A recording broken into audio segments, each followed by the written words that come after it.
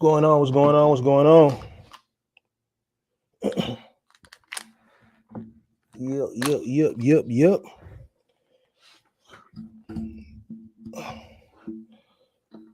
Let me know where you checking in from. Let me know where you checking in from. Let me know where you are checking in from. All right, let me test this stuff out and see if it works tonight. Cause I've been seeing. Let's see if it goes through. Let me know where y'all checking in from. Hit that like button. Hit that like button as you come into the room. Hit the like button as you come into the room. Sunday night. I'm on time. I thought I was going to be late. I was in the gym, like always. I got to start going to the gym early on Sundays if I'm going to do this thing on Sunday night. And I was over there on Track Trucking, Kirky Fresh's channel, watching his live, supporting him. Ever since I found his channel a few weeks ago, I make sure I tune into him because he has a lot of valuable information. So I'll be listening to him while I'm working out. All right, we got It's the Walk in the building, Cleveland, Ohio checking in. We got Atlanta in the building, New York's in the building. What else we got? Savannah, GA in the building, San Antonio, Albany, New York. Hit that like button. Let me know where you're checking in from. We'll talk cargo vans and box trucking. Sunday nights, I always like to talk cargo vans, gig work, and I guess we do mix a little box trucking in. It's going to come. Those questions are going to come. So, but I try to stick to the cargo van and the gig work. More cargo van tonight. Box trucking. Maybe a little bit of trolling. Maybe a little bit. I was a little troll heavy the other night. I might scale down on the trolling tonight, but I might throw a little trolling in. Not much. It depends on how I'm feeling tonight. All right. Depends on how I'm feeling tonight. Let's see what we got. We got Fort Worth, Texas in the building. What's good? Birmingham, Alabama. Champaign, Illinois. Okay. We got some, it's a couple hours, about 2.5 hours from Chicago. So we'll consider you one of us, Honeyface Ellie. We'll consider you a Chicagoan, even though you a couple hours down I-57. We got Maryland in the building, Tennessee in the building, Houston, Texas in the building, Tyler, Texas in the building. We got Texas in the building heavy tonight. We got the East Coast in the house. We got the South in the house, the Southeast in the house. We got Cali in the house representing the West Coast. Yes. So we're gonna be in it for a jam-packed night. Kirk said he might stop in, so I'm gonna drop the link when I see him. Mr. Kirky Fresh himself said he's gonna drop in. St. Louis as well. St. Louis, I don't know about 2 hours from Chicago, but maybe 2 hours from Champaign. Take me about 4.5. A good 4.5 to get to St. Louis. But I never went to I did go to St. Louis. I went to St. Louis. I actually had to go to Kansas City, Missouri, I think, for a meeting, the actual DSP meeting when I actually got the call to be a DSP, the one where I talked about where I refused it. I had to go to Kansas City, Missouri for the meeting. So that's where they had the meeting, and they summoned everyone that they were looking to onboard from Illinois, Kansas, Missouri, and Indiana. We all had to travel there for that meeting. So it took me about 4.5. But usually when I'm going to St. Louis, I got a load. So it takes a little bit longer. Parentheses. Okay, Chicago definitely 4 hours away. Yeah. So for St. Louis to Champaign, about 2 hours. All right, so in for a good show. We're gonna talk cargo vans and we're gonna talk box trucks. And I'm gonna tell you, because I get asked this question a lot, if I were jumping into the game now, how would I enter? And I think a lot of people now, I know I did a little reality check the other day, and I kind of been doing reality checks all week about this peak season that everyone thought they were going to see by now, and this, that, and the third. So I had to do my little trolling, you know what I'm saying? Because, I was the only guy, that, I told y'all when everybody else was going against me and calling me, I had a guy call me a naysayer yesterday, and he's telling you guys you're going to get high rates, and that guy just don't He just don't get it. You know what I'm saying? He gonna keep putting his foot in his mouth.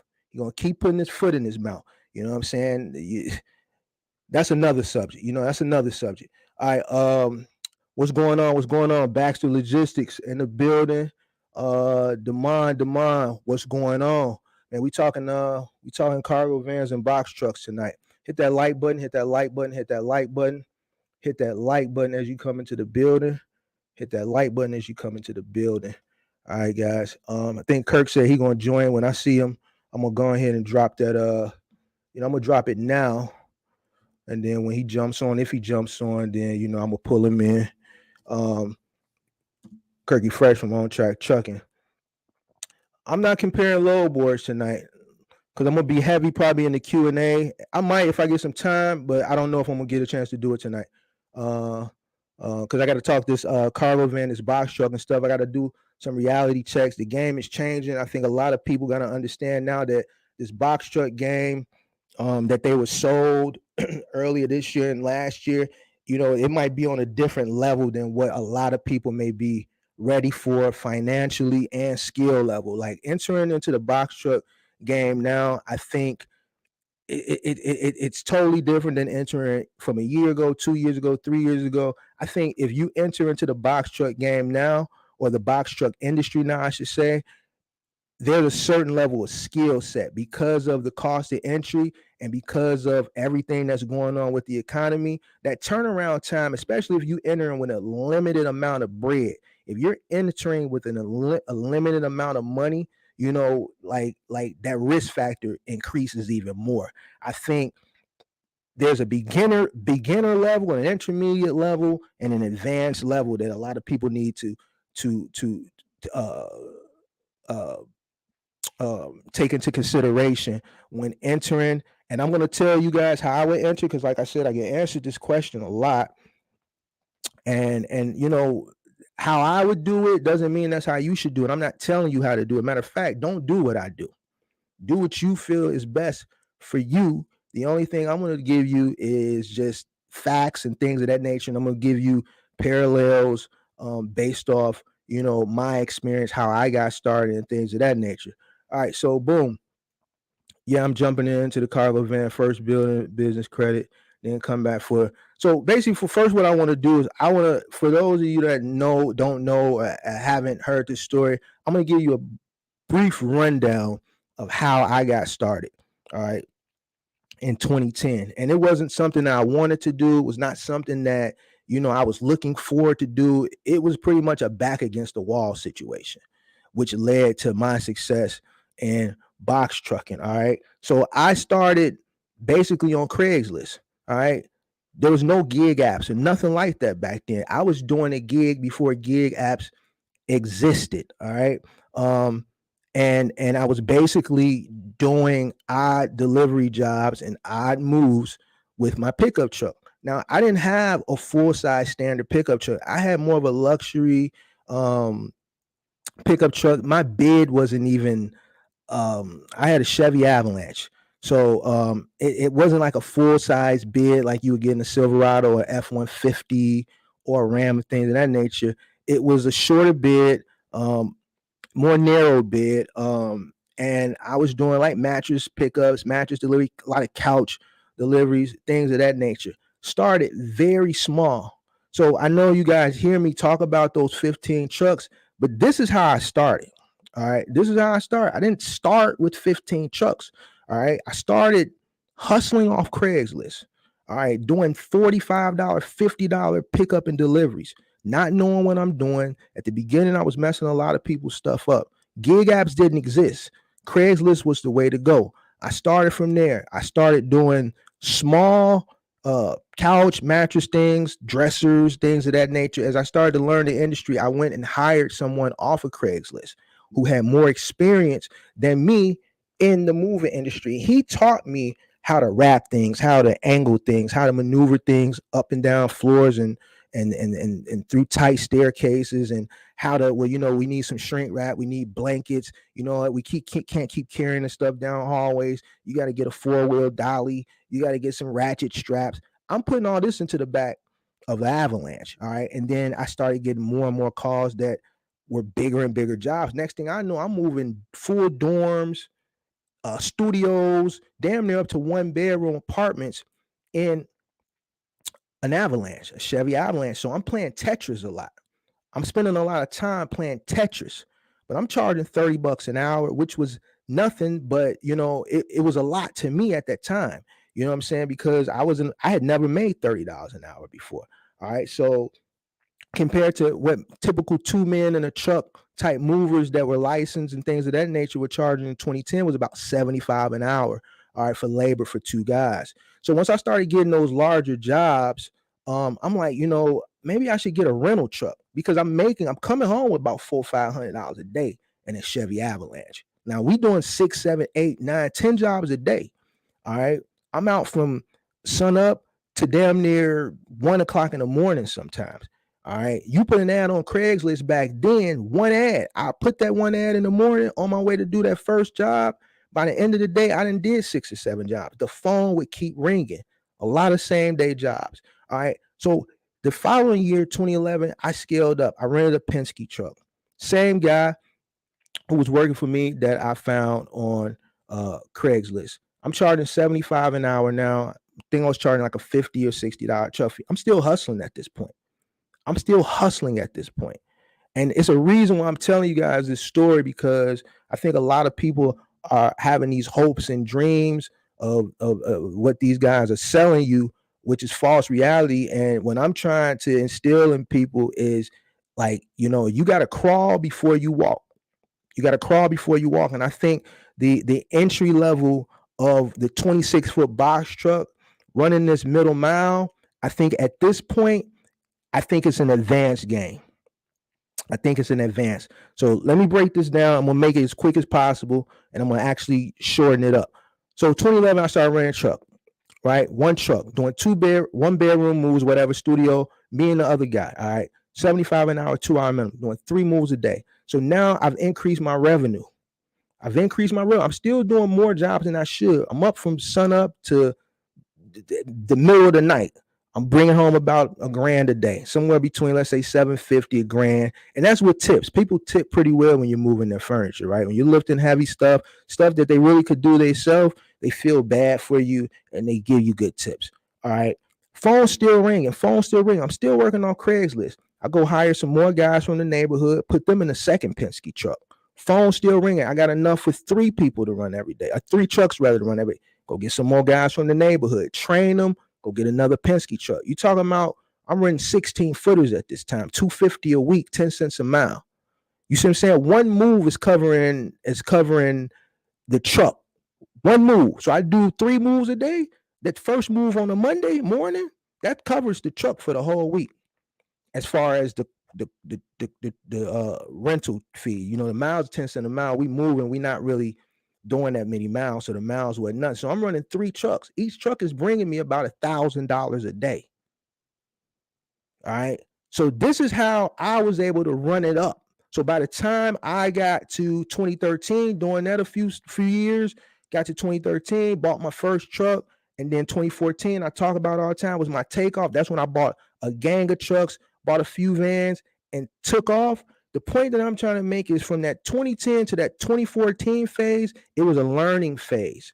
But I didn't just jump in the door with 15 trucks, because if I would have, let's say I would have had the money to do that in 2010, I would have failed before 2010 was over with. The reason why is because during that learning phase in 2010, I was learning. I was damaging people's stuff. I was messing people's stuff. I didn't have the equipment. I didn't have the know-how.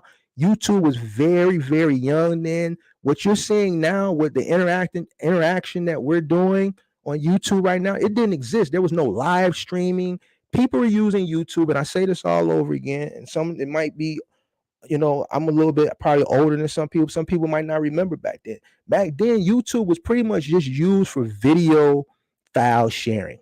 You go back to 2010, I got my camcorder with my USB cord, and I filmed little Johnny's birthday party, right? And it's on an SD card, right? I stick the SD card in the computer, or I hook up the USB, plug it into the computer, I transfer the files, and then I upload it because I wanna host it on something. You had rapid share, you had mega upload. I'm probably going over some of y'all heads. Y'all might not be following me, but you had like mega upload, you had rapid share, you had some LimeWire, stuff like that, where you could upload your things too. But YouTube was pretty much used to upload like your videos, and then you can share the link with your family. Oh, look at little Johnny's birthday party. I know you guys missed it. You guys live across the country, but here's a link.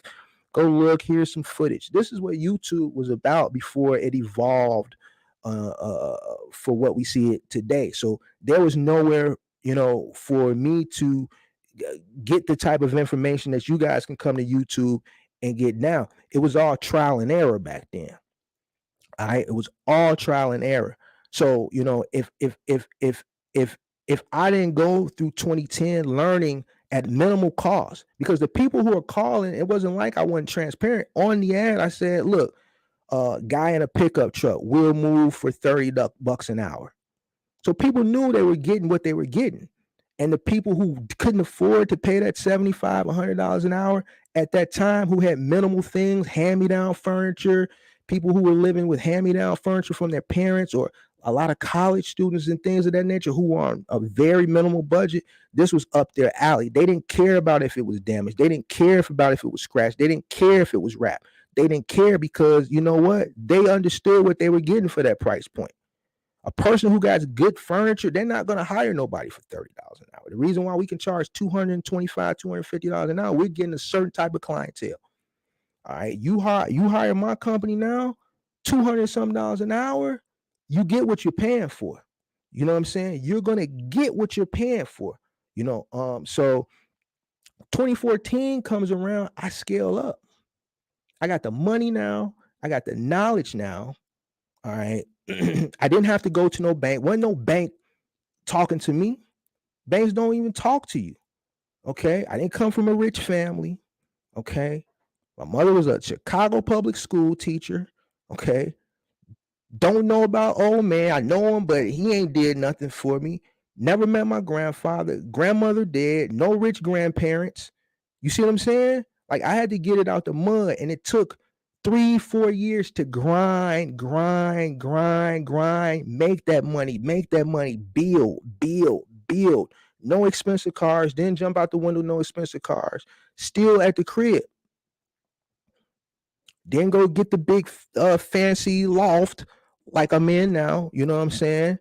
Condo, I'm reinvesting all that money back into the business, back into the business. Like I say, my biggest flex was all them damn trucks. That was the flex. All right. Every time I went and bought a truck, I felt like I was going to buy a Bentley. Coming to that yard every morning, look at all them trucks. That was the flex.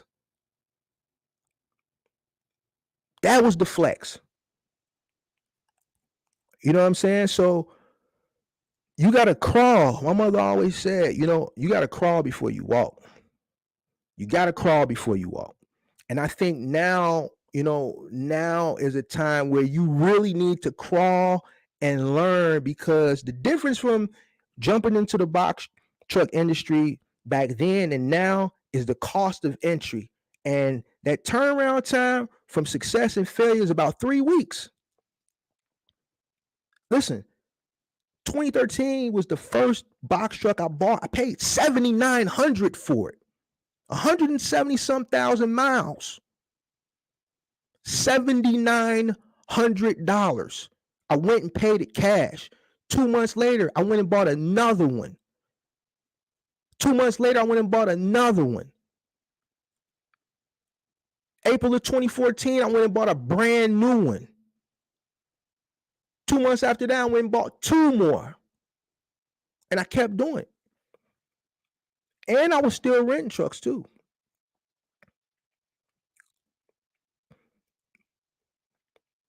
But it took time to get to that point. Listen, the box truck game now, the cost of entry is very high. You got the insurance people trying to stick you up. You got the finance company trying to stick you up. We got the, let me get these bots out of here. Block user.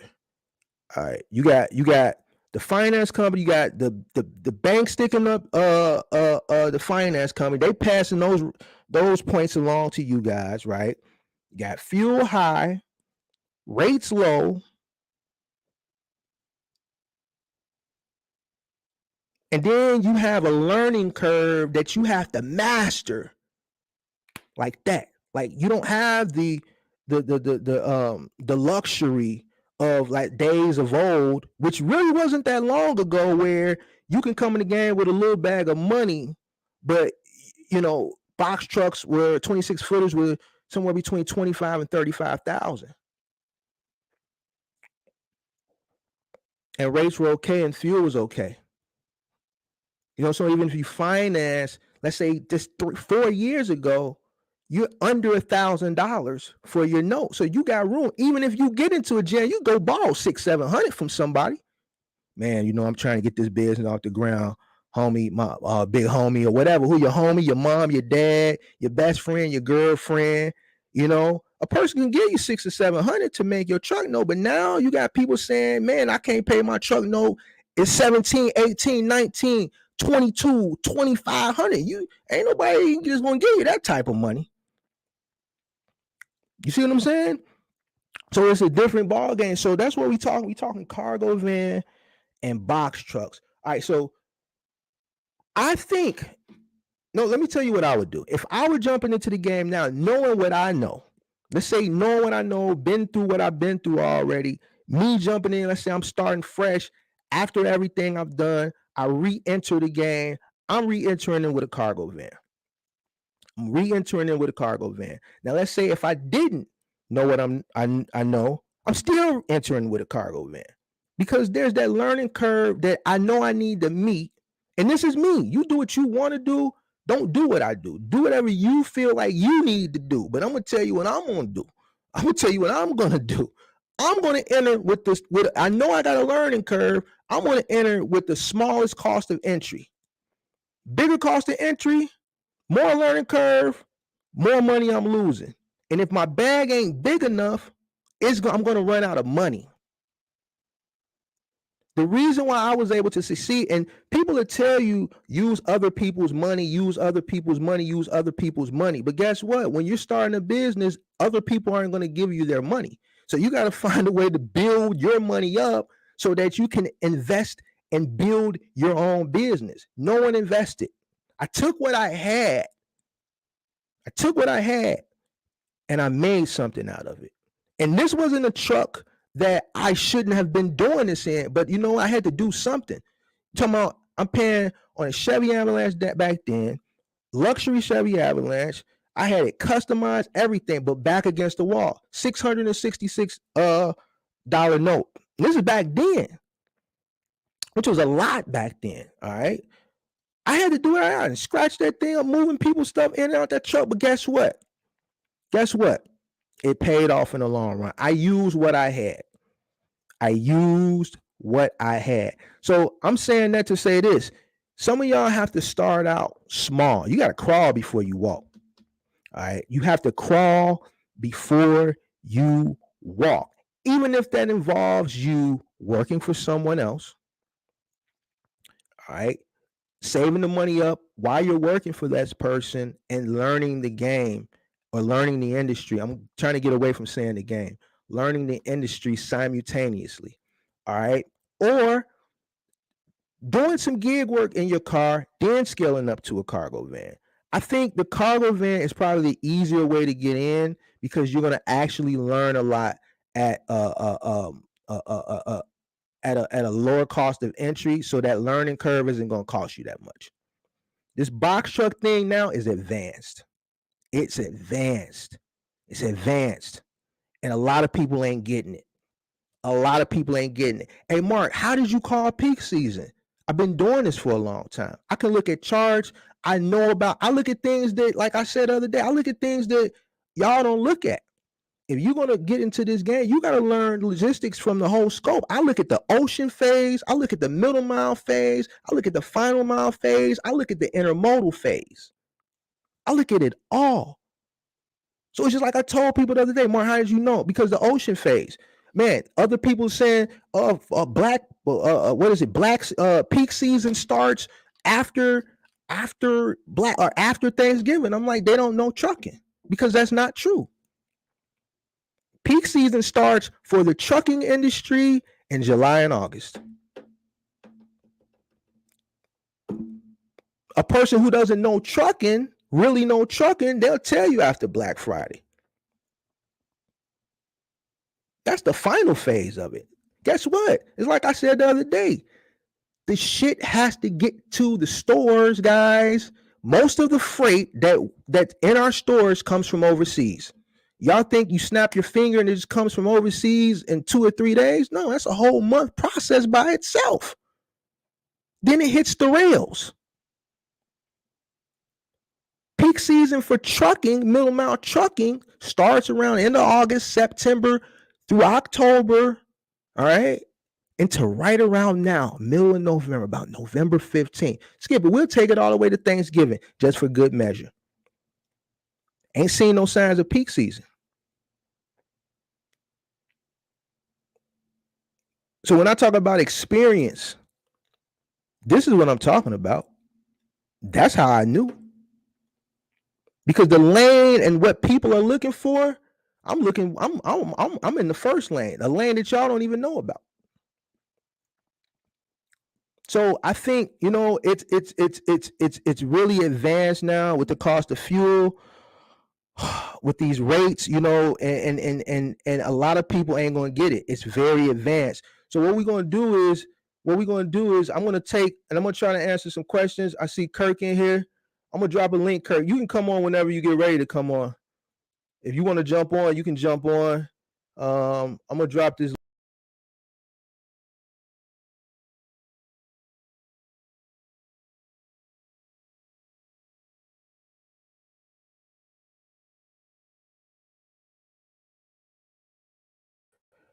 All right, I got booted out. My bad.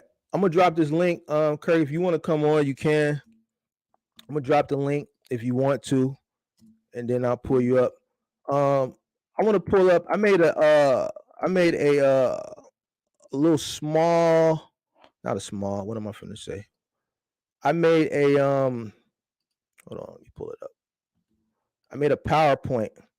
It was kind of rushed because I had a lot going on. Oh, here you go, Kirk. Let me pull him up. Kirk, what's going on, man? What's up, my man? How you doing? Man, I'm trying to teach, man. I'm trying to teach.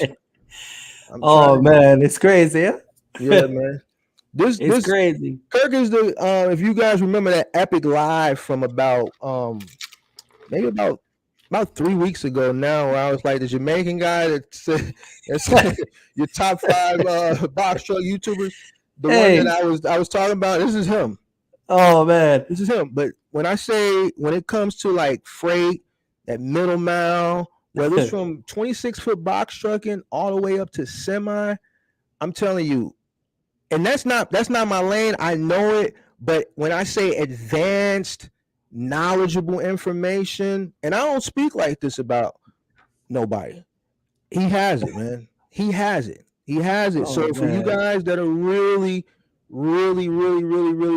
struggling, you guys also want to check out his channel, On Track Trucking. He's on Sundays, and you'll get a lot of valuable information from him. Oh man, I'm telling you, man. I think I'm gonna have to put that live and private because I still get email up to this day about that live.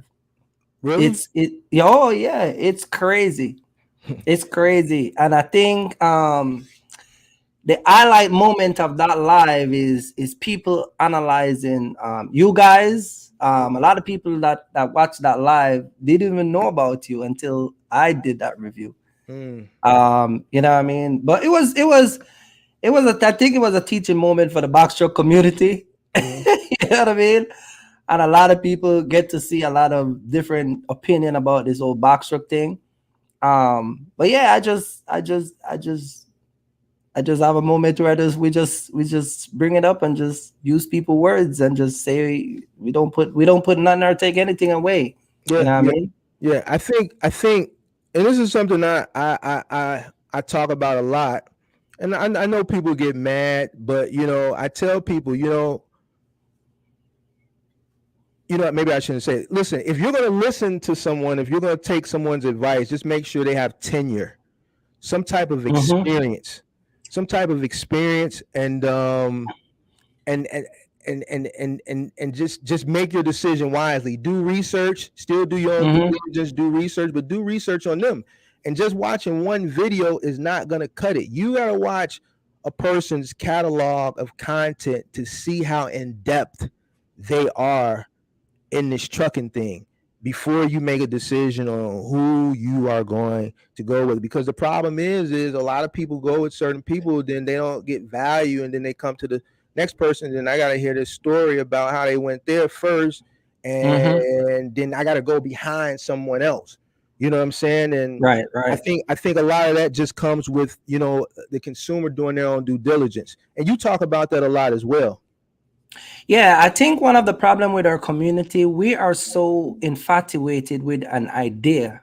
We are obsessed with an idea. We like the fact that we can purchase an idea rather than an experience, because as you know, history shows that an idea will easily sell than an experience, because an experience will take too much work. You get what I'm saying? Yeah. It's just like someone is going to put a conference together that got an experience and put in conference together. They're going to pull it off and pull it off good, like the BET Awards. All these shows that entertainers go and perform, you don't see no flaws in those shows because they use experienced company that do the wiring and stuff like that. But if you got some riffraff guy that have an idea how to string up an arena, then when an artist comes to perform, you'll find he get burns.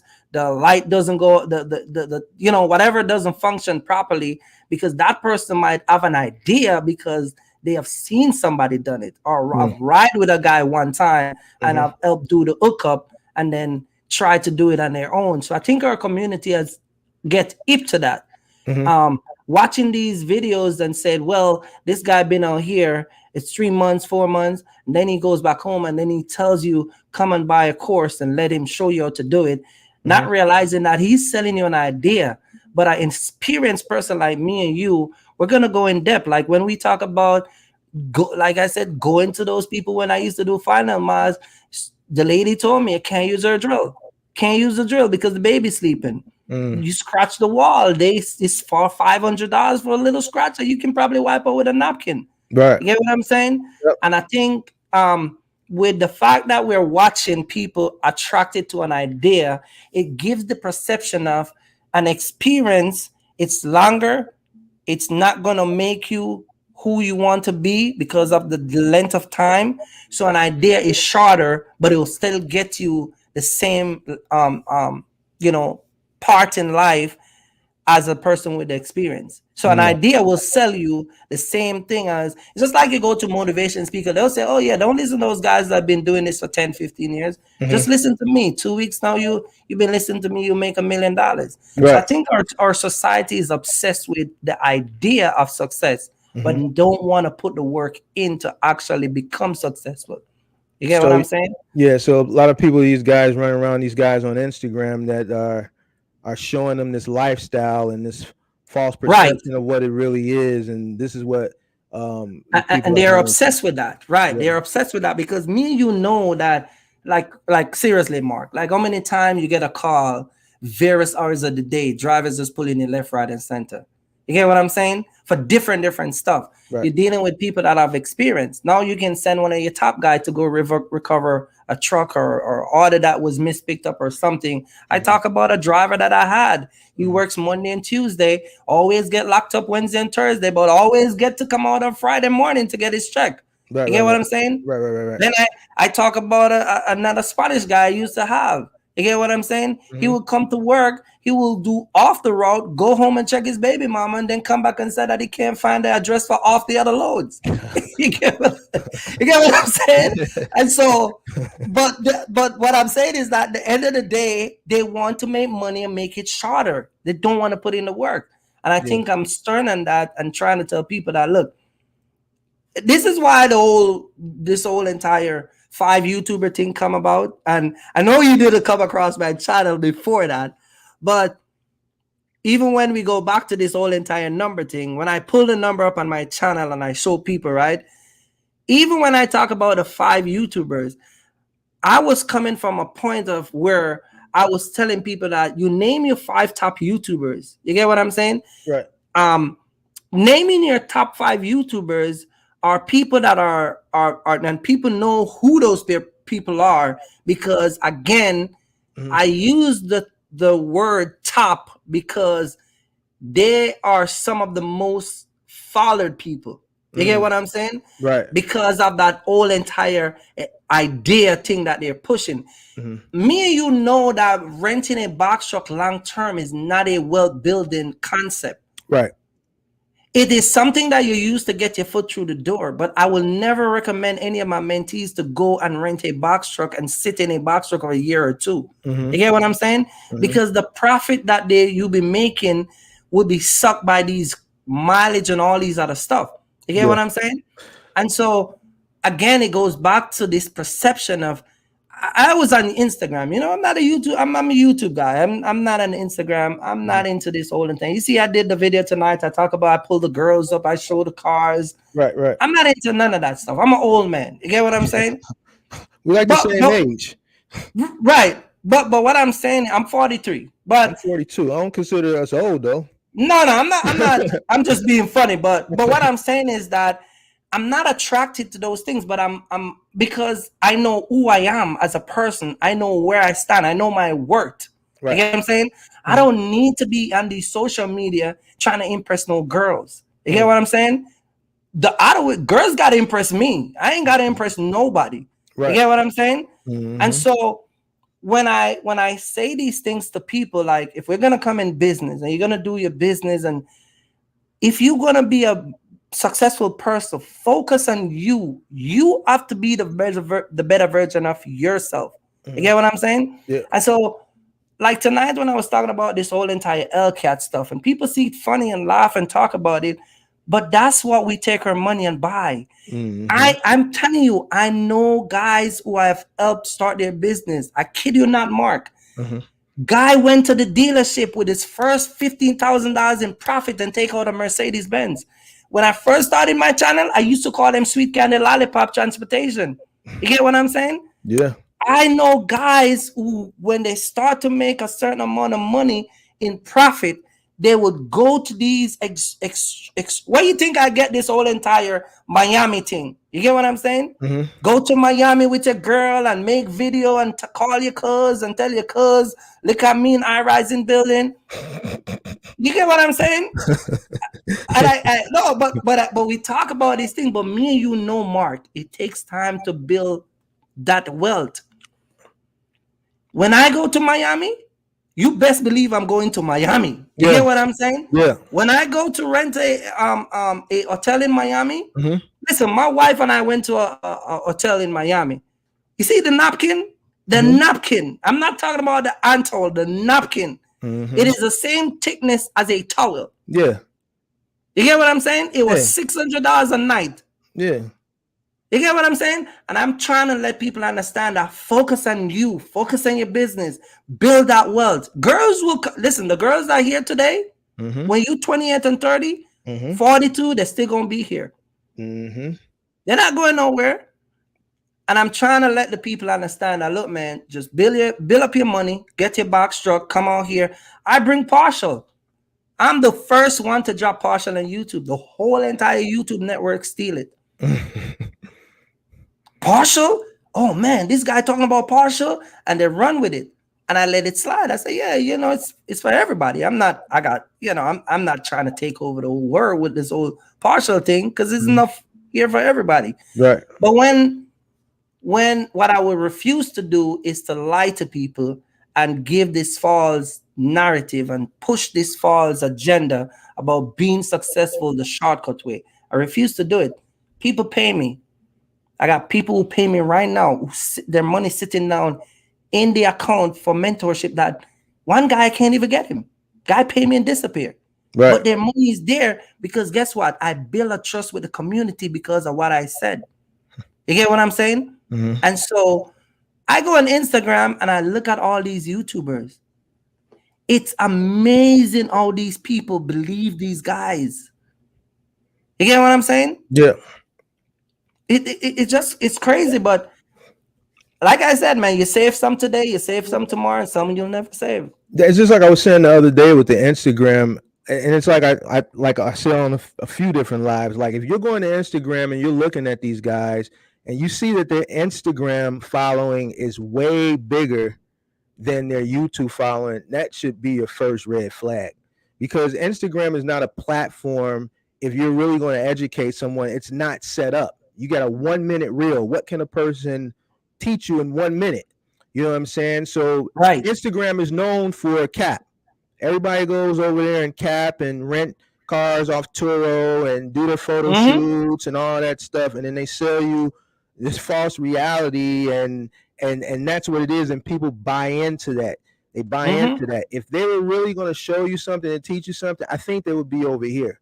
I spend more time on YouTube than Instagram. My Instagram following is small, and the only reason I go over there is to post stories about coming over here. You know what I'm saying? Right. So, it's nothing I could do. There's no value that I could give on Instagram because Instagram is just not set up. I don't, and everything that they're showing you, like I be telling people, everything that they showing y'all, I got that stuff. More. I can show you Dior. I can sit here every time I go on dripped out. But I choose to sit here comfortably in a white t-shirt or a black t-shirt. You might catch me in a jogging suit if I'm on my way or coming from the gym or whatever, because I want people to focus more on what's coming out of my mouth and not what I got on. You know what I'm saying? Not what I got on, because then it would be false, because I'm sitting here, you know what I'm saying? Why am I sitting here with a $600 Dior t-shirt on? I'm trying to get you to buy into a specific type of life. I want you to buy in to what's coming out my mouth. And I think a lot of people got to understand that, stop buying into these false perceptions of what they think and that this industry is going to bring them. Because guess what?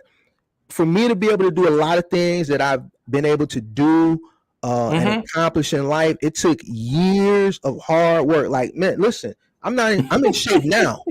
Yo, at my peak, like up to like maybe 2018, 2019, I was about 25, 30 pounds heavier.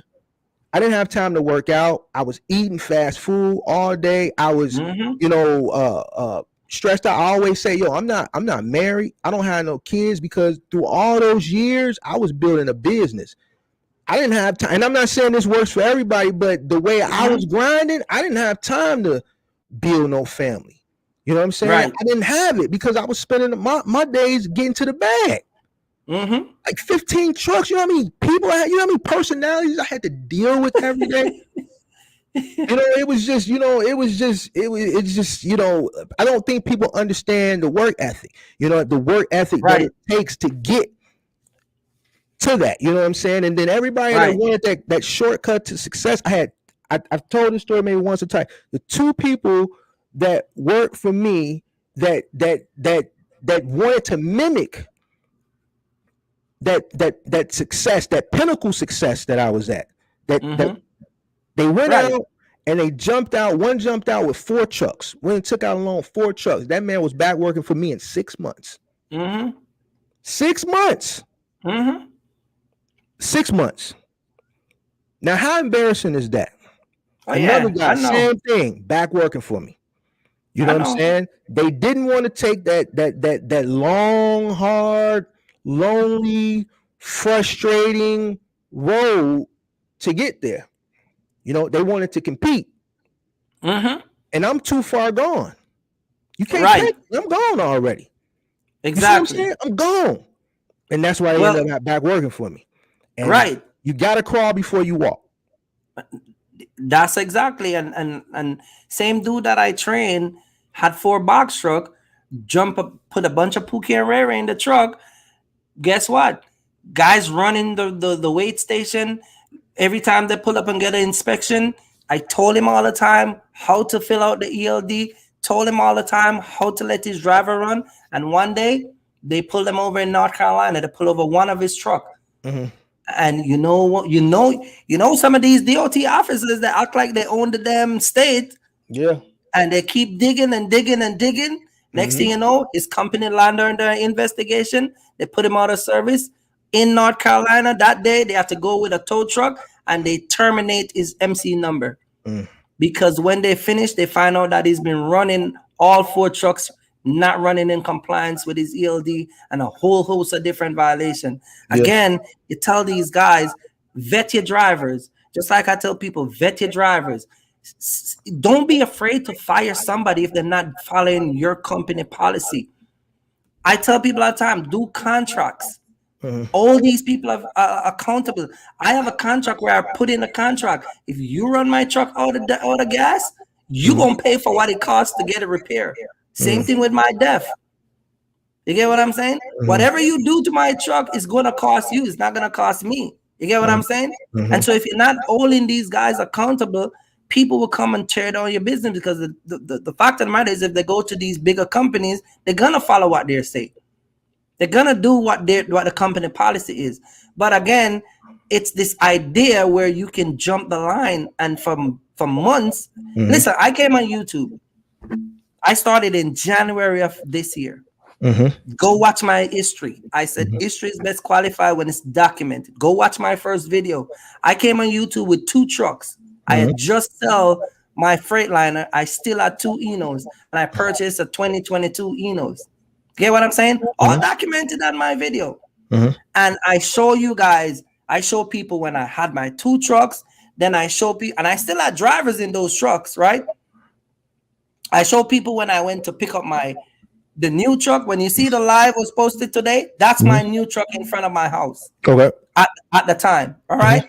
So I show people the history of the changes that I make. You get what I'm saying? When I was going to get my CDL, you get what I'm saying? I went and get my own CDL, pay for my class, jump right out of my CDL, never get a training from no driver with a big rig or anything. I jump into a semi and I start to drive my semi just by myself. You get what I'm saying? So, but the thing is, you show people these things, but they're so attracted to the other guy that rent a car and look a certain way, and not understanding that the bigger picture is over here, where I'm trying to let you be stern in your success. I'm trying to let you imitate me in the success line that I take. This is why we documented these stuff. This is why I said on my channel all the time, history is best qualified when it is documented. You get what I'm saying? You got YouTubers who come out here 3 months, 4 months, and all of a sudden they quit and they're at their home and they're doing what they're doing. You get what I'm saying? No history. They haven't been out here long enough to even have an idea how to sustain one winter in the box truck. You get what I'm saying? They feed people these image and they feed people these things, and people fall for it. And it's sad, but it's crazy. Yeah, it's crazy. Yeah, it's just, but man, you're doing a good thing, man. And if no one else tells you, I'll tell you. You know, I appreciate, and I'm happy that I found your channel, because you have a lot of valuable information, man. A lot of valuable information from an experience point, man. And man, I appreciate what you're doing. If no one else tells you, I'm telling you, I appreciate what you're doing for everybody. Listen, I say this on my channel. You never seen the channel, but my biggest supporter from, and I say this all the time, American people support me a lot. They support me in mentorship. They support me in consultation. They support me in everything. You get what I'm saying? This is why I haven't closed my channel down and turned my back, because I genuinely want the best for people, because I do it. You get what I'm saying? My grandfather told me this before he passed away. We was in Miami. I was buying my first Eno. This was years ago before he passed away. And he said, listen, he used to drive the Chinese around in Jamaica. And he said, listen, son. He said, all of us have 24 hours in one day. Every single minute of that day, you make sure you can give account for that minute that passed, because that minute you will never get it back. I have a picture on my phone when I was in Miami with my grandfather, because I took him. He was spending time with his daughter, and I took him down to South Beach, and we joke around. And Just like I was saying tonight on the Instagram thing and show the pictures, he passed away of cancer, but I make light of the story, the light of it with him. I said, let's go to the beach. I'm gonna show you some girls for the last time. You get what I'm saying? Mm-hmm. That was the last time I spent with my granddad. But while we was on the beach, I was playing around and say, hey, which girl you like? See that one in the bikini? What about this one? But we have a moment where even though I was being light of the story, he was speaking facts to me. Mm. And about 2 weeks later, he passed away. Why I am so stern and so serious about getting our culture and our people to understand that success is not that complicated is because of the people that have been passing down to me the success that let me be where I'm at. This is why I cannot find it in myself, and my soul won't rest to lie to a man that has 2 kids and a wife, and knowing I'm gonna take his $2,000-3,000 and lie to him. I cannot do it. I can't find it. It's not in me. Yeah. You get what I'm saying? I even dropped my link in my live. I said, if I ever rip anybody off, here is the link. Click it and come up and tell them that I rip you off. You get what I'm saying?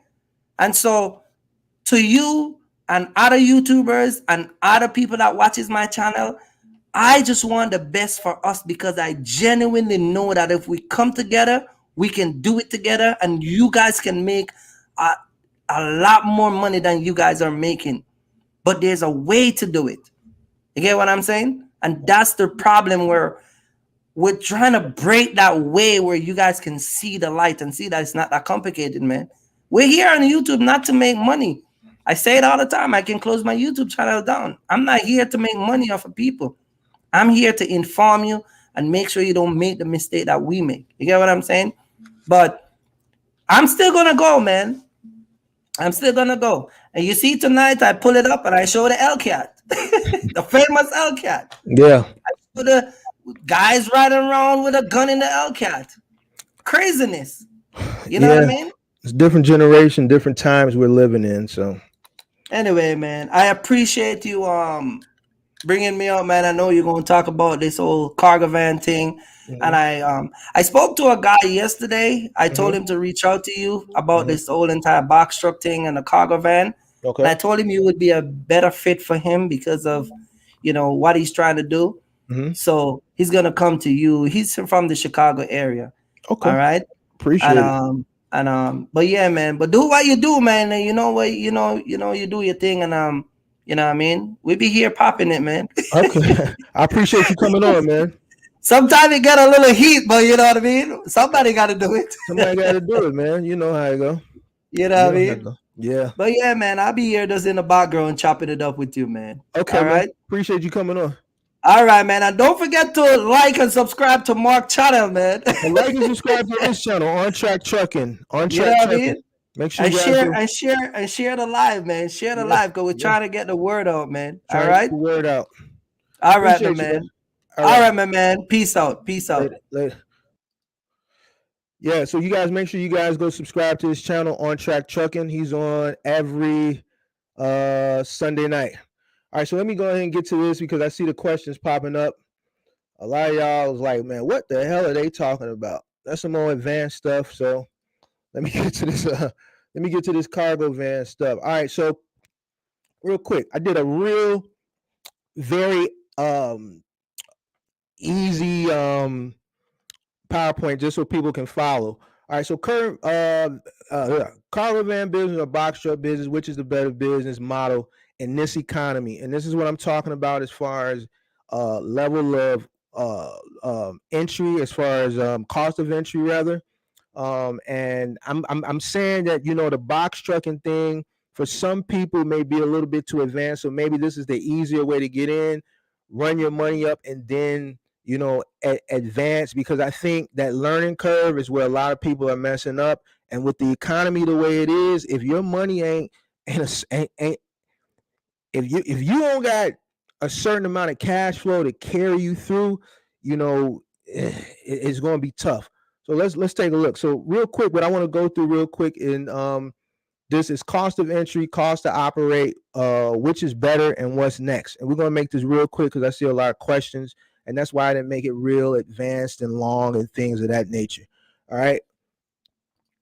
All right, so quick, let's do a compare and contrast because a lot of people ask this question, and this is stuff that you guys can, for you guys that are coming in that want to come into the cargo van business or looking to enter into the logistics business, you guys really can do this part of the research yourself. But I've done it for you. I'm gonna break it down to you. A typical cargo van right now, let's say about 150, 160,000 miles, and this is both 2016s. I based this off a 2016 Ford Transit 250 and a 2016 Freightliner M2 non-CDL box truck. All right, you can get a cargo van for about 25,000. It's going to have 175,000 miles on it. Let's say 2016 box truck, 2016 Freightliner, about $50,000, give or take. I'm just putting this. It's around that figure. I'm just trying to make the math easy. This is what you're looking at a month for a note. All right. And this is with a 10% interest rate. All right. And this is what you're looking at for a note for this. Now, there's a lot of people out there, they're like, what the hell is $1,000? I'm paying 18, 19, 2,000, 2,200. But look, you're paying too much. I don't want to spend over $1,000 a month on a box truck. I don't want to spend $1,000 a month on a box truck. All right. Me personally, I'm not buying a $50,000 box truck. Experience, no experience. All right. I'm not going to do it. So, but I'm just giving you this for the sake of the example. Insurance. A lot of guys are paying more than $1,000 a month for their box truck. All right. But this is where you want to be on average, somewhere right around here, really a little bit below. But a lot of guys are paying more because they went out and bought these newer box trucks, or they're getting insurance rates based on their box truck rentals. And a lot of these guys are in 2022s and 2023. So that's why they're paying this expensive insurance. All right, this is what you're looking at for a cargo van. All right, and this is based on the national average right now for insurance and equipment. Once again, I used a 2016 Ford Transit for this example, and I used a 2016 Freightliner. All right, both with 10%. This is what you're looking at, guys. This is what you're looking at. Now, for this cargo van, you're going to be able to do, I'm not going to say you're going to be able to, well, you there's more that you can do with the cargo van, but obviously your earning potential is going to be, I don't want to say your earning potential, but whatever it is you're doing, you're going to make a little bit less money than what you're doing with the box truck, but there's more opportunity here. All right, you guys can do dedicated work. I always talk about your Office Depot, your Staples with T-Force, Waco. There's a lot of gig work that you can do. A lot of gig work. You can do both. You can do both. All right. A lot of you guys don't want to go over the road. All right. A lot of you guys bought box trucks because you were sold a dream that you can buy a box truck, a 26 footer, and there's a lot of local work. And then when you bought it, once you got the box truck or you rented the box truck, you seeing that was capped. And you don't want to go over the road. If you want to stay home, then this is the lane that you want to go in. All right. All right. Let's look at some variable costs, just mainly focusing around fuel. All right. A cargo van, Ford Transit 250 2016, you're getting an average about 15.23 mpg. All right. Box truck 2016 Freightliner on average about 8.4. Now this is average. Some people are getting a lot less, about 6. Some people are getting 5. All right. I'm putting it at 8.4. Okay. I'm putting it at 8.4 for the sake of the example. It's going to vary. Some people's driving patterns are different. Some people's air filters are dirty. Some people's trucks are raggedy. Some people's trucks don't keep up with their truck, and that's going to further decrease their MPG. All right. So there's people out here that's getting 2, 3, 4, 5, 6 miles a gallon. I'm doing it at 8.4 because that's the average. We're talking about with a load. All right. $3.77 is the national average right now for gasoline, and $5.34 a gallon. All right. So an average box trucker that's running middle mile, I say you got to do about 650 miles a day. You got to do about 650 miles a day. I really want to say 7. All right. But let's say 650 for the sake of the art, because we want to be, we want to be fair. And, a person getting into the industry right now, they're not that advanced. They don't know how to push it to the limit. You got to push it to the limit. All right. So let's say 650. At this cost for the national average of diesel right now, running 650 miles a day, you're spending about a little over $400 a day in fuel. All right. And this is what you're making on a national average. I didn't mean to put this. I meant to put $24. So if you're running, because let me go back. I'm sorry. I messed this up. So basically, you're going to do, let's say you're doing local work and you're averaging 100 miles a day. You're going to spend about $37. A cargo van is going to do 650 miles a day. I'm meant to put 100 miles. Let's say you do your route, right? Let's say you do your route for Dynamics or T-Force, I should say, and that, let's say, Office Depot, and that's about 50-mile radius, right? And then from there, you're done at, let's say, 2-3 o'clock. You go do a Go Share run, or let's say you go do some Amazon Flex XL because you got the cargo van. So let's say you take a Flex XL route because you got the cargo van, so you get the bigger loads, the bigger packages, which pays a higher dollar amount. You go do that. Let's say once you're done with your dedicated route and a little gig work after, you average about 100 miles. This should be 100 miles a day at 377. So that's going to be $37. So you're jumping from $37 to about $400 a day in your cost in fuel. And that's a big difference. All right. And this goes back to what I'm talking about with that learning curve. That learning curve. All right. It's a big difference, a big cost difference. All right. Let me show you guys something. Let me show you something. Let me blow this up so I can see it too. All right. Right now, I want to talk to you guys about patterns. All right. And this has a little bit to do with what we're talking about, but then again, it doesn't, but then again, it does. Because a lot of people that run 26 footers, you guys don't want to do what made me successful. All right. You guys don't want to do, and when I say you guys, I'm only talking to the people who I'm talking to. A lot of people don't want to do final mile. A lot of people don't want to do final mile because they don't want to deal with the heavy lifting. So the difference between final mile and middle mile is dedicated. You know what you're doing if you got a 5-day contract or 6-day or 7-day contract. If you got a 5-day contract and you're running lows, 5 days you're going to do lows. And you know that work is going to be there. All right. 6 days you're doing Home Depot, you know that work is going to be there. If you're running IKEA 7 days, which IKEA is a 7-day contract, all 7 days that the truck that you're running or the trucks that you're running is going to be doing IKEA. All right. So, but you run a middle mile, this is what you got to deal with. All right. Let's pull it up.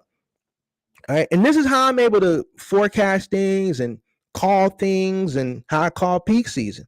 All right. Look at this chart, guys. Look at this chart. And this is for people that want to get into this box trucking thing and run middle mile and want to jump out there with an $80,000 truck and gas is $5.33 a gallon and pay $1,800 for insurance and things of that nature. You got to be able to read this. Now let's take a look at this. Orange is going to represent 2019. Blue is going to represent 2020. Green is going to represent 2021. And white is going to represent 2022. All right. Now I'm going to show you guys how to read this. This is outbound tender volume. Outbound, which is what you guys pick up when you go on a load board and you go wherever you go to pick up outbound freight. All right. So let's look. All right. 2019. This is 2019 down here. All right. All right. Here in the blue is 2020. All right. Pandemic hits right about here. People run to the store. Right. They run to the store because the world is ending. This is what everybody was thinking back then. The world is ending. Let's go get our guns. Let's go get our bullets. Let's go get our toilet paper. This is why I want no toilet paper in the store, our paper towels, our canned goods, whatever, because the world is ending. It's I Am Legend. The zombies are here. This is what everybody was thinking. That's why everybody got into a panic and ran and bought everything out the store, right? This is why it went up right around the middle of March. It was March 16th when they shut everything down. Boom. Drops down. Why did it drop down? Because it wasn't nothing else to buy because everybody bought everything. It wasn't nothing else on the shelf no more. All right. So boom.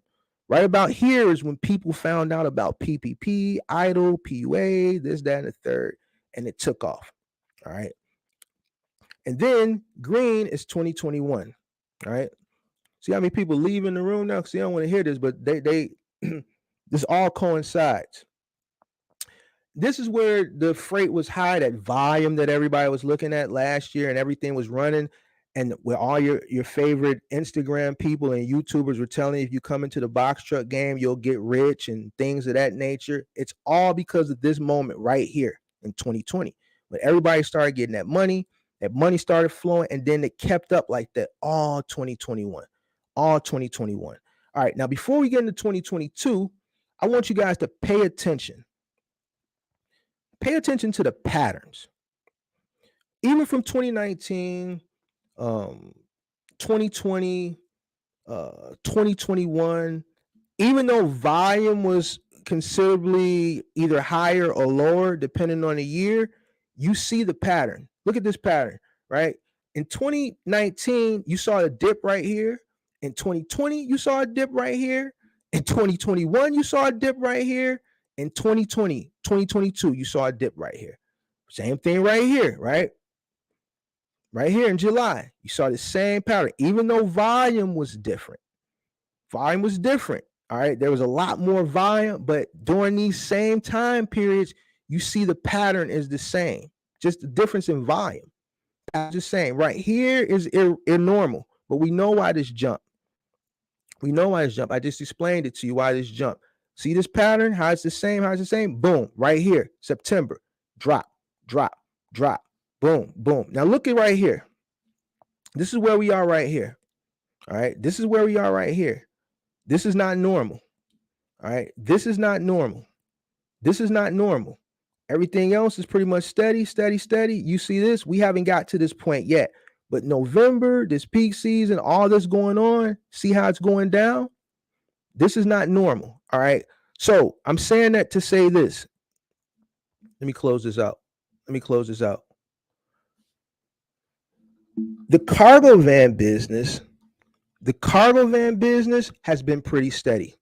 Why? Because the gig work, your mouse location can't be seen. Oh, wow. Hold on. Let me see if I can blow this back up. 1 second. Thanks for letting me know. So you can't see my mouse location, but I guess I'm gonna have to talk it out to you guys. If you look at these dips, if you look at the dip in June, you look at the dip in the middle of July, you look at the dip in September, and even though we haven't gotten to December yet, you look at the dip in December for the past 3 years, all the places where you see dips are patterns. All right? All patterns. If you look at white is current year 2022, you're seeing something that's not following the pattern that's going on right now. It's going down. All right. So I just wanted you guys to see these patterns. I wanted to teach you, but I didn't know that you guys weren't able to see my mouse cursor. So I apologize. I'm gonna have to figure that out because I uploaded this PowerPoint into the presentation. So I'm probably gonna have to do it from PowerPoint next time. But what I'm trying to say is, the point that I'm trying to say is, things haven't really changed in final mile and with cargo vans.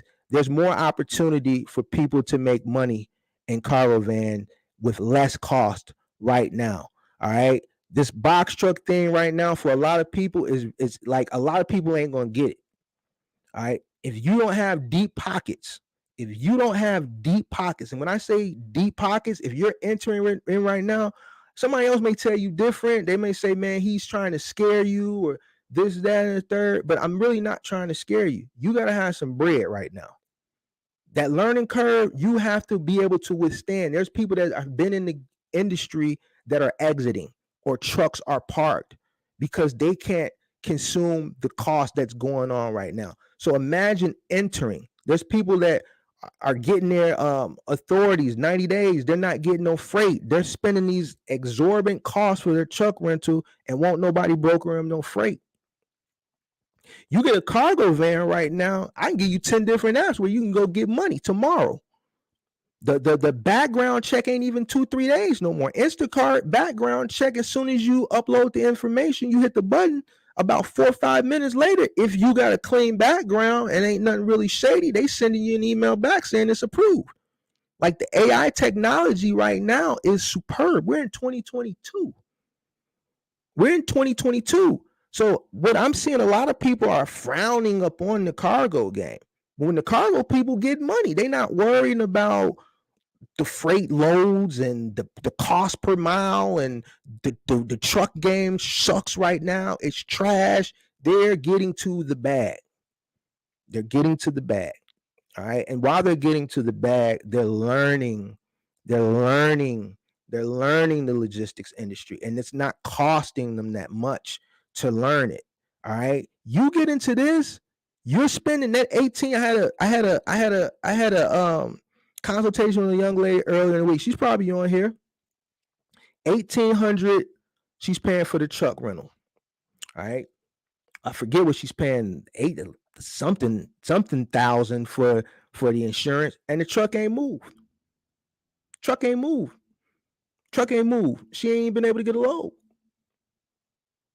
But that money is being like, Penske want their money. Progressive, because I already know Progressive, they taking that money. They hitting that bank account. They hitting that card. They hitting that card. That's a lot of money. That's a lot of money if you don't know what you're doing. All right. So I think entering in the industry right now from the cargo perspective, I think that's probably the better fit for a lot of people if you don't have those deep pockets to really play around with this box truck thing. Learn the industry.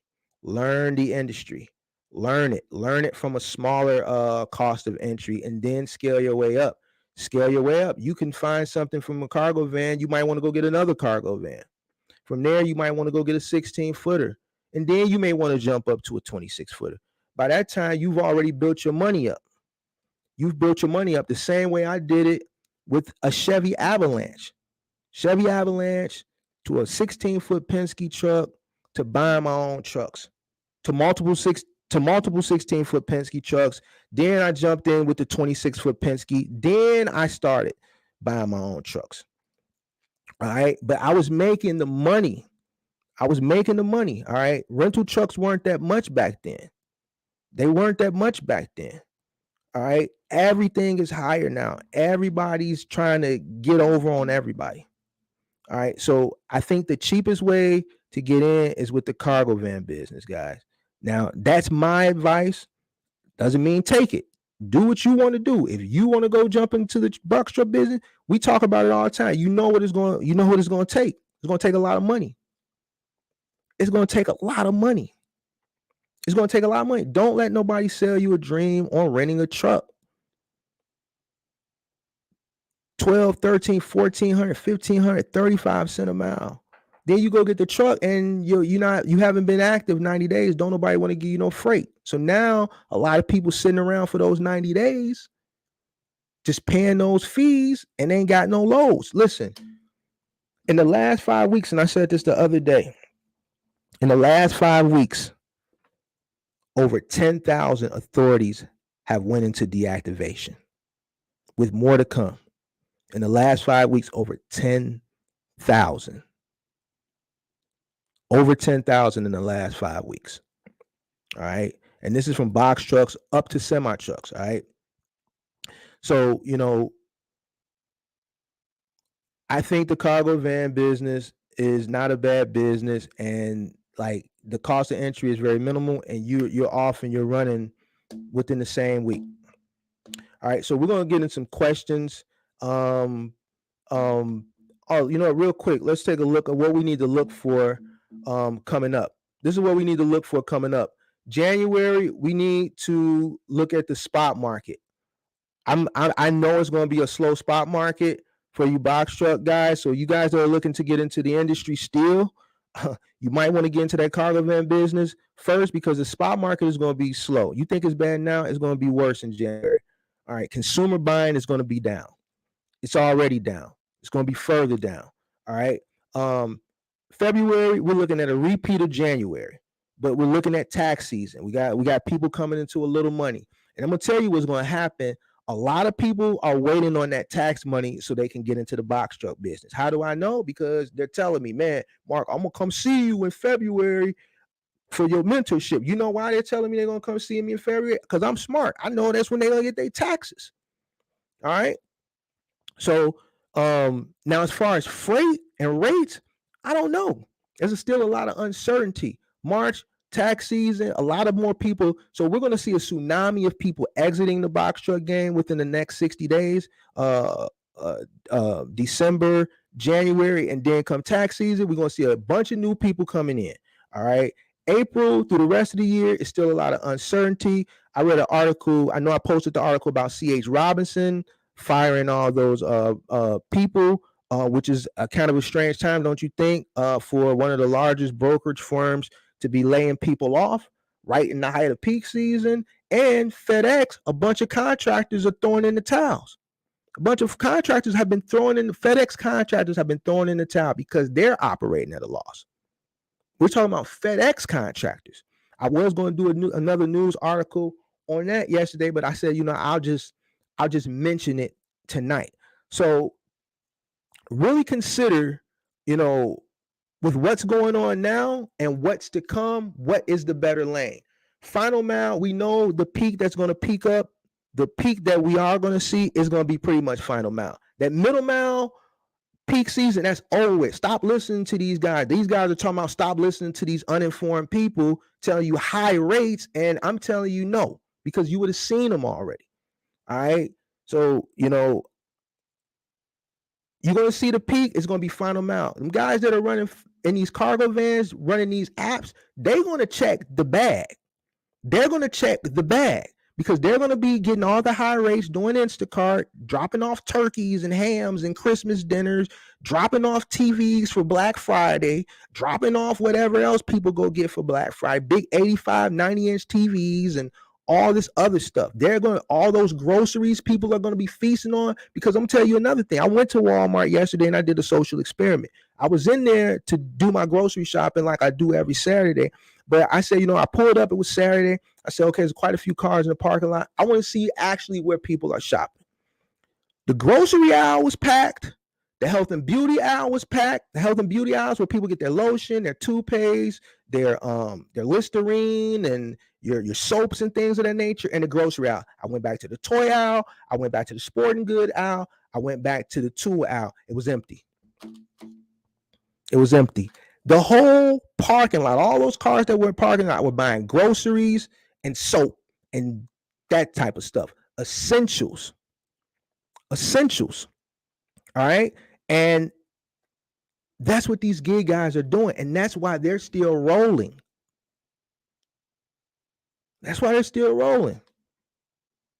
And I'm not saying it's a cargo van for Instacart. I'm not saying buy a cargo van for Instacart. I'm saying buy a cargo van to do dedicated work for a logistics company. And after you get off on your shift for your logistics company, whether you're doing StockX, I put out the StockX sauce. You could do that in your car. Office Depot, Staples. You can run Expedited. You can run GoShare. GoShare has contracts dedicated with Costco, Tesla. Sherwin-Williams is big here on GoShare. I know people that are running dedicated Sherwin-Williams delivering paint. I'm in a market where there's a lot of buildings up, where there's a lot of building. Big city, you got people turning over apartments left and right. First of the month, people move out. The landlord has to turn the place over. I'm not saying go buy a cargo van to do Instacart. That's not what I'm saying. What I'm saying is there's a lot more final mile opportunities dedicated for cargo van work. And since you have the cargo van, when your route is done, if you want to make extra money, you can go make extra money. It's easier to make extra money because everybody needs multiple sources of income. It's easier to do it with the cargo van than it is a box truck, because the cargo van person currently isn't trying to finagle and figure things out where the box truck person running middle mile is.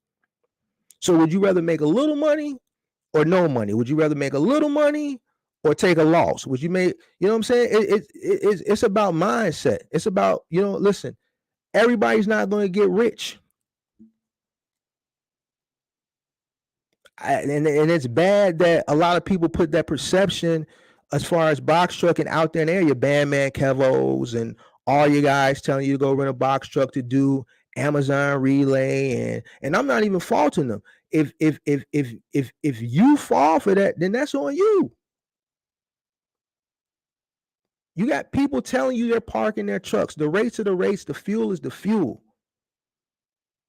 And there's plenty of videos out here to tell you how to calculate your cost per mile.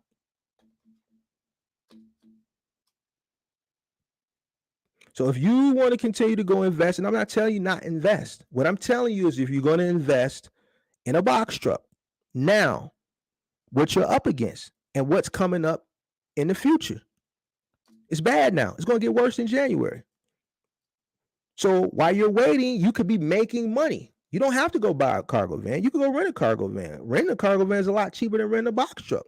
I'm just giving people the sauce on how to get into the industry, and while they're sitting around waiting for the box truck game to change, how they could be making money. I started in a Chevy Avalanche, hustling. There wasn't no gig economy in 2010. It was called hustling back then, hustling off of Craigslist. Was no GoShare, Instacart, none of that. I wasn't doing no gross. Wasn't no Dolly, no Lug, none of these apps. You had Craigslist, and you post your ad, and you tell them what you got and what you can do and how much you charge. And I was able to run it up from that all the way up to 15 trucks. I'm saying take something like that, mimic it here, maybe go get a cargo van, utilize some of these gig apps in the times that we're in the economy. And while you're running it up over there, you're learning the business, you can transition into a box truck. All right. Listen, if you don't have that bread, I'm telling you about some nice pockets, it's going to be hard to sustain right now. It's guys that have been in the game a few years now, or got in the game last year that's having a hard time. Had a guy come on the show Thursday night and tell him he parking his truck. He parked this truck. I got guys that be on my live all the time saying, man, I'm parking my truck, Mark. I'm parking my truck. I'm parking my truck. And these are people that have the luxury to park their truck. Not everybody got that luxury. You know, some people renting trucks, they got to turn them in, don't want to let them go. Listen, if you paying all that money on a rental right now, 15, 16, 17, 18, 19, 2000, and you struggling now, I keep telling you, you're only going to be struggling then. Next month, January, like, I don't know, like the money that you're operating at a loss right now, that money can be rolled into something that can be making some money. And this ain't to scare nobody. I'm not trying to, but too many people are complaining that they're not making money. It is what it is. It is what it is, you know? And I said this would come. While people were saying he's a naysayer, like I hear and see everything. But instead of taking accountability for what they told people, selling people these dreams, they still want to make stupid videos. Instead of taking accountability, I don't claim to be the smartest person. Well, man, you set up here and told people it was going to be this great peak season. Everybody's going to run up this big bag, and here we are. Mark said, don't put all your eggs in one basket. Hey, man, stop listening to these guys that's saying don't put all your eggs in one basket. Put your eggs in one basket. Put them in the Amazon. And look who was right. Look who was right. So let's go ahead and get into this Q&A real quick, man. Because I don't want to, I don't want to.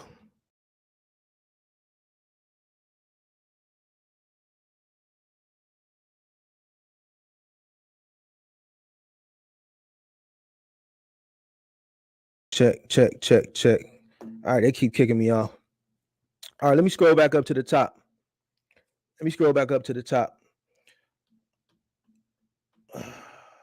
Overhead had to be very low. Overhead has to be very low to maintain. Overhead got to be very low to maintain.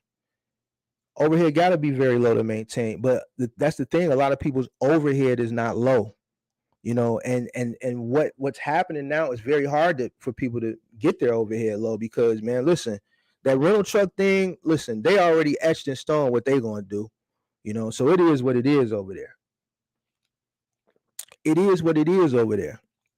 You know, their rates are their rates. They not coming down. They only going up. And if the rates of the trucks ain't going up, what I've been noticing, they've been going up on a mile. So it is what it is. It's hard to enter right now at a low cost of entry. So, you know, You can rent a cargo van on every corner, bro. You can. I think people need to go ahead and rent them. Oh, you answering his question. Now because the IRS still behind on 2021 taxes. Yep, furlough days for FedEx. So FedEx is doing furloughs. They're pushing furloughs. All right. Not good. Not like things like that. FedEx, number 2 trucking company in the country, talking about furlough dates at this time of the year. Q4 is when volume is up. Consumer general freight volume is always general freight controls, retail freight controls Q4. All right. And it's down. So now you got C.H. Robinson laying people off and FedEx furloughing people. All right. During this time. So what gives out for a 16-foot box truck? I would look at GoShare. I would look at Dolly. I would look at Lug. Yeah, I would look at those. I would start with GoShare first. Depending on where you're at, Sherwin-Williams, they got a lot of work with Sherwin-Williams. In this market, they do. All right. I'm trying to go back up to the top. I don't know if it's going to let me all the way up. I can tell one thing, taking a box truck for OTR is not the move, and I don't even have a box truck yet.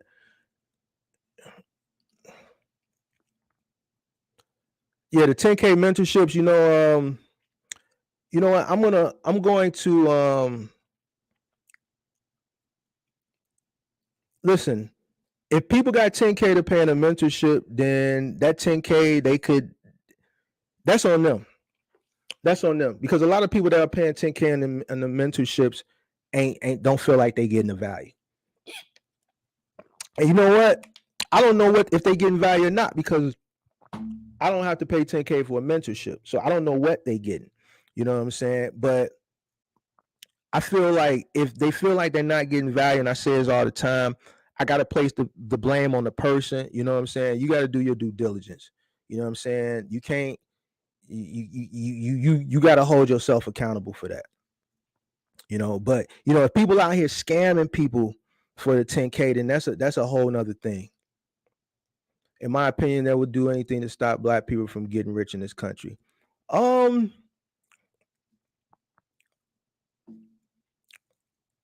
I think opportunities are there. You know, I don't think we're afforded a lot of things that other people, and we had to go through a lot and things of that nature. But you know, there's a lot of success stories. I think the first thing with us is we got to change our mentality. Like Kirk was saying earlier, I think we got to change our mentality overall first, and then we got to change our mentality when we're going into business. I think we want the look. I think what our issue is that we think that when you get a business, there's a certain way you got to look, a certain car you got to drive, a certain house you got to live in, a certain neighborhood. And I think that's where we make the mistake, because we get all these things too prematurely. I think people think an LLC or a corporation is a status symbol, and they have to have a certain type of appearance, and that's where they mess up at. And they go start living beyond their means too prematurely. And it's just like I said, my biggest flex was my trucks. My biggest flex have always been a fleet of trucks, which are assets. Even when things scale down, as things have been scaling down for me, look how much people were paying for trucks for earlier this year. Think I didn't sell no trucks? Of course I did. If people want to pay 3-4 times for a truck, then when I bought, actually for me, it was more like 7-8 times. Because you got to remember, I was buying trucks 10 years ago. That's all that I'm going to take advantage of this. I'm going to take advantage of it. You see what I'm saying? I'm going to take advantage of it. You know what I'm saying? So, you know, I think mindset has to change with us first. And I think if we change our mindset, we'll see a lot more opportunities and we'll see a lot more wealth. And we got to help each other out. We don't help each other out. We tear each other down. You know what I'm saying? We tear each other down instead of building each other up. And that's another problem we have. I look at other people, they build each other up. The Chinese, they'll come over here, they'll open a nail salon, and a part of the profit from that nail salon gets put in the pot. Get put pot. And then when there's enough money in that pot to open a nail salon, another Chinese person gets awarded that pot to start their own business.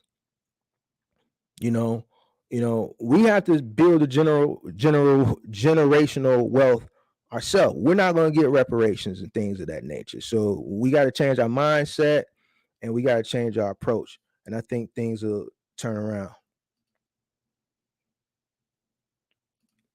They don't want us to get rich in any industry. It don't even matter what color you are. The whole bubble. Yeah, I talked about the bubble a few months ago. Got a few sneak disses from that, but it's okay. I've been doing my trolling all week. I haven't done any trolling tonight, but they have a big club and we ain't invited. I kicked the door in, but who wants to be in that corny club anyway?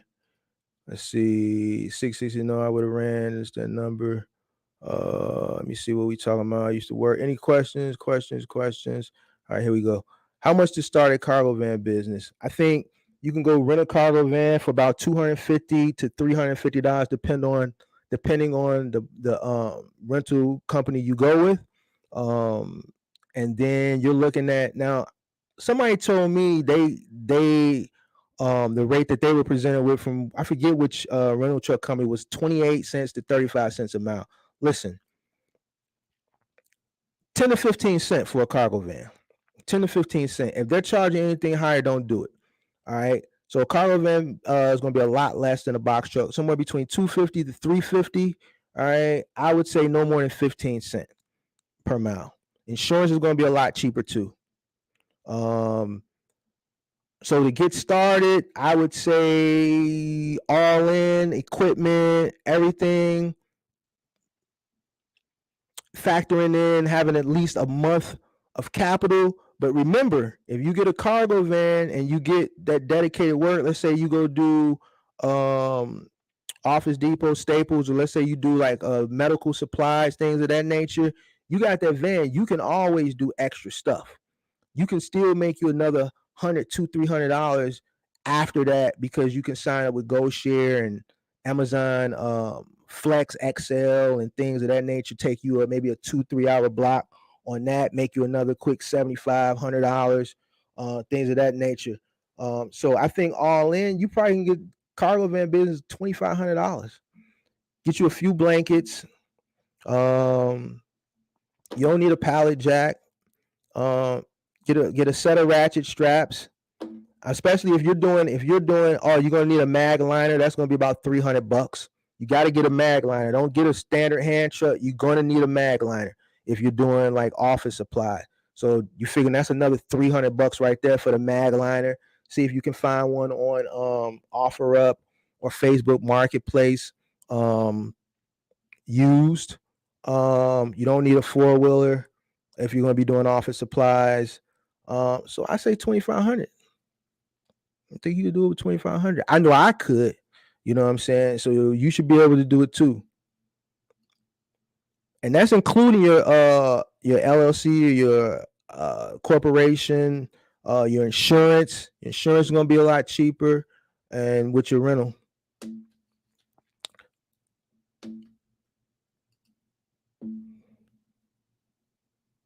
The price of a used truck, and on Craigslist ad, you can start a biz.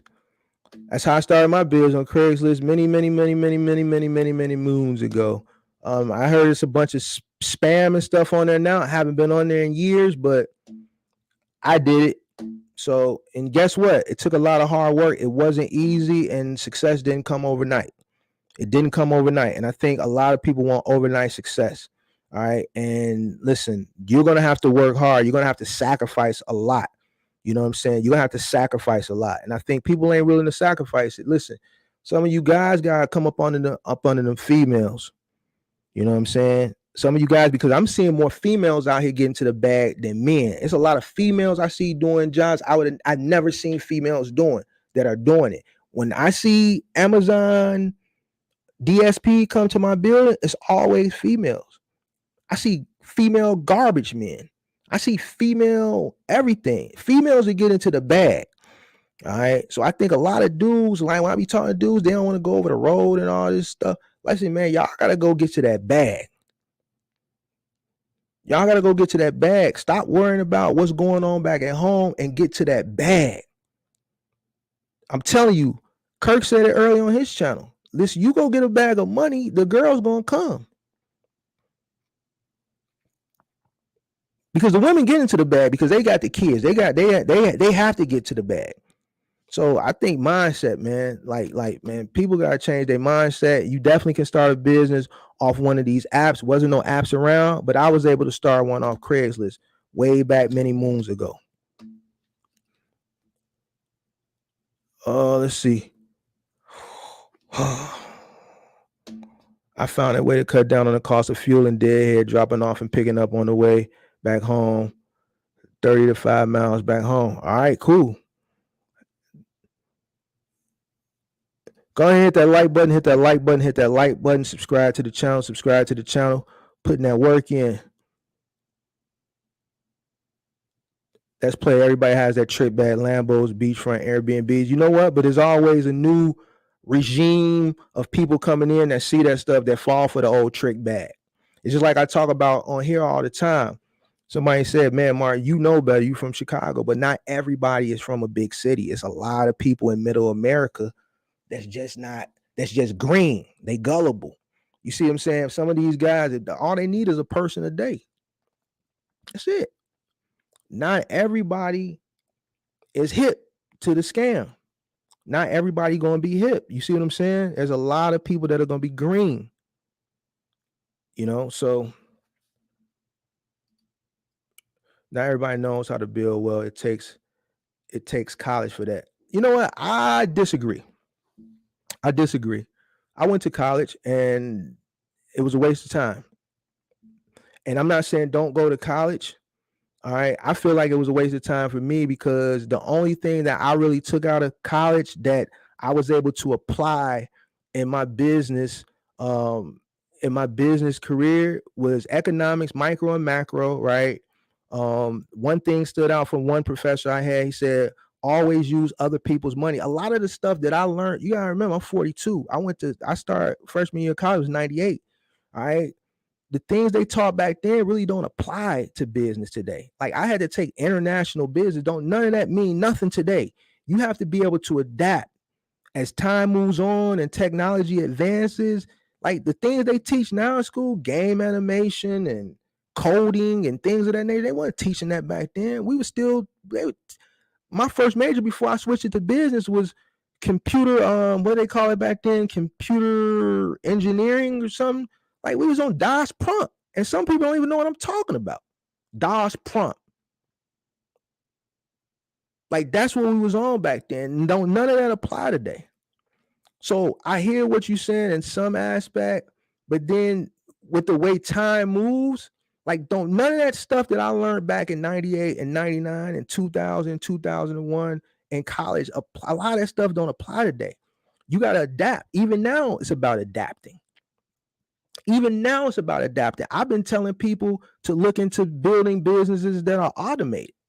Stop relying on people. People don't want to work. People want to work for themselves. The way people look at and approach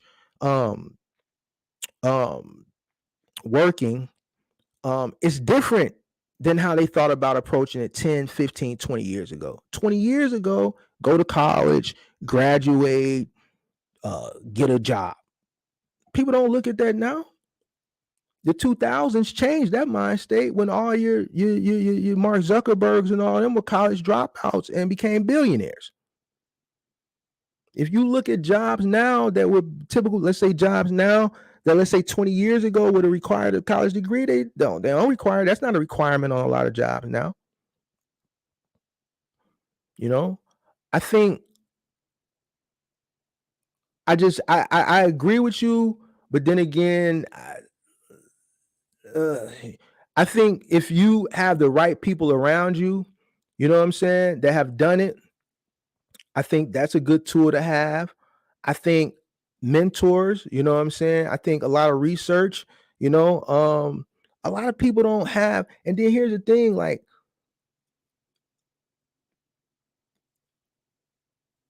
the way I was able to build a comfortable living,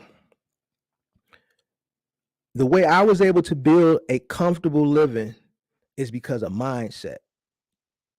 And my mindset, I think if people get the right mindset, read books, do research.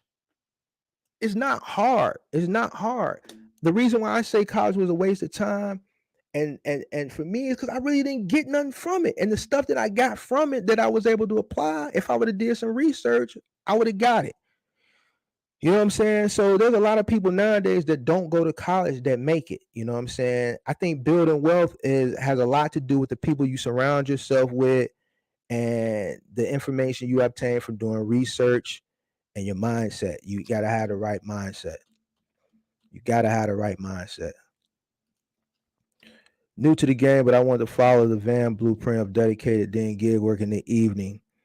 Would you buy a van from Penske? Looking at keep talking that talk. There's op for black people too. Yeah, so there's opportunities for black people. Me personally, I wouldn't necessarily buy a van from Penske. Trucks, yeah, you can go to a regular dealership, a Ford dealership, and get a used Transit. You can go on cars.com, yahooauto.com, and find a good deal on a van. I would try to stick American, something that's going to be easy and cheaper to maintain. And then going into it, just know what your full scope of what your business wants, what you want your business to be for the van, because you got different levels of vans. Me going in, if I were going to buy a van right now, I'm going 3,500, 350, right? Because I know I can pull a trailer with it. I know, there's a lot of things. I want the high roof, because I'm more mechanically inclined than say the next person. You know what I'm saying? I'm willing to do it all. You know what I'm saying? So make sure you purchase the right van out the jump. I would go on cars.com. I've been looking on cars.com. I've been seeing some decent, they're high. They're higher than normal. When I'm looking at used vans this is how much they were costing new before the pandemic. Like you can get a standard Transit brand new 350, which is a 3,500 for 33,000 before the pandemic. Now a used one, 50, 60,000 miles, you're looking at 50, 60,000. So, you got to keep looking. I saw 150 for 18,000, had 175,000 miles on it, but I think that's a good entry level van. 18,000, that's about probably the best you're going to get right now. You know what I'm saying? The thing with vans is, like I tell people, they don't really lose their value. Vans and pickup trucks hold their value very, very, very, very well. Very, very, very, very well. When I did buy a van, I tell this story all the time. When I was looking to buy a van, because I wanted to buy a van for Dynamics back in the day, I was looking for used vans. They were 150,000, 175, 200,000 miles. They were 22, 23,000. And the new van was 28. I just went and bought a new one. I paid the $6,000 more and went and bought a new one. And that got ate up in the rebate anyway. So I think with the van, just keep looking, figure out what exactly you want to do. If you plan on doing expedited over the road hauling, you probably want to look into the 250 or 2,500 or 3,500. If you plan to be more local, do package delivery, courier stuff, you can go the cheaper route and get a 150 or 1,500. So just do some research, and you should be fine. If you're doing package delivery and then you want to do gig work after, then you can jump in with a 150. You're going to jump in with a 150. But if you plan on going over the road, like doing like Echo, Echo Express, things of that nature, where you might be able to put a pallet or two on there, then you're going to have to step it up to a 250 if you're going transit, or 350 if you're going, let's say, Chevy Express, 2,500, 3,500, Ram ProMaster, 2,500, 3,500, Sprinter, 250, 350, 2,500, 3,500. I would stick with the me personally, I'm going either transit or Sprinter. I need that high roof. I got a bad lower back, from being in the moving and final mile industry all these years. So all that scrunching and bending over, I wouldn't be able to do it. So I go with the high roof. But I appreciate the super chat. There's plenty of opportunities in the van. I think you'll be successful as long as you have a strong work ethic, man. Doing a dedicated run in the day and doing gig work in the evening. You got your steady work, and then you got your second stream of income. I think that's the way to go in order to make it with everything that's going on right now. A lot of people don't want to put that extra work in, but as long as you have the ability and you're willing to go out and get it, man, you're going to see much success. And then if you want to scale up to a box truck from there, once you learn, like I said, the industry from a cargo van with a lower cost, man, you got the money now, you got the know-how. Now you can jump into the box truck game because you learned it. You learned it from the cargo van, and you didn't that error margin and that learning curve.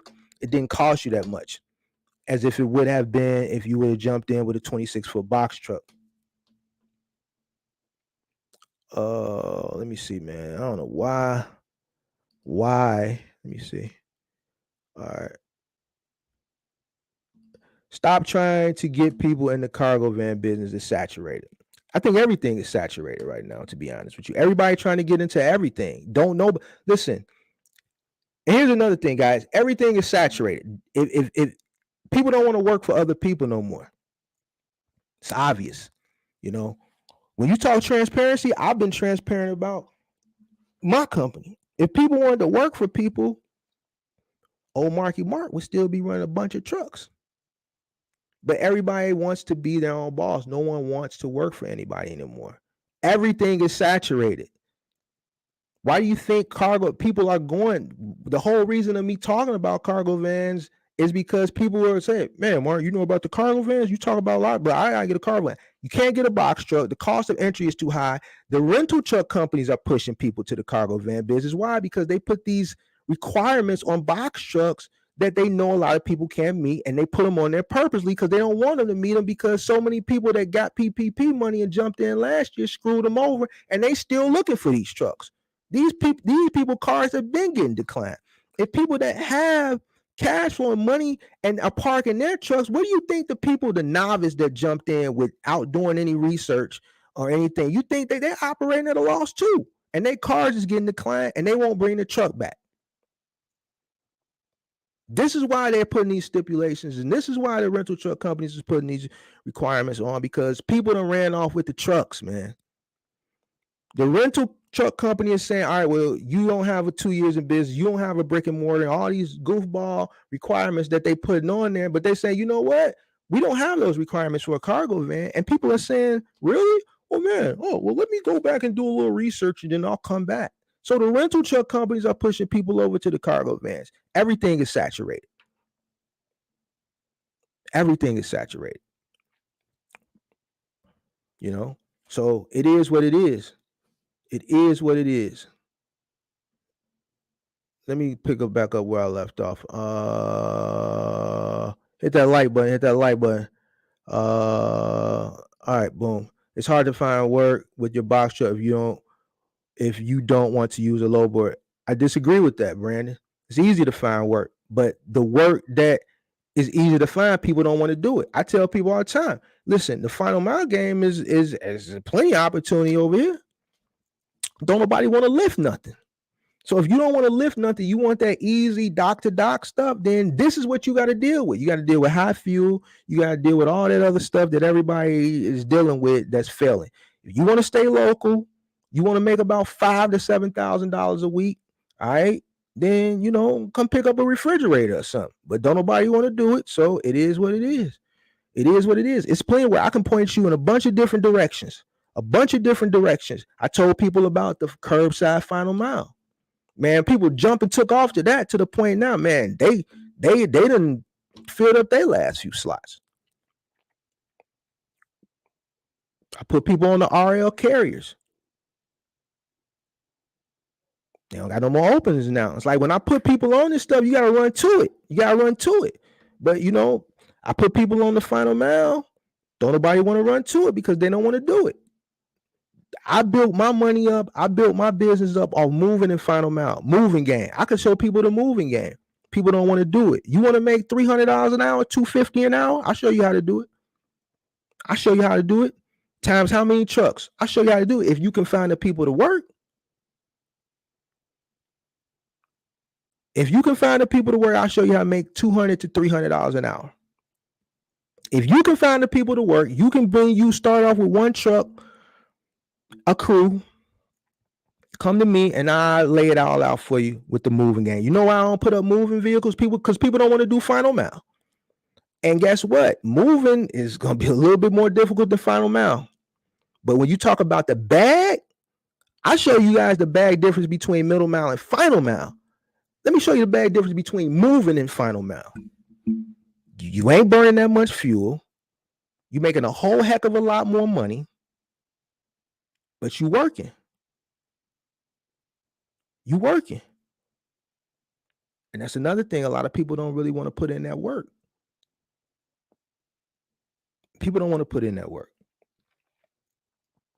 So I think if I would have ran middle mile, let's say middle mile was my lane when I started, I don't think I would have got to where I got to. I don't think I would have got to. Not saying that I wouldn't have been successful, but because final mile and moving is just so. Listen, when I had when my trucking business ran into some issues in 2018, my moving company was able to float the trucking company for a whole year. That's how much money you make in moving. Somebody asked me the other day, well, man, they would ask me what we charge and things of that nature. He was a subscriber, and he was like, well, man, so for a long distance move, probably about $1,000 more. I'm like, crazy, $1,000 more? I'm like, man, to move somebody from, before I sit down to calculate the cost of a move, let's say from Chicago to LA, minimum, I know off that minimum before I calculate the cost, minimum's $10,000. It's going to be more than $10,000, but it's going. But when a customer calls and they say, "Well, how much is it going to cost to move from Chicago? We're moving to LA or we're moving to San Francisco." Well, ma'am, you got to give me all the specs of the move, but the move to California starts at $10,000 because I know how much it's going to cost us to go there. Well, he's at $1,000. I'm like $1,000. What, dude? To go to California, you're looking at minimum $10,000 and up. But see, people don't want to do that. I can show you how to get a bag and moving, but don't nobody want to lift nothing. Don't nobody want to lift nothing.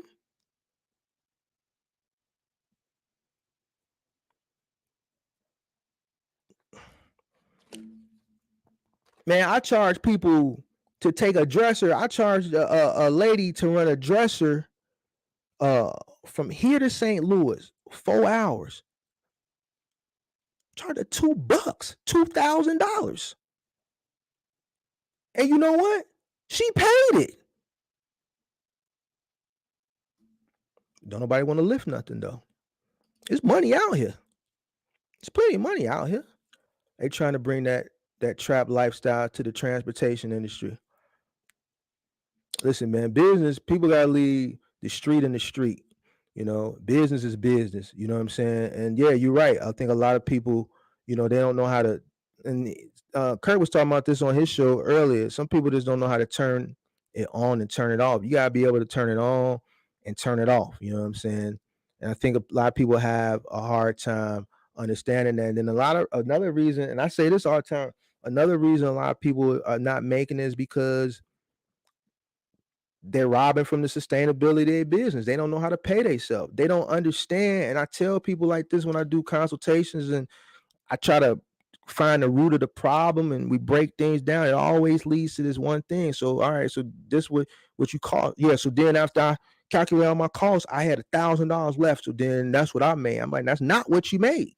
What you mean? That was left because this was fuel, this is my insurance, this is my truck rental, this is that, and paid this and that, and it was $1,000 left.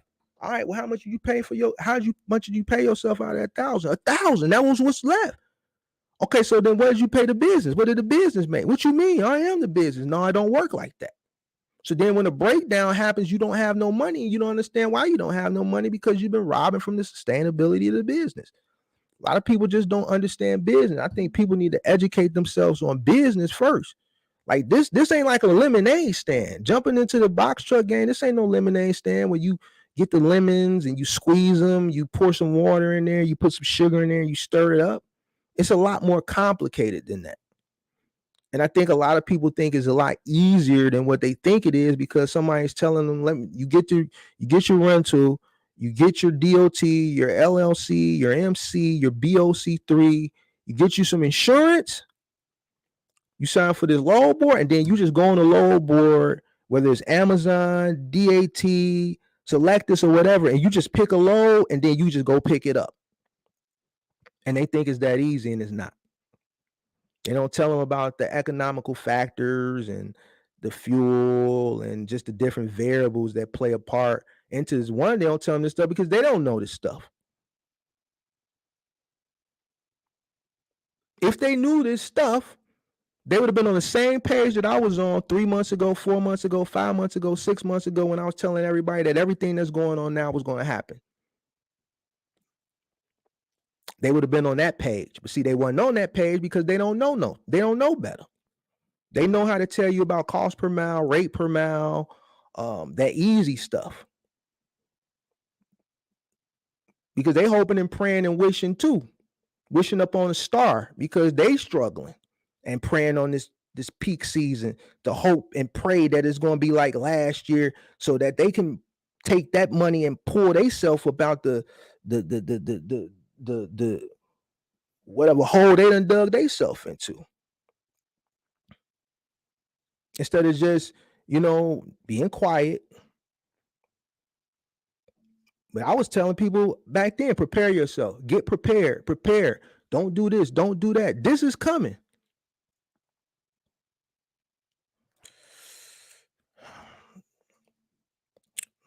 Wild cargo vans are a better decision than box trucks outside the overhead. Right now, I'm thinking the lower cost of entry is going to save a lot of people a lot of headaches. A lot of people right now with fuel costs, economical variables that are going on, lack of knowledge in the industry, that learning curve that everybody has to go through. Everybody has to go through the learning curve. And with the cost of entry, the current cost of entry, hopping into this game right now, hopping into this industry right now, like your turnaround time or when the money that you have to invest and whatever little extra you have, you know what I'm saying? It can go like that. I showed you on this, let me pull it back up. Let me press slides right here. And this is, let's talk about fuel. A lot of people can't afford to put fuel in their tank. So let's say you're running 650 miles a day. All right. Let's say you're running 650 miles a day. All right. You're running 5 days. All right. That's $2,000 right there. That's $2,000 right there, just in fuel. A lot of people ain't even grossing $2,000 running 5 days, $2,500, $3,000. No cap.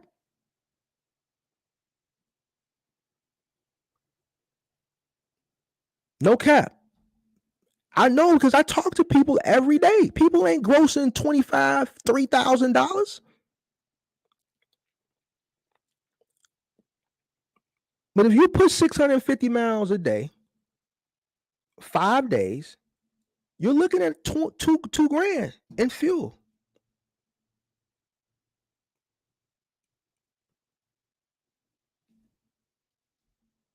People are losing. All right. So especially with the cost of entry now. Now, an old guy like me, who truck's been paid for, I can operate a lot less than a person coming into the game now. I can operate a lot less. Don't got a truck, no. Insurance is very minimal. My trucks is old. But well kept. You coming into the industry now, you can't control what the truck rental company, they recycle, they get rid of, they sell their old trucks. They're going to give you a 2022, 2023, and you're going to pay insurance on a 2022, 2023. Not to mention The high truck rental they charge you.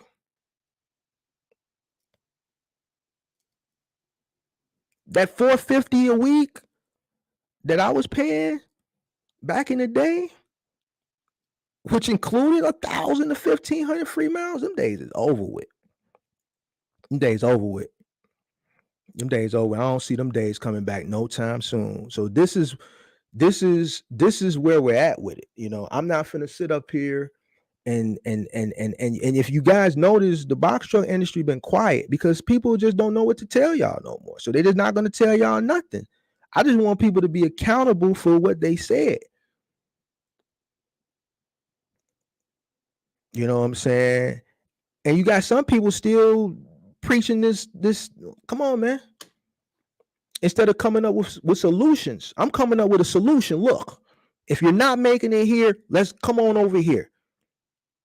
Yeah, the box truck is the bigger thing. Listen.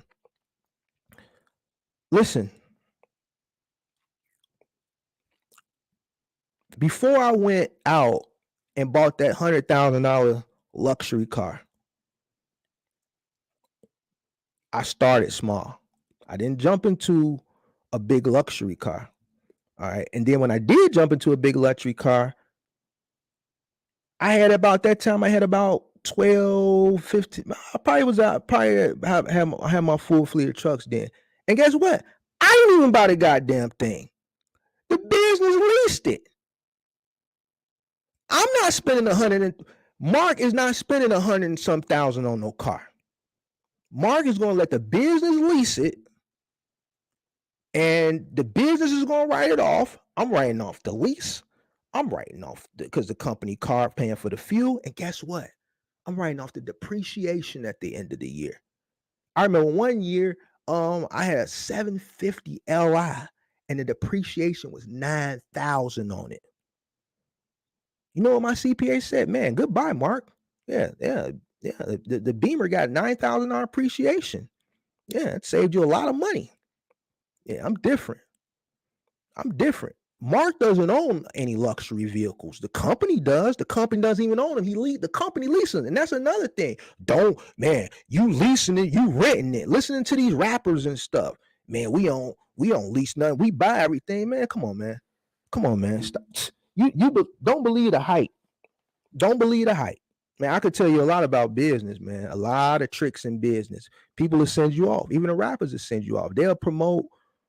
You got to buy the car. You got to buy it. We ain't leasing. Man, please. You think they not leasing? Of course they leasing. Why? Because it's a smarter business move.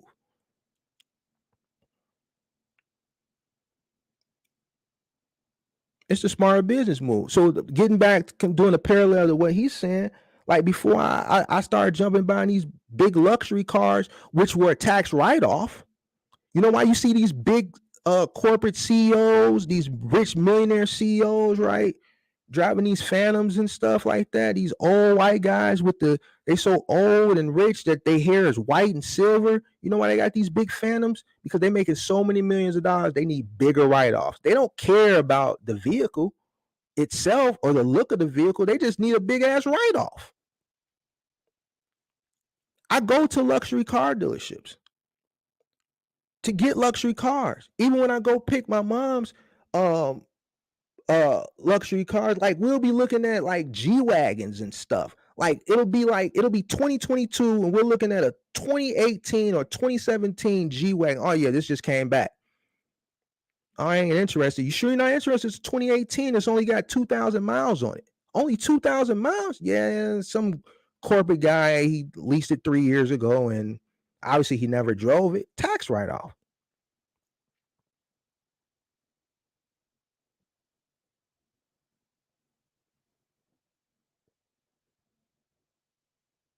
So you got to crawl before you walk. So basically what I'm saying is before I jumped into the big car, I started out I went and got it. I think in 2012, I went and bought like a Chevy Camaro. That was like my gift to myself. And I thought I was doing it in that. I know it was like $400 and something a month. I had leather. I didn't have a sunroof. I had leather though. But I wasn't robbing Peter to pay Paul just to show people that, hey, I'm the big bag trucking guy with a moving company and a trucking company with a lot of trucks. So I got to look like I got a lot of trucks. No, I had a Camaro. Then once I learned about depreciation and things of that nature and all that, and then that's when I made the move and I bought, and I was stupid to do that. I should have got that under the business. My accountant taught me about these things, and the next move I went and got something under the business and I leased it. Mark has never owned a luxury car. My businesses have leased them though. And it's just a perk for me for being the president of the business. That's how I look at it. So then when I talk about mind state, it's a different mind state. It's a different mind state, you know. But I think cargo van is a better decision right now for box trucks because and this is me personally. You can do what you want. Everybody can do what you want. But if I was entering right now, I would go with the cargo van because it would be easier to make money with it. You know what I'm saying? Me personally, I'm not going over road. Never had. That's why I chose final mile and moving. And you're limited to what you can do with a 26 footer locally now. And then I was able to make a lot of money back in the day with 26 footers and 16 footers. But the 16 footer now has lost its place in the race. And like I said the other day, the 16 footer now is like that middle child. And we all know how the middle child, like, just don't have just, that 16 footer is just not enough truck for what people that want 26 footers for. It's either people need 26 footers or the 16 footer is just too much for everything else, because there's a lot of opportunity now with e-commerce for cargo vans. Whether it's back in my time, it wasn't that much opportunity for cargo vans. It was more opportunity for 16 footers and 26 footers. So that 16 footer now kind of lost its place. I see a lot of 16 foot people struggling, and the only thing I see you really can do with a 16 footer is maybe like go configure Dick's, Sporting Goods, doing basketball goals, fitness equipment delivery and assembly, Peloton. You can do Office Depot and Staples if you're in a market that requires bulk. We have a market here which requires bulk. Like you got people, companies that order pallets of, copy paper, and a lot of those can't go on a van. You could put two pallets on a van. You know what I'm saying? But in a box truck, if it's going to a school and they require 4 pallets, then you can put that on a 16 footer. You know what I'm saying? But that volume is going down because there's a lot less printing now, because a lot of these school students have iPads. So a lot of things have changed. So I think more opportunity. 26 footer, you got final mile, you got middle mile. Those are your 2 options. Final mile, middle mile, moving company. 3 options. 2 of those options don't nobody want to do. So that leaves you middle mile. Cargo van, you got courier work, you got gig work, you got Go Share, you got Lug, you got Dolly, you got just a bunch of different options, man.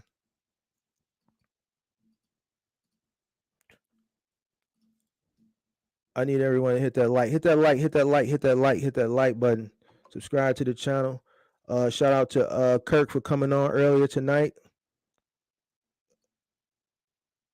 Great collaboration. Great to see the positive energy. Yeah, I like Kirk, man. Ever since I found this channel, man, I always tune in, man. Real smart brother. I wish I brought cargo van instead of box truck. Well, don't wish, you know what I'm saying? You just got to make the best out of the box truck. You got to make the best. You got to find the work, and you got to put the work in. You got to get busy. You got to get busy. You got to get busy. You got to get busy.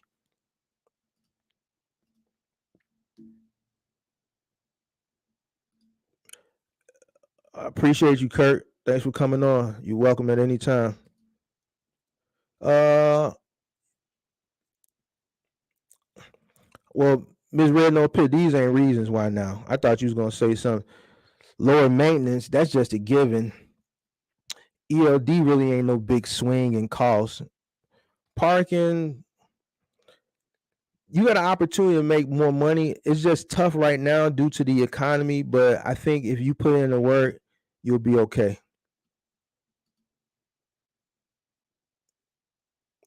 There's more opportunity for cargo vans on a local level than a 26. We're talking 26-foot box trucks. We're talking 26-foot box trucks. There's more opportunity, yeah, because you're limited. Like, listen, 26-foot box truck, this is what you can do. If you are an owner-operator with a 26-foot box truck, just you and your one 26-foot box truck, you're either going to do forget moving company. Either you're going to have a crew and you're going to run final mile, you're going to do Amazon, or you're going to run off the load boards. And let's just say Amazon and the load board, same thing. Let's just call that middle mile. So you're going to do middle mile or you're going to final mile. Either you're going to deliver appliances and furniture or you're going to do dock to dock. Whether you're doing it off a load board for multiple different shippers and brokers or you're doing it for Amazon. What's tearing up the middle mile right now is the economy. The rates, consumer spending is down. Ocean freight is down. All right. Fuel is high. Trucks are high still. They're coming down, but they're still high. Truck rentals are high. Insurance is going up. But those are your two options. You're going to run final or middle. Cargo van, you run, let's say you do your Amazon run, right? A lot of people that do their one little Amazon run, $300. Okay, whatever. If you don't do another Amazon run, what are you going to do with that big ass truck? You can go on GoShare, but they have more opportunity for things that don't require a 26-foot truck. You can go on Mothership, but Mothership in a lot of markets has a waiting list. You can go on Kirky, they got a waiting list. So after you do, let's say, your one Amazon run, what else you going to do with that big old truck? Whereas if you got a cargo van, let's say you do your dedicated medical supply run, you're done, it's 3:00. You go on your Amazon Flex app and you see all these different blocks. And even if you don't see blocks, you see the instance. Let's say you pick a 2-hour block, pays you $60. That's $30 an hour. You get another $20, $30 in tips. Or you pick a 4-hour block, pays you $103, let's say. Plus you get another $20, $30 in tips or whatever. You have more opportunity. Let's say you don't go on Amazon Flex. Let's say you go on GoShare. Got a couple of runs to go to Sherwin-Williams, pick up some plate, couple drop-offs. Let's say you go on GoShare and they got a Peloton run. Not a Peloton, a Tesla run, part run. You go on GoShare and you got a few Costco runs. The point that I'm trying to make is you have more opportunity after you do whatever the purpose that you bought that truck for, with your dedicated stuff is, your courier, your cargo work, right? You have more opportunities to do more things with that cargo van than that 26-footer.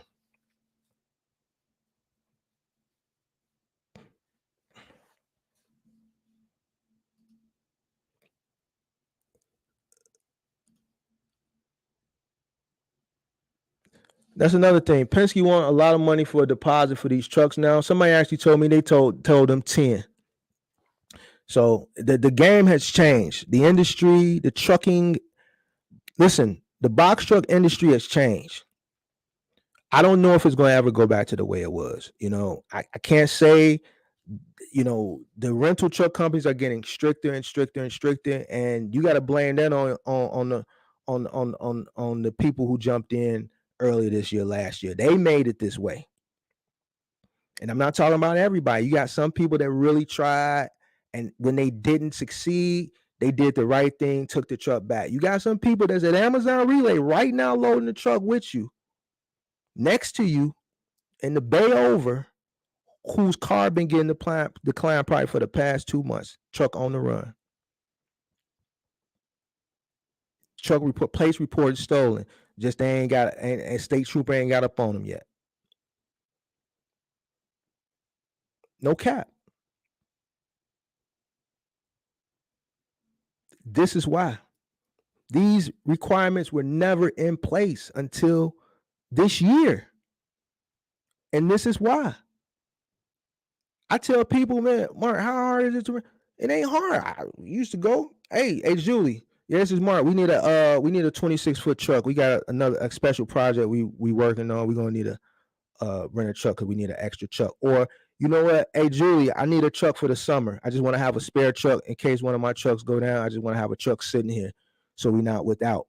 That's what I would do every summer, busy season for me. I just get an extra truck and park it and just pay. That's how cheap trucks work. I paid $450 a week. Who cares? Who cares? I got my moving trucks making me thousands of dollars a day, and I got my trucking company making me thousands of dollars a day. I don't care about spending $450 a week on a truck just to have it there in case of emergency, right? Boom. You go, I called Julie. She said, all right, Mark, you want us to drop it off to you? I'll come pick it up. I go in, I give her the business card. She charges for the first week. And that's it. You want to use our insurance, you're going to use theirs. I'm going to use mine and I'm going to use y'all. Because guess what? If something happens, I'm just going to give you the truck back. I ain't going to report it to my insurance. All right. It's going to be $10 a day. Okay, whoop-de freaking do. Who cares? Now I'm hearing they charging people $200, $300. Is ridiculous. You're paying $10 a day. That's how simple renting a truck was. Nowadays, it's different. So a lot of people don't have. So if you're giving them $5,000 that they holding until you bring, the reason why they're doing it because they want you to bring the truck back. Like I said, a lot of people not bringing the trucks back. Listen, out of all these deactivations in the past 5 weeks, how many you think of those are rental trucks? And then they're not running load board. They're doing everything else because the load board is going to keep up with the compliance. I don't know how well Amazon is keeping up with compliance, but I know these brokers keep up with compliance.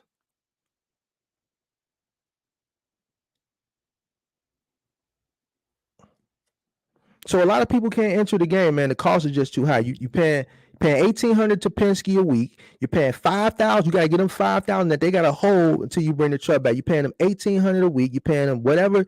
You're paying Progressive. Everybody paying Progressive $2,000 a month, right? You're paying 30 cents a mile, right? And you're not making nothing. You operating at a loss.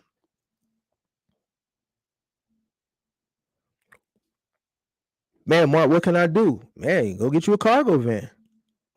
$250, $300 a week. Go drive for T-Force. Go do some Office Depot. Go do some medical supply delivery. I'll go you $300 a day. Go you $2,000 a week. Man, Mark, I need some more. Okay, well, after that, go do you some Ghost Share. Go deliver some paint.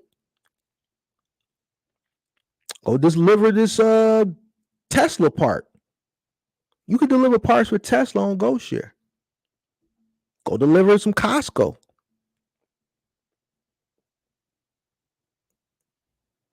Go do an Amazon Flex. You ain't got to do Relay. Go do Flex. You can pick your own blocks.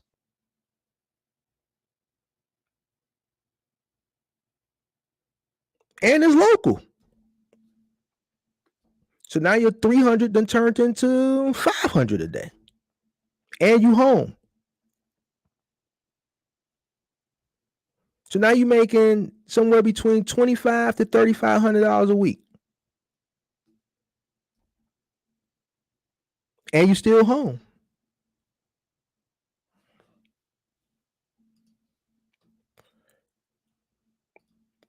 You got to have that hustle in you. I was $1,585 with Penske, but that's too much. No way somebody's going to be able to sustain in this current market and trucking at that rate. Start trying to get people to buy. I already talked about that. Everything is saturated, man. Everybody trying to do everything right now. The gig work is becoming saturated. The gig work is becoming saturated. That's why I was saying, like everything I tell people always come to pass. Somebody messaged me. I get a lot of testimonials in my DM. Man, Mark, it's crazy how everything you said fell right into place. Somebody said, "Hey, Mark," on the live the other day in the comment, said, "Mark, it's scary how everything you said has all fallen into place."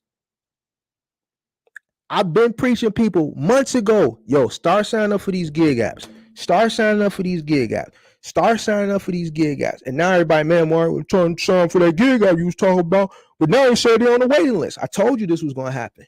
I said, man, the economy going to get jacked up. I said this peak season ain't going to be what you expect. Prepare wisely. Everything I said it. I ain't got hella testimonials. People, man, I've been watching your videos, but I never subscribed. But man, you called this one, man. I gotta subscribe. Man, I told everybody what was going to happen. I said, go sign up for them gig apps. You're going to need them gig apps. You're going to need them gig apps. And here we are. Budget only give you 4,000 box truck miles per month. They say just park the truck for a week. See what I'm saying? That's goofy stuff. They don't care. They just want your money. It's just goofy. It's goofy. So how is it? And here's another thing. How are you going to make it in a box truck if you don't have the money to buy a box truck? You got to rent one. They're putting stipulations on the mile. They're putting stipulations. Period. You got to be 2 years. You got to have brick and mortar. They're putting stipulations on the mile. If you can't run, how you gonna make money? So when people ask me, Mark, what would you do if you were getting into the industry right now? I would get a cargo van. If I can't, listen, me getting in with a box truck, me, the hustler, me getting in right now, I'm doing 700 miles a day. I'm doing 3 to 3,500 miles a week. I'm gonna burn the road up. So that 4,000 miles that he talking about right here, I do that damn near in a week. Because he ain't nothing holding me back to get into the bag. So going in, I would know this wouldn't work for me. This is a week worth of work. So how can I build a business around that? You can't.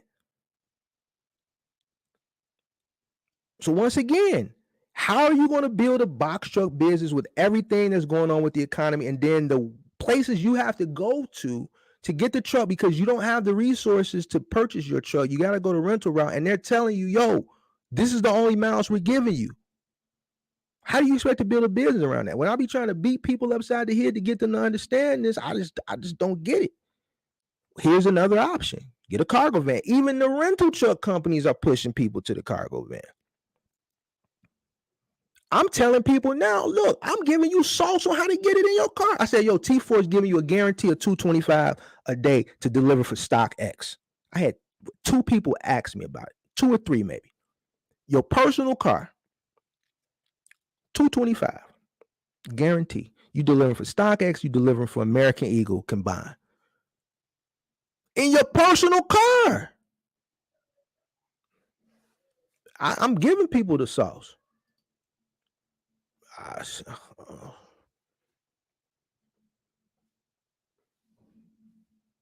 Oh no, I'm getting down to them questions. I'm going from top to bottom. For one box truck, you may want to have like 15 to 20K minimum save. You know what? I don't think so. Not for a box. Wait, you said for a box truck? Yeah. I thought you talked about cargo van. Box truck, yeah. In today's time, yeah. Yeah, about 20K. And that ain't gonna take you far. Because you spending, if you burning up the road, you're looking about 2,000 miles, $2,000 a week in fuel. And if you don't know what you're doing and you operating at a loss and you paying a high truck rental, if you can get a truck rental at a fair cost and they're lenient on the miles and things of that nature, they're not putting stipulations. Or if you're renting a truck, buying a truck, financing with insurance and things of that nature, and you don't know what you're doing and you're operating at a loss, that 20 will get ate up like that.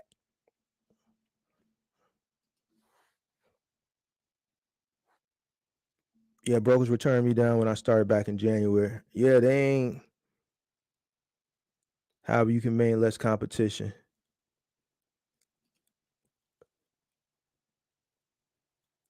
if you got deactivated from your insurance, you got to get with your broker, pay your insurance, and your broker got to go back and submit the filings. You don't pay your insurance. Here's how a lot of people are getting deactivated right now. They're not paying their insurance. The reason why I know that is because I've been getting a lot of, this has been a question that I've been getting a lot for the past 2 weeks. Hey, Mark, if I don't pay if my insurance lapse, how long is it going to take before they contact them to deactivate my authority? I say about 24 hours. For real? Yeah. About 24 hours. Because as soon as you don't pay, they automatically send something to the FMCSA and saying, man, you lapse.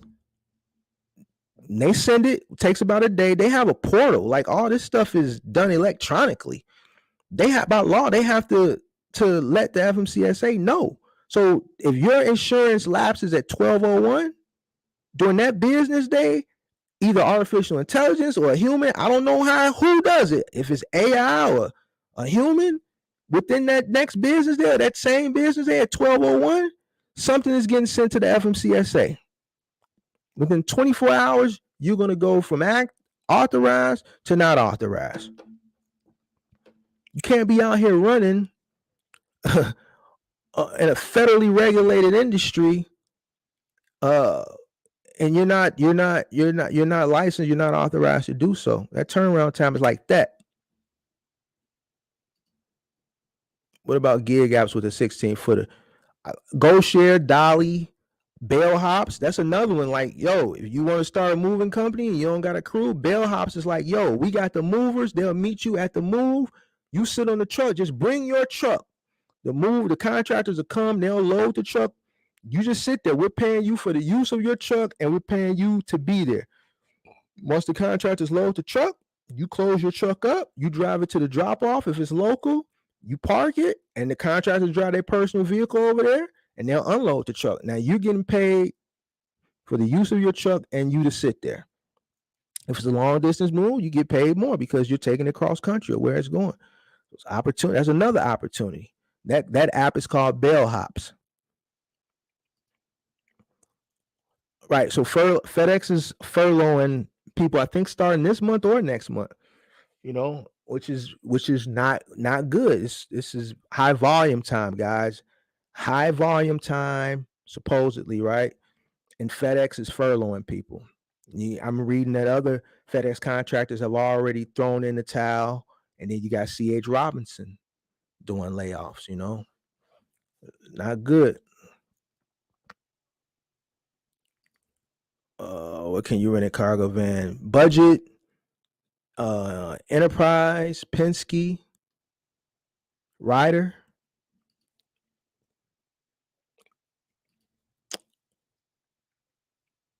Overhead has to be low right during these times to maintain.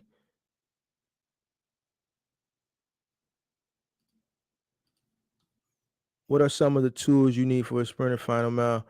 Sprinter final mile, a dolly. I would have a good toolkit, an impact drill, a regular drill, all the necessary bits to go with it. So a good toolkit. Depending on what you're running final mile, if you're running like office supplies, medical supplies, office supplies, a mag liner. If you're running like final mile, let's say doing Peloton in a cargo van, a toolkit, you know, some straps on your truck, some blankets, a roll of shrink wrap. That's pretty much it.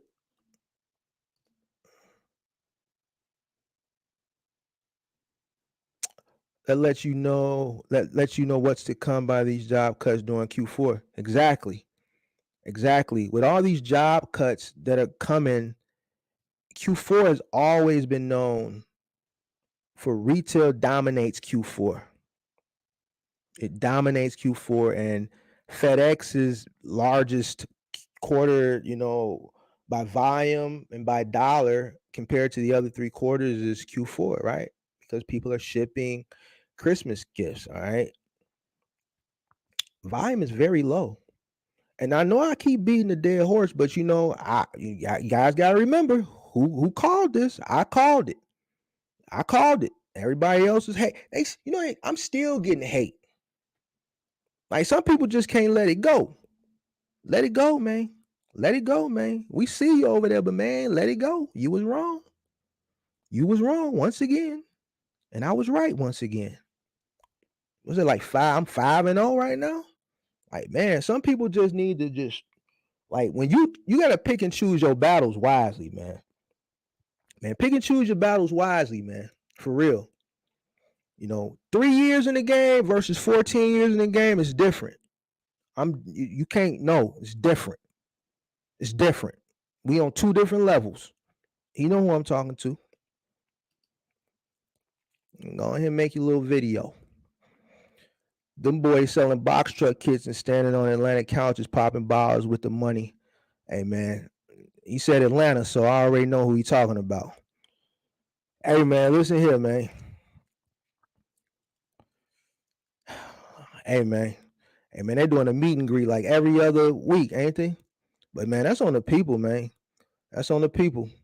I can't knock him, man. We don't knock the hustler, man. People got to know what they investing into. I'm here. I'm here on Sundays. I'm here on Tuesdays, and lately I've been here on Thursdays too. So my standing on couches and popping bottle days, I was doing that when I was, out here chasing the man. We in retirement now. We done did it. We go stand on the couch and pop a bottle every far and few between because the generation is different now. I'm 42, man. These some kids out here, man. You know what I'm saying? But you can tell new money. My mama always say, "Hey, Mark, you know how to spot new money, don't you?"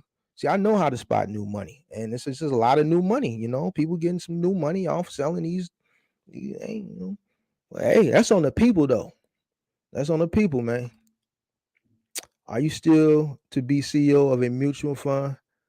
Are you still to be CEO of a mutual fund for box truck? You got to restructure that question. Are you still to be CEO of a mutual fund for box trucking? What do you think about refrigerated box truck? Is it a bad time for that? I'm gonna tell you one thing. One thing that is good now is the refrigerated goods is because people got to eat. That's a lane that doesn't get affected by the economy. Doesn't. Now finding work for that thing, that may be a feat. It's not something that I've ever specialized in, so I don't want to really expound on it too much. What I can tell you from a general standpoint is, you have a refrigerated truck and you get with the right people, the right contractor, the right people. Like, people gonna always eat. Essentials, food, economy ain't gonna never affect it. You know what I'm saying? Ain't gonna never affect it. DHL, a friend of mine told me that they are going to lay off in 2023. I wouldn't be surprised if FedEx is furloughing people. I wouldn't be surprised if DHL lays people off. They're making all that money from the high-ass courses filled with basic info. Hey, I already gave that sauce 2 weeks ago where the course is coming from for $5. I'm gonna buy a few of those $5 courses and I'm gonna post them on my website. Y'all can download them for the free ski. I'm gonna do y'all even one better. I'm sorry, SD Walk. I know you wanna. I know I gave you the sauce, and you gonna try to run it up off these people, But I think I'm gonna download. I'm gonna go get some of these courses that they getting them for $5 and $10. And what I'm gonna do is I'm gonna buy them for y'all, and then I'm gonna put them on my website for free, and then you guys can download that. You know what I mean? Help y'all out. We got that Willie Lynch syndrome bad. Yeah, we do. My personal opinion, if you decide to come out now after you get your DAT and everything established with your box truck, you still should have a minimum of $7,500 reserve with no overhead.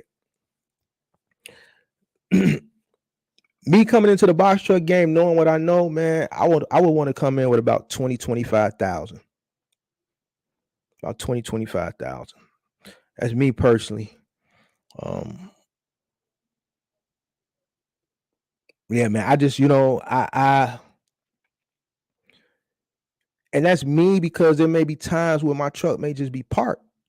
If I gotta have money. Like, if it don't make dollars, it don't make sense to me. I'm not gonna be running for kibbles and bits.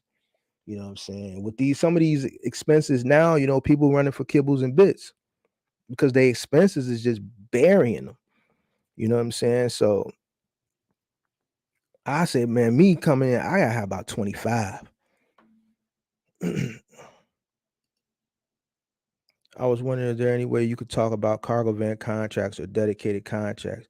All right, so cargo van contracts or dedicated lanes for cargo vans. It's like I've talked about all the time. Maybe you haven't checked them out. Your Wacos, your T forces, things of that nature. There's only so much you can do uh, as far as dedicated with a cargo van. Office Depot is a good one. I think Staples is a good one. You got Granger.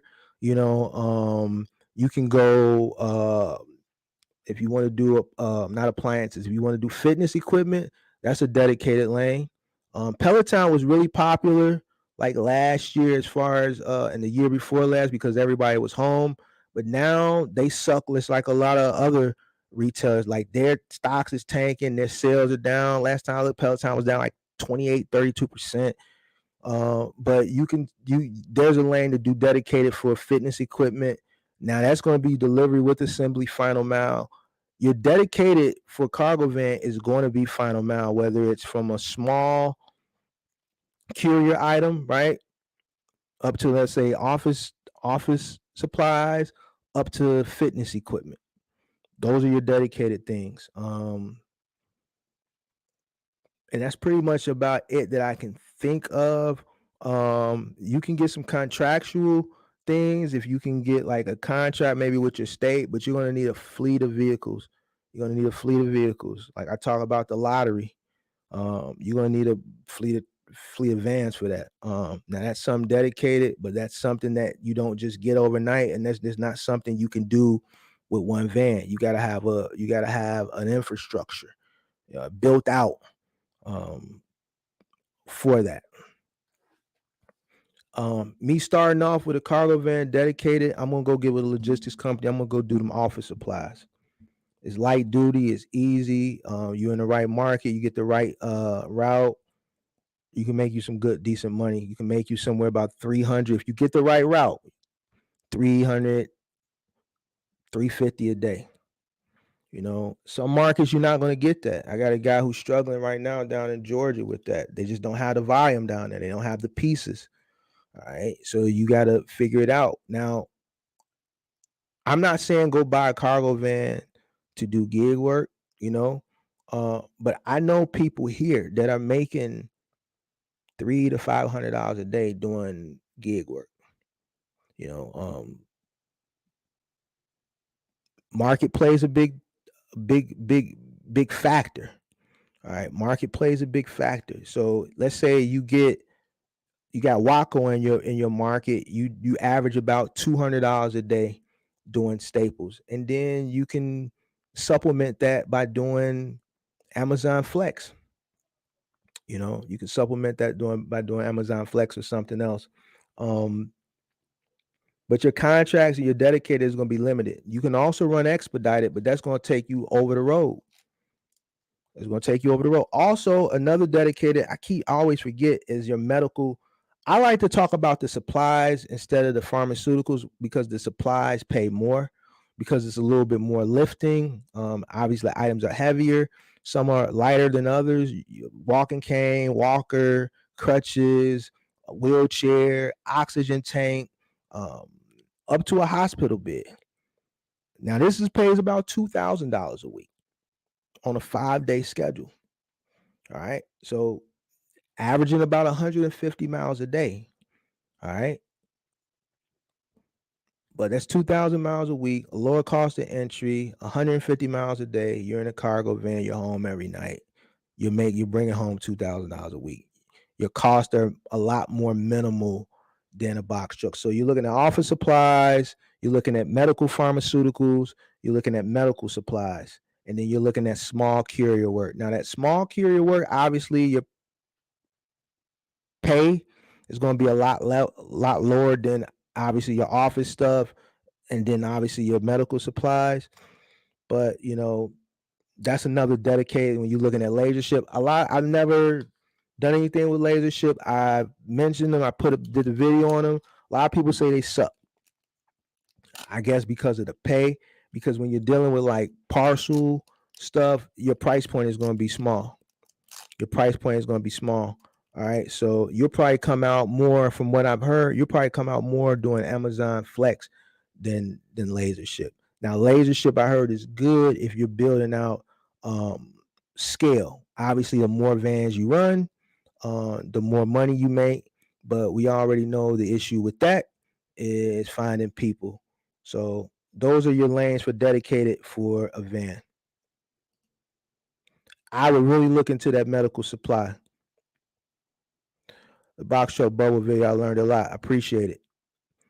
You know, some of your favorite people hated on that video, but hey, guess what? I guess another video was right again, huh?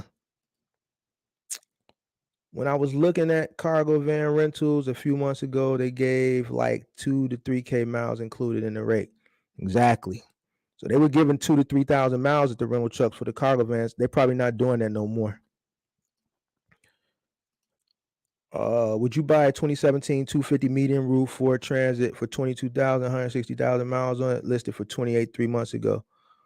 It's down 6. Yeah, if I was looking for a van, that would be around my mileage, what I would be looking for, and that would be around the price point that I would be looking for. As long as it was running good, I took my mechanic, everything was on the up and up. That would be around the price point. I'm not looking to spend no more than 25, and I'm not looking to go no more than 175,000 miles if I was looking for a cargo van right now.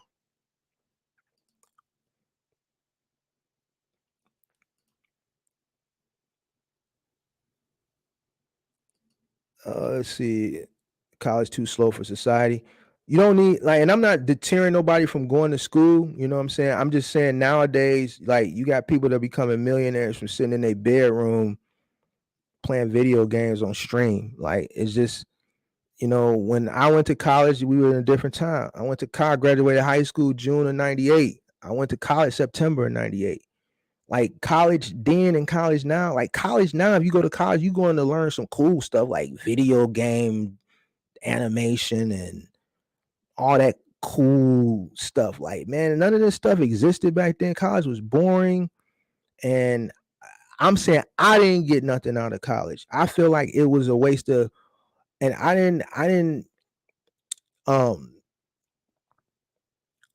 like, my OG paid for me to go to school. I feel like it was a waste of money. I felt like, man, if I would have had the knowledge that I had the knowledge, but if I would have known better at the time, that money that she spent all them years for me to go to school, man, I just feel like, man, I could have put that into the business back. I'd have got a 10-year head start, which means I probably would have retired 5-10 years. Like, I'd have probably been out, probably would have got out in 2016, I would have had a 10-year head start, 12-year head start. But you know, you don't know these things. So I did what at that time, what, you know, was expected of a person to do, go to school, you know, and the only thing I remember from being in college all those years was don't use nobody else's money, which is BS, because who's giving you money? No one would get, no one's going to give you money to start a business. You can't go to the bank and get a loan. Anybody that tells you, hey, go to the bank and get a loan for business is cap. Bank not going to even talk to you. They're not even going to talk to you unless you've been in business 2 years. They're not going to even invite you to have a seat. When you go to a bank and you say, man, I'm here to talk to a personal banker or a business banker, the first thing they're going to say, how long you been in business? Oh, about 3 months. All right, hold on, wait right here. They're going to come back with a sheet of paper and it's going to have a list of qualifications and requirements. And the first thing to say must be in business 2 years just to even talk to you. Why? Because most businesses fail within the first year. You know what I'm saying? Most businesses fail within the first year. So, you know, I mean, you know, to each his own for college, but I think nowadays you can definitely make something out of yourself without college. College is a scam. You pay $100K to get a piece of paper to get a job, and here's the crazy thing. I went to school and never got a job. Nobody even gave me no opportunity, which is the whole reason why I became an entrepreneur. I got out of college. I ended up working for Target as a manager for Target. Yep, 03. Graduated college in 03, ended up being a manager for Target. I hated it so much they fired me. Every job, I only had 3 jobs in my life. I worked at the Gap through college, I worked at Target after college, and I worked for an advertising firm. All 3 of them I got fired for. I liked the Gap because it was through college. I got 50% discount. It was cool. And that was back in the 90s, late 90s, early 2000s. I hated Target and they hated me because I was smarter than them. I knew I wasn't supposed to be there. I went to school, got this degree, and I'm at Target. So that didn't last. No, they fired me. I ended up working for this advertising firm, which was my first um, opportunity to go and travel for a company. I actually was in a marketing vehicle that was wrapped. So I got to travel across the country and oversee campaigns for different companies that hired this advertising firm to do campaigns, Boost Mobile, Bank of America, things of that nature. And I learned a lot about operations um, from working for that company that I was able to apply to my business. You know what I'm saying? But only thing I learned from college is use other people's money, like I was saying, which is BS, and macro and microeconomics. I don't remember nothing else. Everything else is a blur. Everything. I don't remember nothing from algebra trig. I don't remember nothing from international business. I don't remember nothing. A lot of these courses that I had to take back then don't even apply now. They don't even apply now. The world is different now. A lot of those courses don't even apply to the way we live today. So I think you can go without college. I know people have more degrees than a thermometer and still living mediocre. Man,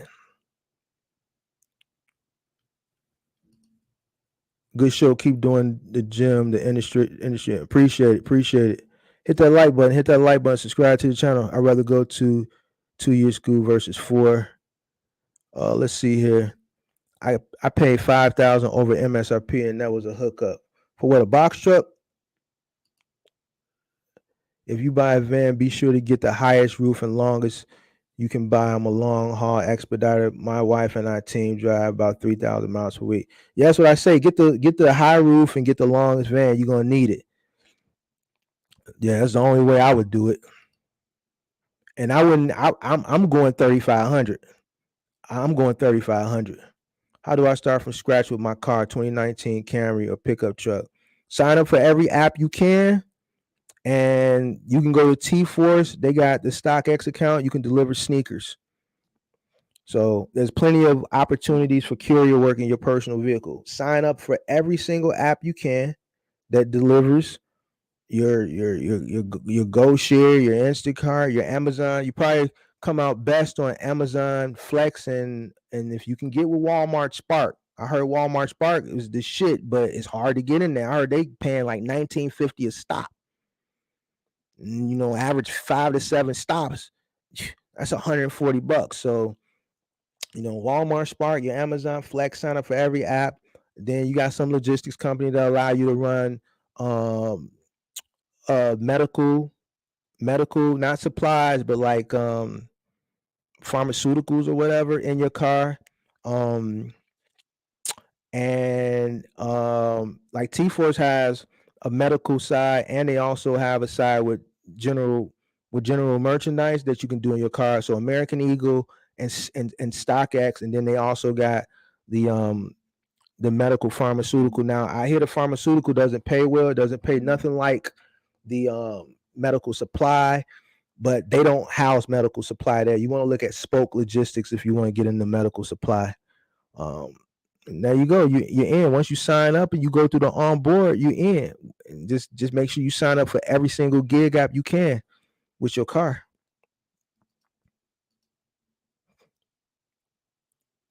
In fact, you definitely have to adapt with the time. Most definitely.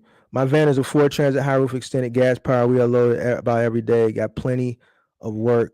OTR cargo vans get about 450 miles per 25-gallon tank. So here's a guy who runs expedited over the road. So like I said, guys, there's opportunity, but a lot of people don't want to go OTR. And that's why a lot of people sitting here trying to figure it out. Like if you want to get in that box truck thing, that middle mile, you're going to have to hit that road. You're going to have to hit that road. But then now with the cost of entry, you know what I'm saying? I don't know. But there's more opportunity for that box truck middle mile over the road than it is local. Unless you want to do final mile. And a lot of you guys don't want to do final mile.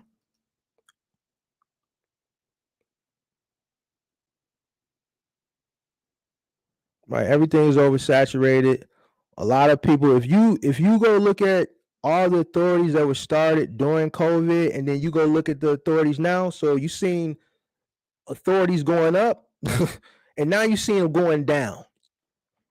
It's like the complete opposite. You know what I'm saying? It's the complete opposite. So,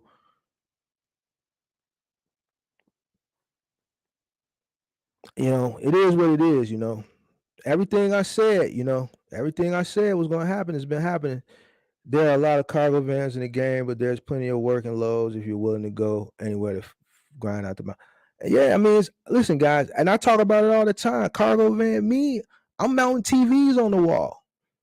I'm mechanically inclined. I know how to go get it. Like, I got a cargo van. I'm doing everything. It don't mean I have to do the same thing. Listen, if I know it's Black Friday, Best Buy. I'm telling you, I was there last year. Everybody was buying that 85-inch TV Best Buy had for sale for $1,099. You can't fit that in no car. You can't fit that in no SUV. You can't fit that. I could fit it in a pickup truck. You know what I'm saying? But if you got a 6-foot bed, you ain't gonna be able to close the door. You know what I'm saying? You're gonna have to ratchet it in. All right. A lot of people was going on them gig apps and was waiting on the gig people with the Sprinter vans to come pick their TVs up. Like, you got to know how to move and know what's going on and when it's going on and what's the right time for what time. Yo, I'm hustling. I'm hustling. I'm hustling. You got to know how to go get it. You're gonna have to do a little work, man. I need to go pick up whatever. I don't know, a TV. Mount it. Teach yourself how to mount TVs. That's $100 just to mount it. I'm telling you, it takes 10, 15 minutes. 10, 15 minutes, man. Get you a drill, get you the right things. They buying the mountain kit. Man, get you a stud finder and mount you some TVs. Get paid for the pickup, the delivery, and the mount. Charge $99 for the mount, $100. If it's a scope where it's a little bit harder, do an upcharge. Teach yourself how to hide the wires. They got a kit where you can buy. You can watch a video on YouTube that shows you how to do it. It's simple. It's not hard. It's easy. It's a lot of ways to make money out here, man. It's a lot of ways to make money. How do you start? I've been talking about how to start the whole show. Ran off with the plug twice. Budget steady calling. I ain't calling back. For a van or for a truck, is it any solo final mile gigs? Because it's hard to find help these days. I talked about the curbside final mile. I talked about it. I got a video. I did it like 2 weeks ago. Yeah, it's curbside final mile. It's limited. You got to find the right company that got an opportunity in your market. But I have to do it by myself because of the scarcity of help. Yeah, you got to look in the curbside final mile. I named a few companies, but you got to call around to all these companies to see if they have that opportunity. XPO, I'm pretty sure, has it. R&L Carriers has it. Some companies have it, but they're not hiring contractors. R&L Carriers has it. Ryder has it. Ryder Logistics isn't in every market either, and XPO has it. So you got to call around and you got to see who has it. No problem. Appreciate you checking in. Hit that like button. Been in the furniture business 16 years. You're 100% right. Yeah. Furniture business is taxing on the body. A lot of people don't want to do it. But if you want to make money, that's an easy way to run up a lot of money in less amount of time, but you're going to work 3-4 times as hard. And that was my claim to success. I've done middle mile, but I've done it for contracts that we had. I've never done it as a business model. Hey Mark, we got a customer way out in the middle of nowhere. It's outside Chicago. Don't none of the other 2 contractors we deal with out there want to go that far. How much is it going to cost? Man, I give them my rate and we run it. Me running middle mile as a business model, and that's final mile. That's not even middle mile. Just long distance final mile. Running middle mile as a business model, I never did it. You know what I'm saying? But it's a difference in money because you're dealing with a lot more work. But like you said, you're talking about achy backs, achy legs, all that. But that's what comes with it. With FineMind, do you need a DOTMC? Yep. You run a 26-foot box truck? Yes, you do. Box truck business, no joke. It's not no joke. It's not as easy as what people make it out to be. You're dealing with a lot of economic variables that a lot of people don't talk about because they're just not knowledgeable on these things. They're not advanced, and my subscribership has, and my viewership, and my my engagement. This is my biggest live, and I knew it was going to be. I finally hit 100 and some people on live, and I said, you know what? When I call this peak season thing right, it's a lot of people that's watching that want to see me wrong. But when I call this peak season thing right, that's when the gates are gonna open. And look what happened. My subscribership, my viewership for videos has all went through the roof within the past week and a half, 2 weeks. Yep. But that goes back to what, like, I was talking about earlier, like experience. You know what I'm saying? And I'm not knocking nobody that like, I like everybody. It's just one person that's getting on my nerves because he's like he tries to, like, but what he does is he tries to go bully people and stuff. But see, now he didn't see with me. He done met his match because I already exposed him. You know what I'm saying? I keep exposing him, so it's best that he leave me alone. He needs to leave me alone. Go play with something that's safe. Don't play with me. You know what I'm saying? Go play with something safe. It's different over here. It's different over here. So when I called that peak season thing, yeah, everybody opened their eyes like, damn, dude was right again. Box truck business ain't easy. You know what I'm saying? But if you have somebody to really walk you through it and you got some capital to start, you know what I'm saying? And you do your research, you exercise some caution entering, you do some due diligence, you exercise some patience, and some discipline, you'll do fine. But the way a lot of people were promoting it is just not true. And when I say a lot of people, I'm not even talking about people really on YouTube. And when I'm talking about Buddy, Buddy, he cool and all, but he just, like, man, Buddy just need to chill out. But for the most part, he all right. He just need to chill out. Most of the people I'm talking about is on Instagram. You know what I'm saying? It's on Instagram, selling these pipe dreams. And that's getting a lot of people in trouble. I'm not talking about their courses and things they selling. I don't care what they sell their courses for. When I be talking about, I just be joking. But they're promoting this business as if it's easy, and it's not. It's not. You know what I'm saying? It's not easy. And they're not talking about those economic variables because they probably don't know how to present and talk about these things. Like, for me to forecast things, like, man, in August and say, yo, everything that's happening now, to say that shit back then, that comes with experience.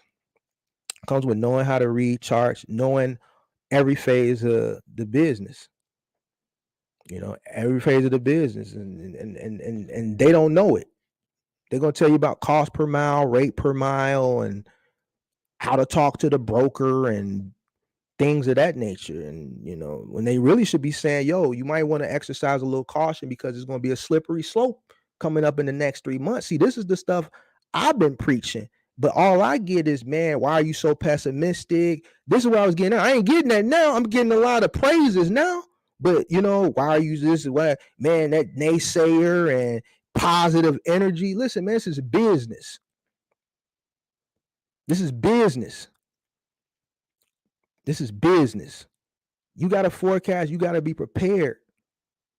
You got to know these things. It ain't about naysayer, optimistic, good energy, good vibes. Yo, we finna have this coming up. Yo, get ready.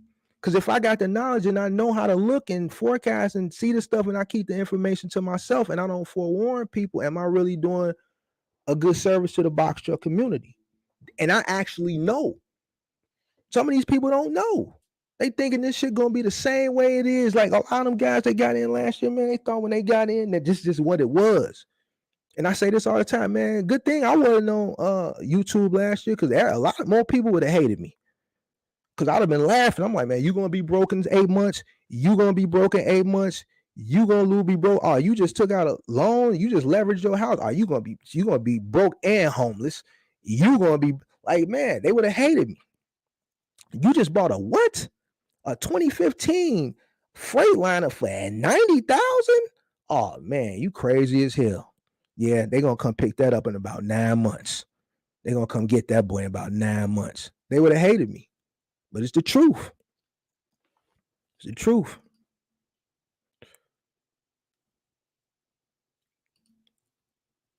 Everybody watch Amazon Relay videos and now they're stuck, man. I've been saying Amazon Relay wasn't where it's at. I've been being very critical. Let me take that back. I ain't saying Amazon Relay wasn't where it's at. I've always just been critical of Amazon. You know what I'm saying? And right now, it just is what it is. I don't put all my eggs in the one basket. And I preach that. And I got backlash for that, man. Put all your eggs in one basket, man. You don't never put all your eggs in one basket, man. Never. Never. Anybody that tells you to do that, they're crazy as hell. Man, we don't put all our eggs in one basket. Never. Never. Never. So I don't even understand why a person would tell me, don't listen to him. Go put your eggs in one basket. Man, please. And I've been real cool tonight, man. I didn't go ham. I ain't been going ham tonight like I was going the other night, man. I went ham the other night. Okay, cool. Just make sure you're the right rate. I'm looking online, seeing the Sprinter van retail $89 a day, $350. Yeah, that's good. I mean, I think it's fair. I mean, it's a little bit more than what I would want to try to stick. I say 250 to 350, but if I can find something around the 250 to 300, that would be even better. Because now you got to make a damn near $100 a day. And then you figure like, okay, you do 100 miles. Let's say it's about another $25. Let's say your cost is 100, and then whatever your insurance costs, that's, you got to try to make. But see, here's the thing: if you're running like, let's say you can get something guaranteed like $300 a day, right? Boom, with like, let's say a T-Force or a Waco, something like that, or a medical supply. Now you're making about 175, let's say 200 a day, and then you can supplement that with doing maybe an Amazon Flex route, bringing you up another 100. Now that's going to eat up your cost, for the day. Like you could do an Amazon Flex, let's say for 100. Now that's going to cover the cost of your van, and then whatever the dedicated route you got, whether it's for like Staples or Office Depot or like, let's say Spoke doing medical supplies. Now you can looking at that as profit. You taking a gig to cover your costs, and then your dedicated stuff to, that's your profit. You just got to have a plan. That's how I would do it. I would do a gig to cover my costs, and then my dedicated route is my profit. Laughing my ass off. I started January renting from Ryder 2K. I'm sorry, man. I don't know what to say. I'm sorry. 2K a week. Man. I do moving down here in North Carolina. Hey, man. Shout out to all my movers, man. Shout out to y'all, man. I know what it is, man. I know. My back, if my back will tell you. I definitely know. Hey, man, people ain't feeling that 2K you was paying back in January. Man, that ain't nothing, man. Somebody told me she was paying $2,500 a week with Ryder. Hey, man, Ryder is a stick-up artist. Ryder is stick-up artist. Progressive is stick-up artists. Like, I'm telling you who the stick-up artists are. Ryder, Progressive, all stick-up artists. Hey, bro, is there any way you can't install ELD to the truck and you don't want to write down on a driver daily log? I'm talking about, is there any app you can do logs without install device? Hey, bro, is there is a way you can't install ELD to the truck. You mean can install ELD to the truck and you don't want to write down on driver daily logs? I'm talking about is there is an app you can do logs. Nah, man, you gotta get the ELD.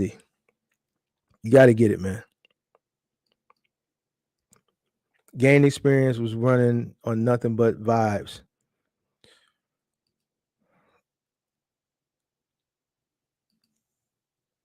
I had no choice but to be OTR. Yeah, at that rate, you didn't have no choice. But you came into a time the rates was high, but your cost of entry was high, but rates were still high back then. You felt it once everything started to go down.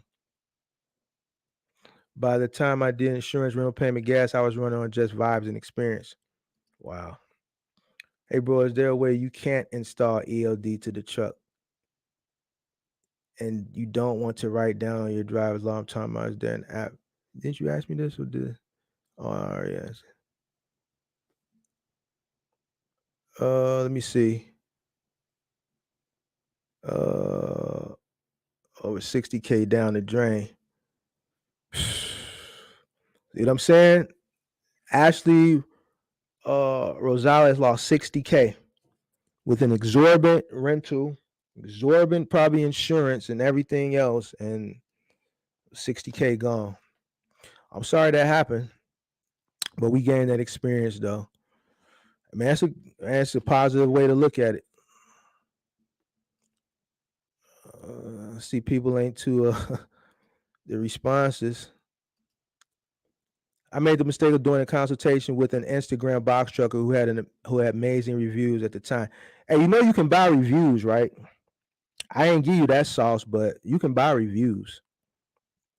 You know, you can buy anything now. You can buy reviews, and I'm not saying they're real reviews. Depending on the web builder you build, you can like okay. So for let's say for not Spotify, what's that? Shopify. You can buy reviews. You can build out a whole website like you've made 1 million sales with the thing popping up. Julie just bought these jeans in New York. Mike just bought this hat in Chicago. Like, man, they got all that built out for you to make it seem like you just this big business and you just been in business for so long and you're making money even right now while you're currently looking on the website. It's cap. You can buy anything.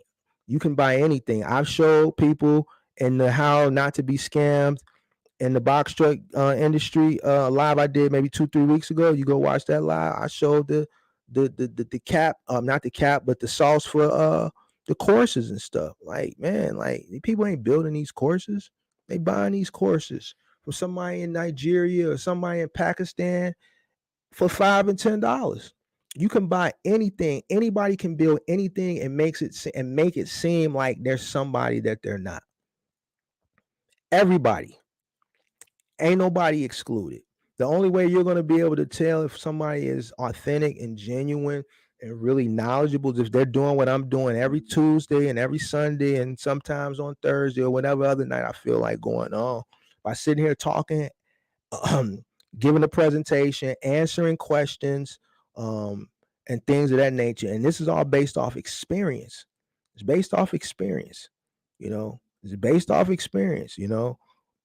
And that's it. Where a lot of people mess up is they I don't know what your situation was or why you made a mistake. Maybe you didn't get any value from it. But a lot of these guys that are doing it, if they are in the game, they've only been in the game probably just as long as you. You know, so they really don't have that knowledge tenure to even be selling someone something, because what's going to happen is they're only going to be able to take you so far because they haven't gotten far. They're not going to be able to take you as far as a person who's been in business 3 years. A person who's been in business 3 years ain't going to be able to take you as far as a person that's been in business 5 years. 5 years person ain't going to be able to take you as far as a person that's been in business 10 years. And so on and so forth. You know what I'm saying? So on and so forth. There was a guy who parked on my yard, a trucker. He actually owned the yard in the warehouse. And he ended up selling it for $1 million. to who had became my commercial landlord, and he came with the property. So he sold it to him for $1 million. He was a trucker. He ran into some hard times. He sold the warehouse, the truck parking yard, um, to a guy and who was a developer, and he stayed on the yard in his truck. He lives in his truck. He took the $1 million in 3 years. He snorted coke and had sex with prostitutes and blew through the $1 million. All right. So when I come around, my landlord, commercial landlord, I ended up taking over the warehouse. Yeah, he's still there. He got on my nerves, older guy named Ron. But because he had been trucking for 30, 40 years, even though he was a retard and he's had multiple opportunities, he's been a millionaire twice, and he's messed it up both times, and he lives in a semi truck like a Viking. Is one thing outside of all of that, is one thing that he had: knowledge on trucking. Knowledge on trucking. Even though I got tired of looking at him, he's living rent free on my yard. He just comes with the property. You know what I'm saying? But there's a lot of things I learned from him. A lot of things I learned from the old man. So I feel like he was placed there purposely for me. There's a lot of things I learned from him, and I can't take nothing away from him, even though he's a nuisance. I can't take nothing away from Ron because he got 30, 40 years in the trucking game. Like, when I need things or questions and things of that nature, I remember when Grange dropped me. They didn't drop me, they just didn't renew me. And my broker called me and he was like, man, we're not gonna be able to shop you and find another insurance company. We don't have enough time. It's less than 30 days. You're gonna have to go with Progressive. I told this story, but I didn't tell this part. So you're gonna have to go Progressive. And then next April, my insurance renews in June. He's like, April, I'm gonna start shopping you. I'm gonna start shopping you 90 days out. He's like, but man, you're gonna have to tough it out with Progressive for a year because Grange just didn't renew me. I think we had an accident or something. Renew it, they just didn't renew me. I remember Ron was telling me about OIDA because that's the insurance. I had never heard of OIDA. I didn't end up going with OIDA because they wouldn't accept me. I forgot what they told me. I think it was something like my fleet. They don't deal with fleets. They don't deal with people over 3 vehicles. Big fleet. So I was somewhere between 12 and 15 trucks at that time. So they wouldn't take me. They only deal up to three vehicles. I think that's what they told me. But even in that situation, he was able to give me information and point me in directions that I didn't know existed. You know what I'm saying? So, when you're picking a mentor, or you're picking a coach, or you're picking a person you can pick whoever you want. But it's always best to pick someone who has some type of tenure. Um, because they're going to be able to give you more value. Like I said, a person with 10 years is going to give you more value than a person with 2 years, so on and so forth. So it's just a learning lesson. Shorty had no idea what she was talking about. Worst mistake I made. I was a chick. Oh, wow. I had a consultation with a lady last week, and she said she took a consultation with a lady that was telling her about final now, and she said, man, yeah, you just get the truck and then you pay your driver $80, and you pay she said you pay your driver like 90, or it was nothing was 100. So she was like, you pay your driver $80 and you pay your helper like $50, $60. I'm like, yo, who's gonna work for that? She was like, that's what I was asking. But she said that's what you pay. I said, man, then she told me a bunch of other stuff. I said, man, don't none of this stuff make sense. I said, first of all, you're not gonna get nobody to work. And if you do get somebody to work for that after the first day, they never gonna come back. Like, I'm telling you, I'm paying my driver $250, $300 a day. Like, you telling me $80? My guys make more than $80 in tips a day, a piece. So, a lot of shit that people be kicking just don't be realistic because they never been out here before.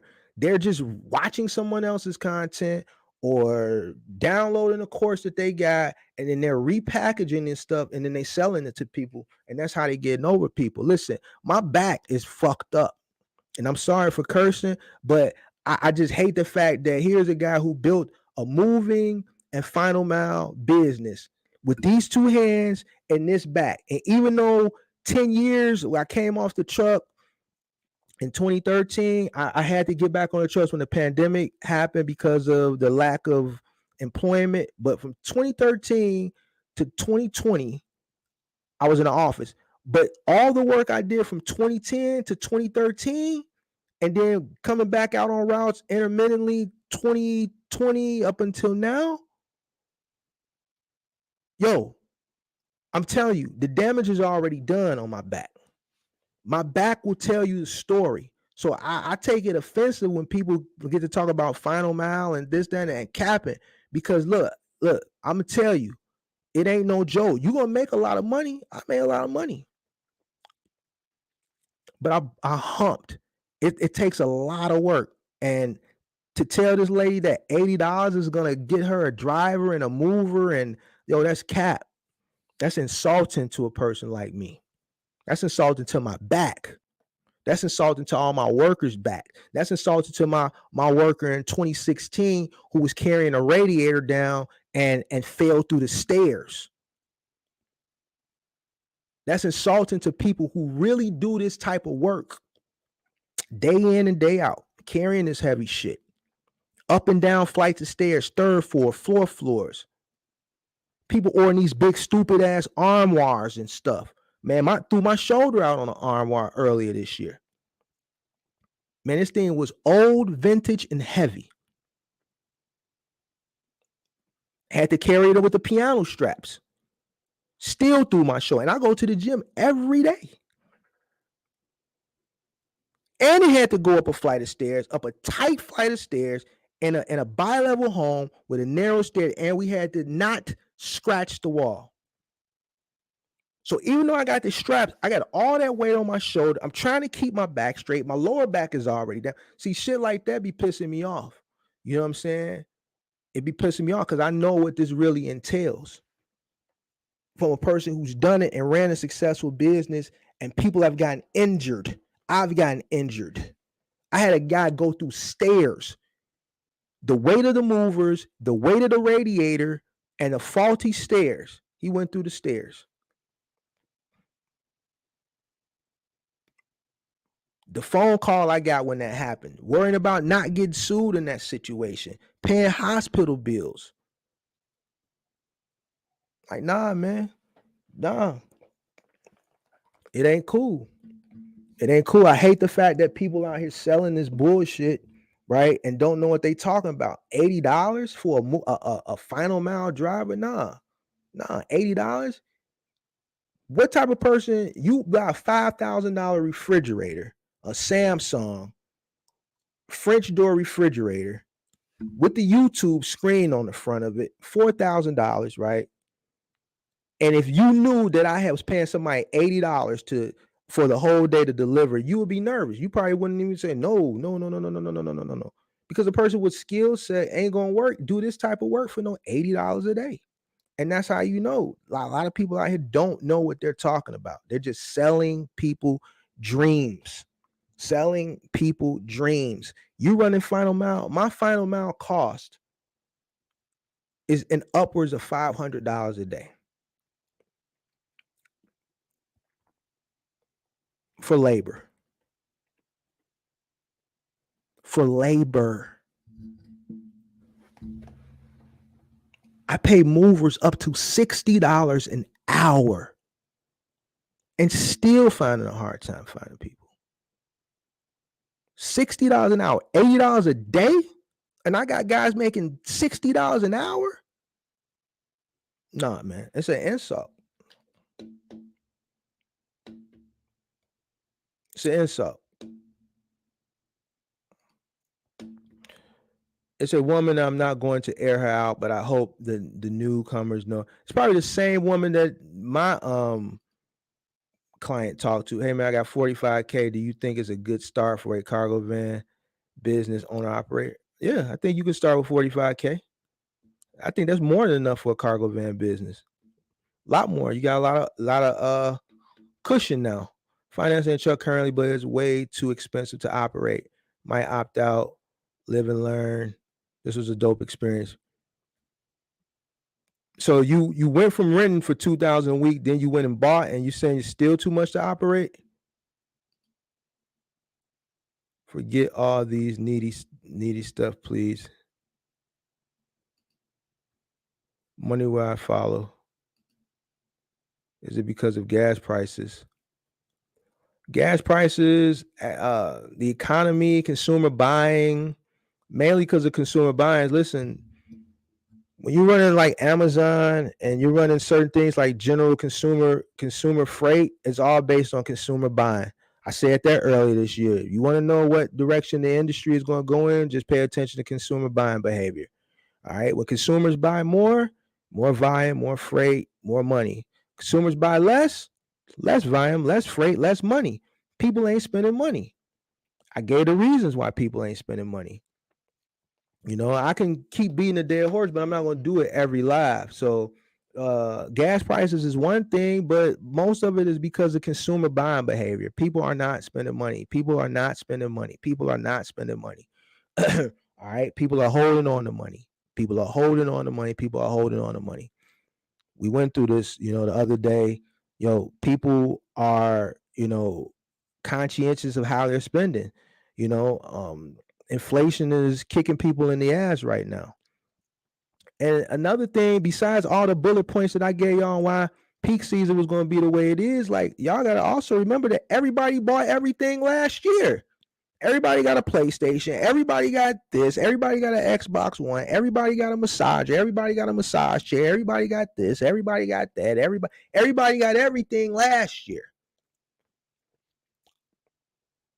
You know what I'm seeing people buying for Christmas? The little people thing, man. I'm gonna upgrade my wife's things that you don't get shipped. Man, I'm just gonna upgrade my wife's ring. Man, I'm going to engage and propose. Man, I'm going to do this. It's not like most of the stuff that people are telling me that they're going to do, like for their significant others, is things that that don't involve like freight. A lot of people bought a lot of things last year and earlier this year. I had a friend who bought their son a PS5 the other day. I'm like, you ain't going to wait for Christmas? Nah, I'm just going to buy it now. So, I mean, shit. The economy, man, people's buying patterns have shifted, man. It shifted, and could it be same for cargo vans? You think? No, I'm telling you, cargo vans is a little bit different. You're running final mile, all right? You're running final mile. Another reason why the peak season is mute is because the freight is already where it needs to be. I gave that spiel the other day and last week. Everybody has their Christmas freight already. They've been had it since May, April, March. All right. When the supply chain was messed up, when that stuff finally started getting pushing through, plus all the extra stuff that the retailers ordered just in case there was another COVID shutdown, they said, we're going to overabundance because we want to make sure we don't run out of stuff like how we did this last time. By that time, he's probably new, so I'm going to repeat it. Consumer buying patterns had shifted. So now that stuff has been sitting. It's been sitting all year.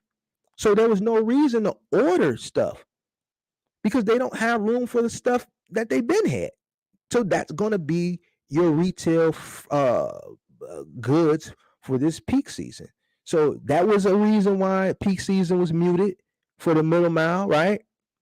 That was one reason. Consumer buying behavior, right? Freight already being where it needs to be, right? And then the third thing is everybody already got everything. The third thing is just a bonus I'm just throwing in there. The first two things is what really matters. Freight is already where it needs to be. It's been there all year, and consumer buying patterns have shifted. In order for things to change and things to go back up, consumers got to start buying. The consumer buying behavior needs to go in an upward. People need to start buying, right? and you'll start to see more volume, which will in turn bring more money. But there's still a lot of FUD, fear, uncertainty, and doubt that's being spread. They're spreading this diesel shortage, which I said, somebody asked me that 2 weeks ago. I said I wouldn't worry about that. I don't think that's going to happen. The uncertainty I'm worried about is what's going to happen in Q2 of next year. I'm looking into next year. Q1 is going to be bad. It's going to be worse than it is now. All right. But as far as the van, you have options. You got options. You got options. You can do final mile things. People are still ordering things. Obviously, it's a lesser um you're operating with lesser, you're making less money, but you have more consistent work. You don't have to deal with a 26-foot box truck person is dealing with high cost of entry, high expenses, and low rates, low freight rates. So the freight rates aren't with what people are paying to enter and what people are paying for their costs. The freight rates ain't getting them over their costs.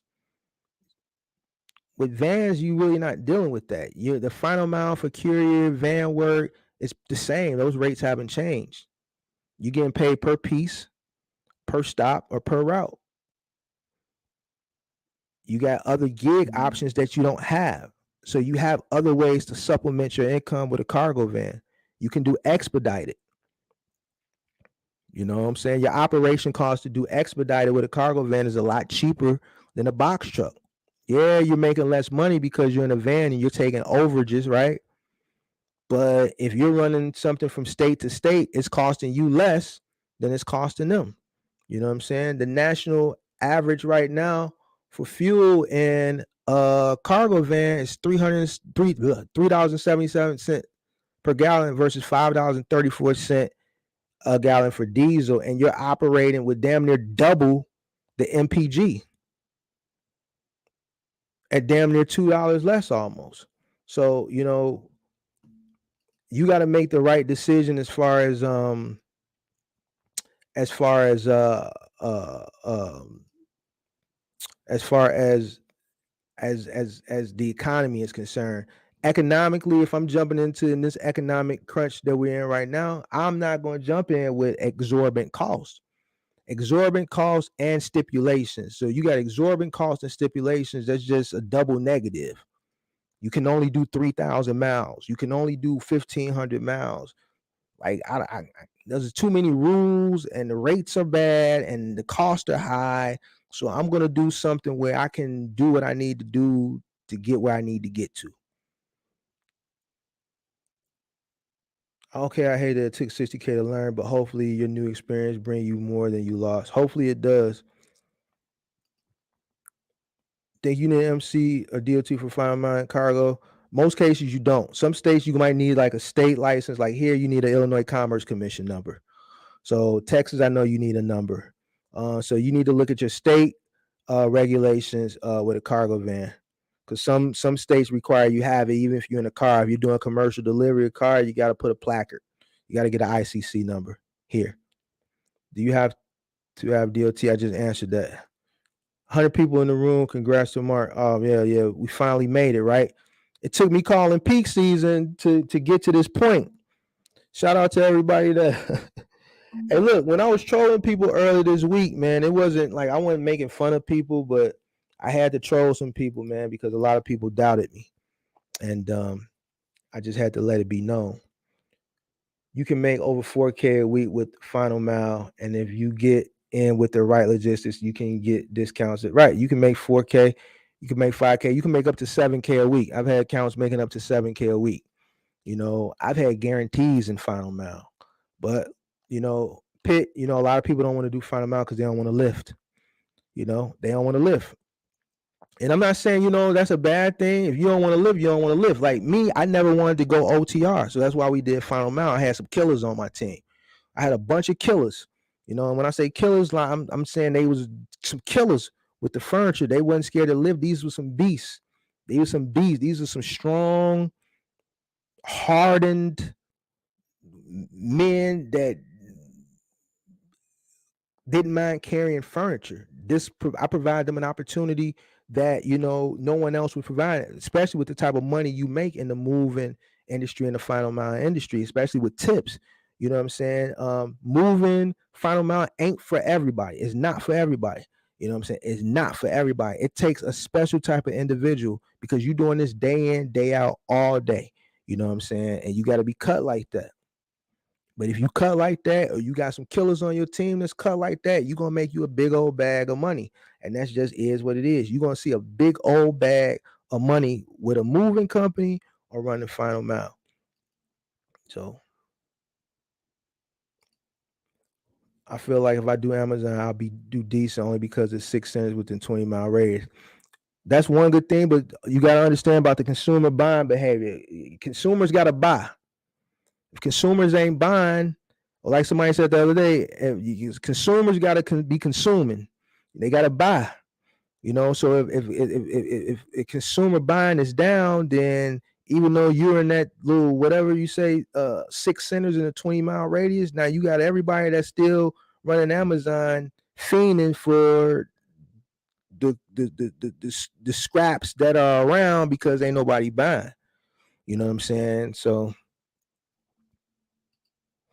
what we need right now is people to start buying again. And I don't know, and no one knows. Like, it's still too early. There's still a lot of uncertainty in the market. What's the earning potential weekly for a cargo van? Do you think cargo van work will be steady for 2023, looking to pick me one up? I think it will be. I think gig work, I think final mile work on a smaller package scale ain't going nowhere. People buy things from home and it has to get delivered. Listen, you see Amazon Relay people complaining. Outside of the normal complaints from DSP contract owners, the normal complaints, I don't see them complaining. DSP is fine.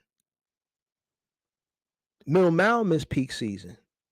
DSP is still going to see a peak season. It's not going to be high volume like normal, but it's going to be an increase in volume.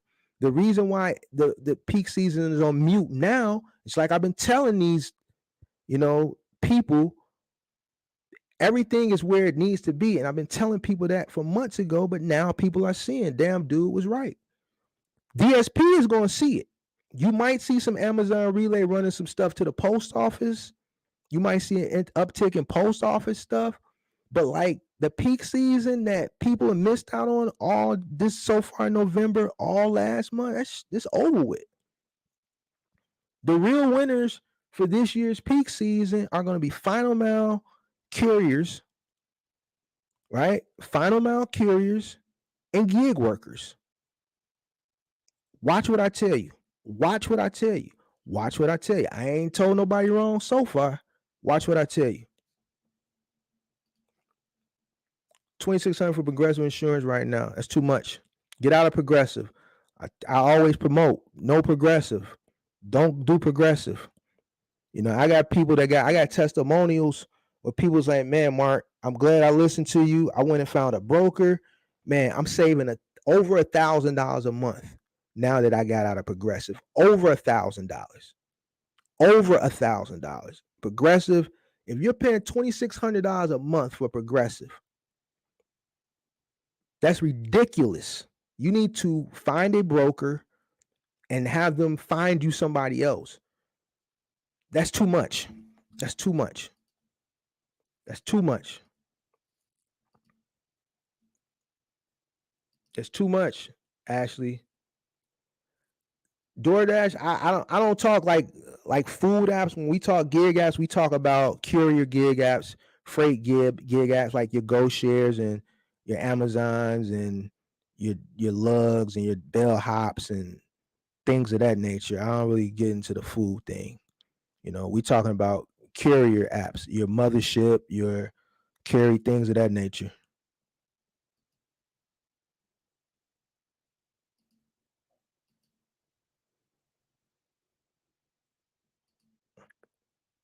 Yeah, hit the like button, hit the like button, hit the like button. What time is it? 11. I bought a 26 foot box truck cash. Looks like there's no choice but to go OTR based on low boards or do moving company like you said. Moving company is a seasonal business depending on based on where you're at. but obviously you'll make a lot more money with consistent business with a moving company. Obviously, it'll be a lot more labor, but you'll see a lot more money. Um, if you own your truck outright, I guess now you're looking to just recoup your initial investment. So yeah, you can go OTR. You're not paying a note. I'm pretty sure you want to recoup. So I would go ahead and, yeah, and get on a load board if that's the way you want to go, and I'll get to work. You have an advantage over a lot of people. You were able to buy a truck cash. Hopefully you didn't buy one of them $80,000 trucks cash, but you don't have that note coming in or coming out every month. You just trying to recoup your initial investment. Angie's List worth paying for cargo. I go try Thumbtack. That way you can pay for the leads. Angie's List and Home Advisor. Angie's List bought Home Advisor. They merged, one of the two. And Home Advisor is a ripoff. I'm telling you that because we used Home Advisor for my junk removal business. And I was paying $25-$30 a lead, and and it just wasn't worth it. Like, it just wasn't worth it. We were making more money off Thumbtack than Home Advisor. And the leads, junk removal lead on Thumbtack was somewhere between $5 to $9, and I'm paying $25 to $35 on Home Advisor, which is Angie's List. So I would stay away from Angie's List. I would just go Thumbtack. And Thumbtack ain't been all that great this year. I don't know what's going on with them. I think they're trying to go public, so they're getting really cheap and really funny. But it's way better than Home Advisor.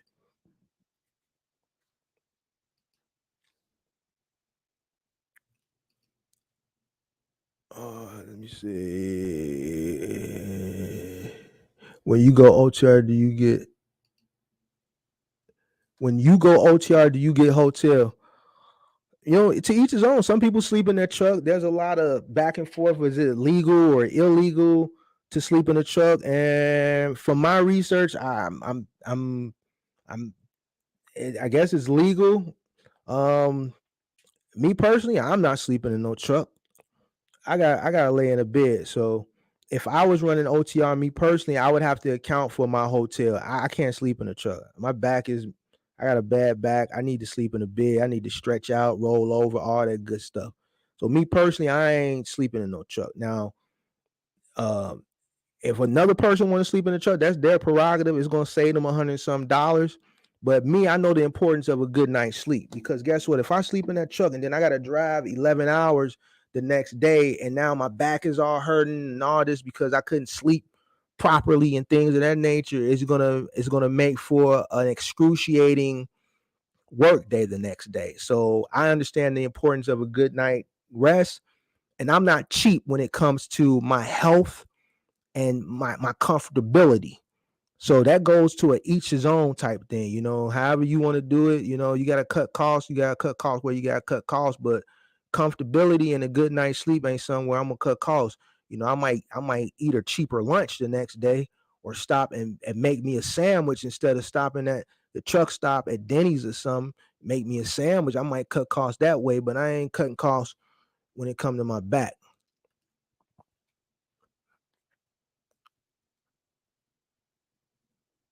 Let me see. Amazon requirement for insurance in Japan. 7 I guess Ashley is having some conversation. Big learning curve. Yeah, they're talking to Ashley. I'm talking about after you bought your truck, pay for your this for Ashley. Hey Ashley, man, a lot of people curious to know why you lost. Like, that's 60,000 you lost. That's really.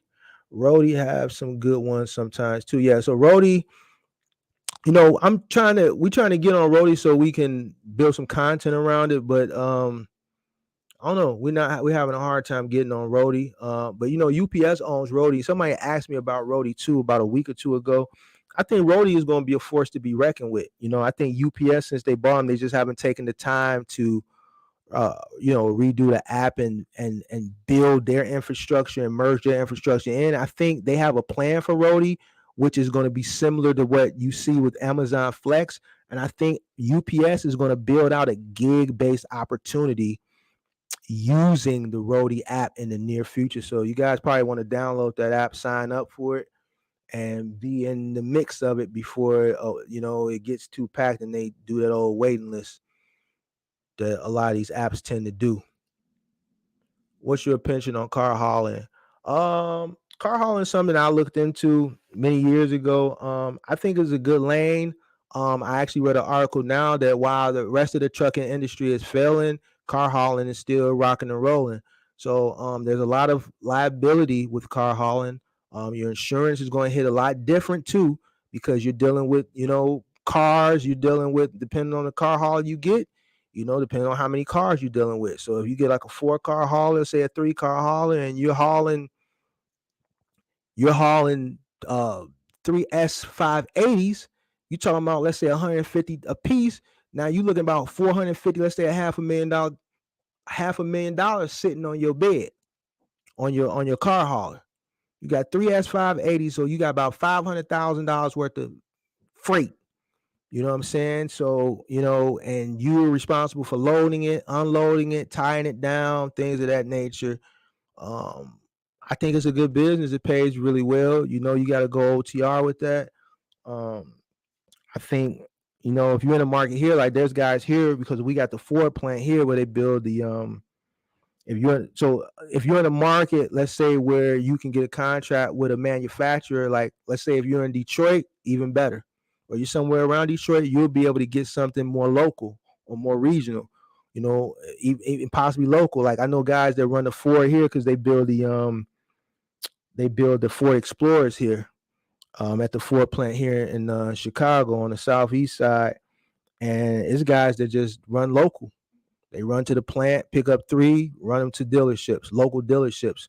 I think they making. I know a guy was doing it. I don't know what the rates are, but he told me he was making like $900 each run. He had a 3-car hauler. They were paying him $300 for each car. He said he would do it like 2 or 3 times a day. And he was just running the local dealerships. I think it's a good business. Me personally, not something. Once I researched it with the insurance and things of that nature, I didn't want to.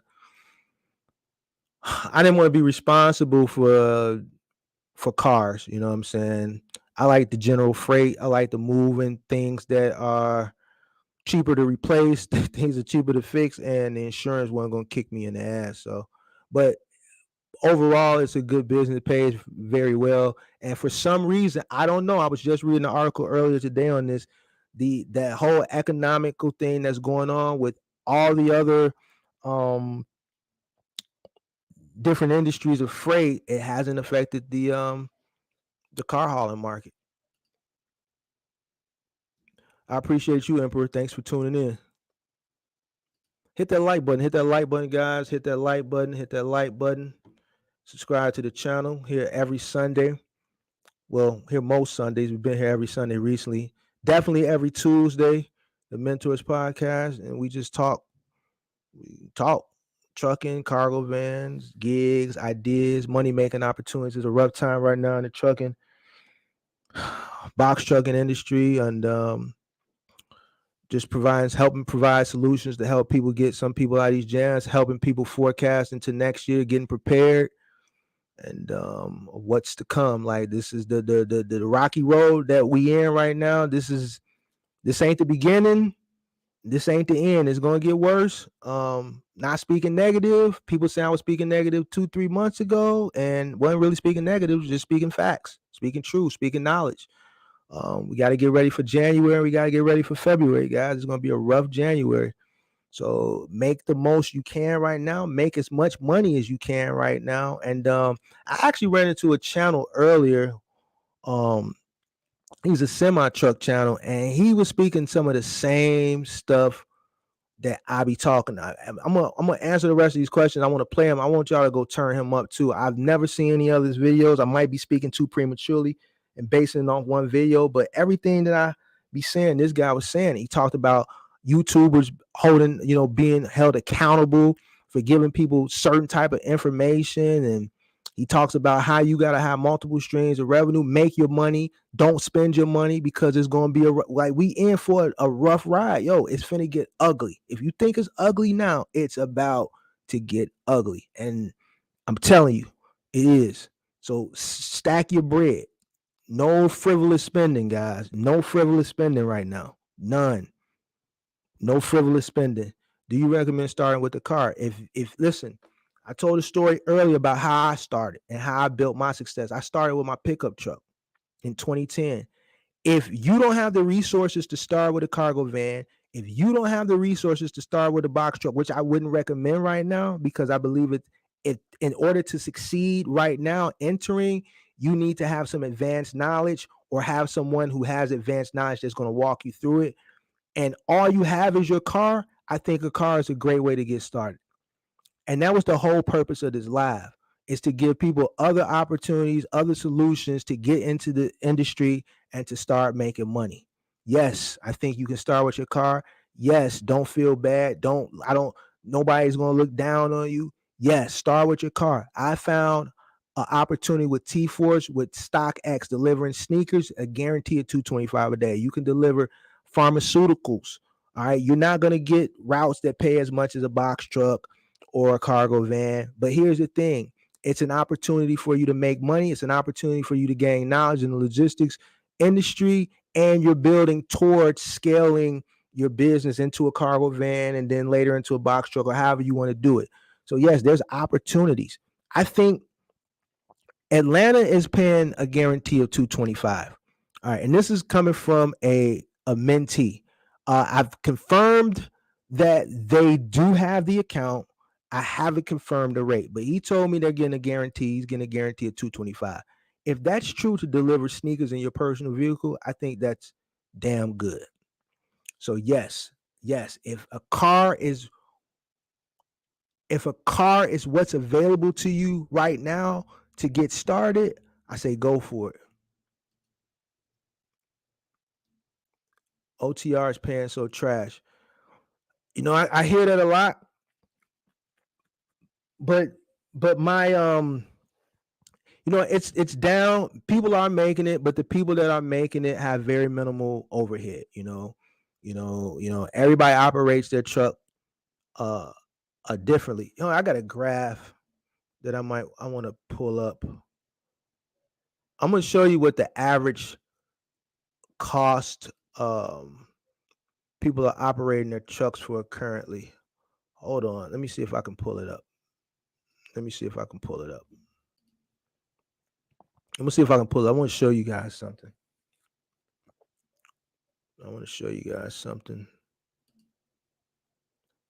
They were offering 800 miles for $1,000, and comments said, "You are fighting for this load with 53-foot vans that can take this load as a partial."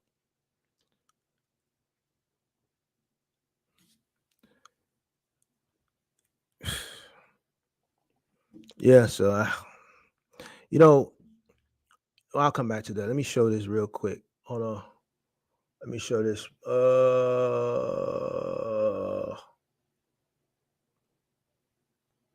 Let me show you the current cost to operate right now. Let me share my screen. Let me see if I can share screen. Hold on.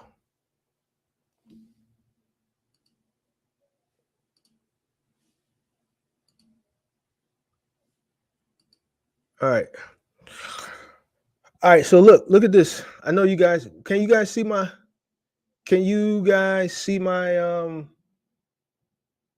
I think you can't see it. I see it. All right, so look. See this right here?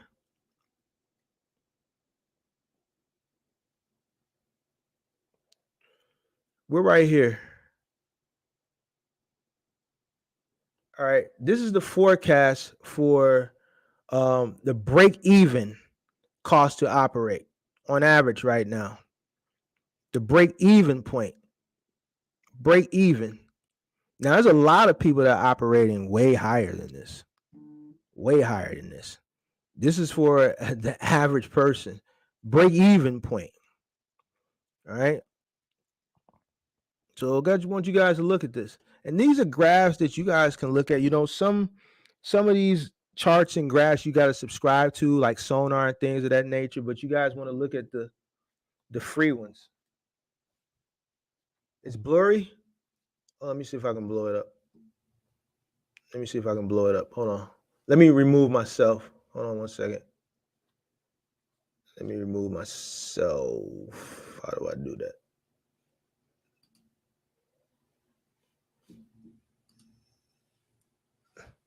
Is that better?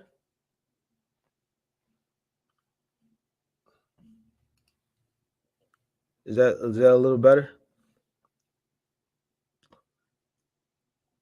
All right. So I want you guys to look at this chart, and this is current break even cost to operate a truck. All right.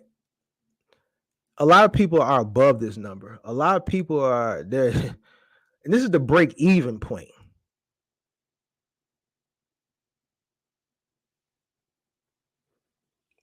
So take a look at this chart, guys. You know, oh, got a super chat. Got to jump out of this. Hold on a second, or whatever they call it. All right. What's your opinion on car hauling? Oh, I thought I just answered that one. All right. So my opinion on car hauling, I think it's I was just reading an article earlier. It's one of the few lanes in trucking right now that's still doing good. I think as long as you have a good driver, if you're not going to be the driver, as long as you have a good driver who is trained very well, because you're hauling some really expensive cargo. Like I gave the example a few minutes ago. Let's say you're hauling 3 Mercedes-Benz S580s. That's about $500,000. Just you got 3 car hauls, about $500,000 worth of freight that you're hauling. So not only is the freight that you got to worry about, you got to worry about scratching it, nicks, dings, things of that nature. So your insurance is going to be a lot different. It's going to hit different than hauling like general cereal or whatever, paper or toilet paper or bottles of water or ink pens or whatever you're hauling. When you're hauling cars, your insurance is going to hit different. But as far as its place dealing with all the economical things that are going on with the trucking market right now, I literally read an article earlier that the car hauling industry, the car hauling lane is rocking and rolling. And I haven't done the research on why. I find it kind of funny that people are buying cars, but the Ford plant here makes the Ford Explorer, and there's a lot of cities that use that for police cars, so interceptors. So you got a lot of cities, municipalities that buy certain cars. They buy fleets of cars and things of that nature. I don't know if consumers are necessarily buying cars, but all in all, the car hauling business is still booming. It's booming. Um, the cost of entry, if you got it, you got to buy your trailer, your 3,500. Your insurance is going to be on the higher end, but you're making a lot more money hauling cars because your liability, your risk is there. So anytime you're running a business where it's a high risk, it's a high reward. This is definitely a high risk business. It's just like moving.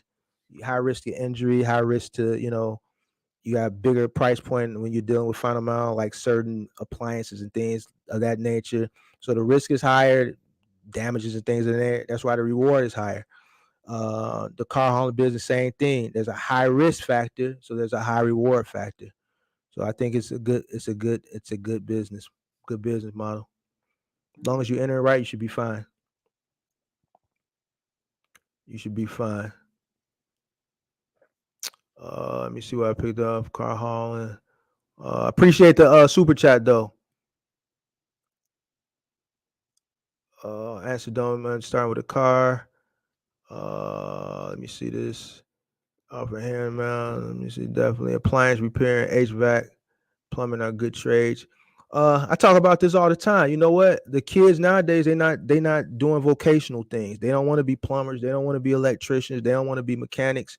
You're right, but that's why it's a shortage on all these jobs. Like, man, I had a warranty for my washer and dryer, and it took 4 weeks to get somebody out here. When the guy finally came from Sears, he said, man, it's only 2 of us covering this whole half of the city. And I'm in Chicago. So it's a big ass city. So, same thing. Has anybody tried to get an oil change lately at a dealership?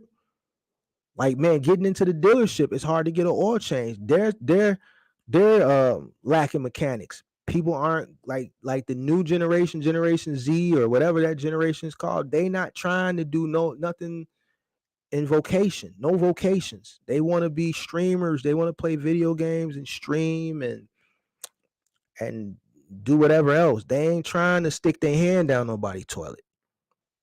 They ain't trying to get electrocuted a few times. They ain't trying to stick their hand and be all greasy and changing oil and taking out alternators and all that stuff. They ain't doing it, man. Like, to wait to get an oil change. I hate going to some of these 10-minute places. I like sending my vehicles to the dealership. Certain vehicles I gotta send to the dealership. I just gotta wait. But like American made stuff, even with my diesel mechanics, that like the truck repair for my trucks, like, it's hard getting in there.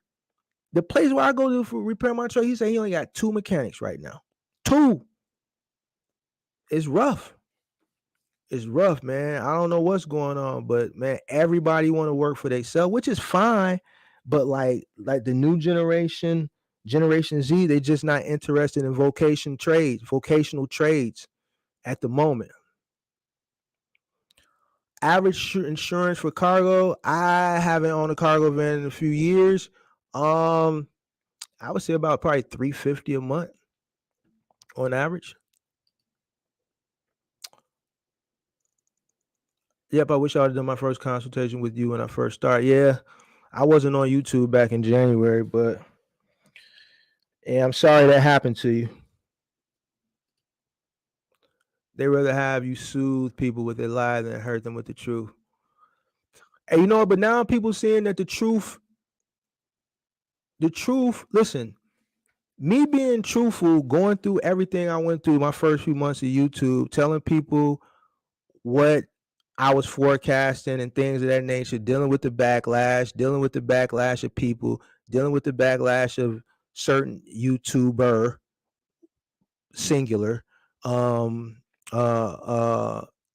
with people saying I'm being pessimistic, dealing with, people going on other people's lives, asking them to comment on my content like the box truck bubble and telling them, man, this YouTuber saying there ain't gonna be no peak season, which I never said it wasn't gonna be no peak season. I said it's just gonna be not what you think. Prepare wisely. It's gonna be not good. And I had to deal with all that, but I was telling the truth. And now here you see the truth prevails. The truth prevails. Now, how people comprehend and take the truth, that's a whole different thing. But a lot of people gonna sell people cap so they can get ahead, and that's what a lot of people have been doing. They've been selling people a lot of cap, and I'm trying to do my best to tell people the truth, and hopefully, I don't have 50, 60, 70,000 Instagram. I'm not heavy on Instagram, and that's where a lot of people that are getting sold this information is at. They're getting this information over on Instagram. You know what I'm saying? And it's unfortunate, and I'm doing my part by spreading the truth. So hopefully I can, if I reach one person a day, I feel like I did a good job. But it's unfortunate that people are falling victim to just, and I'm not calling it scamming. I'm just going to call it ill-advised information. Ill-advised information. You know what I'm saying? It's just ill-advised information, and people got to do their due diligence and realize that. Yeah, you financing an $80,000 intertractional. Damn. Yeah, man. So you got coming and you got going. You was paying $2,000 a month. I mean, $2,000 a week for a rental truck, and then you said, Skip, I'm gonna go buy a truck. You bought an international for $80,000, man. Yeah, man. I'm sorry, Ashley. Hey, Mark, the truth cut deep. I needed this early in the year. I'm running gigs out my soccer mom van out here in LA now. I'm working full-time, working with my CDL, and working full-time, working with my CL with shaking my head. See what I'm saying? And I've been telling people. Thanks for being honest, man. Like when I give people the truth, it's not like I'm just being honest, and I'm telling people how to get the money, man. I'm telling people how to get the money. Like, them dreams of owning a box truck, 26-foot drop, those dreams are okay, but man, you might have to take a few stepping stones right now. The game different now. It's different. The industry is different now. It's different from when I entered in 2010. It's different from where it was right prior to the pandemic. It's different than even where it was a year ago. At least a year ago, people came up on this large lump sum of money and they were able to enter. But now a lot of things that happened last year have caused what's going on now. And if I sat up here and told you that the cost of entry and don't worry about it, you're gonna make it and this, that, and the third, man, I'm gonna be lying to you. A lot of people not gonna make it. A lot of people not gonna make it. If you enter right now, it is gonna be rough for you. It'll probably be easier to enter from a cargo van and then work your way up to a box truck. That's why I've been giving people the gig stuff. That's why I've been giving people the cargo stuff. And that's why a lot of my content lately has been focusing on 2023. I did peak season. I told people peak season, this was going to happen 3-4 months ago. August 29th, when I dropped my first peak season video saying, hey, man, it ain't going to be what you waiting on. Stop listening to people. It ain't going to be that. And here we are. I did that. I told y'all what was going to happen. I'm ahead. I always say I'm in 2023. Mentally, I'm in 2023. My content is in 2023. I did the video earlier this week or last week. Hey, man, leave 2021 in the past. A lot of people still stuck in 2021. That shit over with. It's gone. It's over with. It ain't coming back. Once in a lifetime opportunity. Probably never see that type of bread given to you ever again, maybe in life.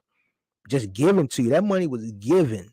That shit over with. It's done. Forget about it. I'm so sick of hearing about how last peak season was and this, that, and the third. Man, rates was this and rates was that. Man, that's over with. You living in the past, man, you're going to get left behind. I'm going to be in 2024 and you just going to be still in 2022.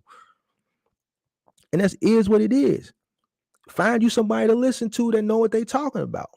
Or listen to a few different people. Take this from, I'm not doing those cost per miles and those RPMs and all that stuff. I leave that for other people. I base my content always from an economical approach. And my content is a lot riskier than other people's. I get it, but I know what I'm talking about. Everybody else was talking about get ready for peak season, get ready for peak season, get ready. We finna run this bag up. We finna run this bag up. I'm the only one saying, okay, you ain't finna run nothing up. And here we are. The only one. The only one. And here we are. I'm the one who's been putting people on gig apps. I'm the only one that's been then saying, man, this, that, and the third. Everything I say is falling into place. Everything. I just don't study the box. I don't have to study the box truck. I've been doing it for too long. I'm entering into retirement. I might, the way I might stay in the trucking game is just full consultation. Just start me a consultation trucking business. And this is my way of just staying in the trucking game. Just consulting people. I can clearly make a successful business out of it. Because I know what I'm talking about. So, I try to tell people the truth so that they don't get themselves hurt. When I was telling people peak season wasn't going to be this, that, and the third, yeah, it might seem like I was speaking negative, but I was really trying to warn people. Because a lot of people, they live above and beyond their means and they banking on something that I knew wasn't going to happen. So I was trying to warn people, don't go out and do nothing stupid. People was, man, I'm going to go get me a this. I'm going to go get 2 more trucks for peak season. Why? You might not even have enough for 1 truck. And once again, here we are. Here we are. Well, hot shot. I think hot shots are, that's not my thing. Hot shots ain't my thing, but Entre Mike does hot shots, and he just put out a video a few hours ago said it was trash. And I take his word. He's one of the YouTubers that I think is solid. So I think you should go subscribe to Entre Mike. He's the hot shot guy, and he's saying hot shots is trash right now. So if he's saying it's trash, I believe it's trash because it runs off the spot market too. So for the most part, so it's a spot market. It's a spot market lane. So here's the thing with hot shots, you running. Listen, with hot shots, you running a lot of, and I'm gonna talk about this Tuesday. I don't want to start talking about Tuesday's content too prematurely because then I ain't gonna have nothing to talk about Tuesday. But and I didn't even finish my PowerPoint presentation. Hot shots, a lot of that hot shot is like building material things that go on a flatbed. People like house building has slowed down right now. So that's another lane. Like all your flatbed, when you look at the charts, like flatbed trailer loads is down too. Because a lot of that was based around, a lot of that freight is based around, even the hot shots with a trailer is based around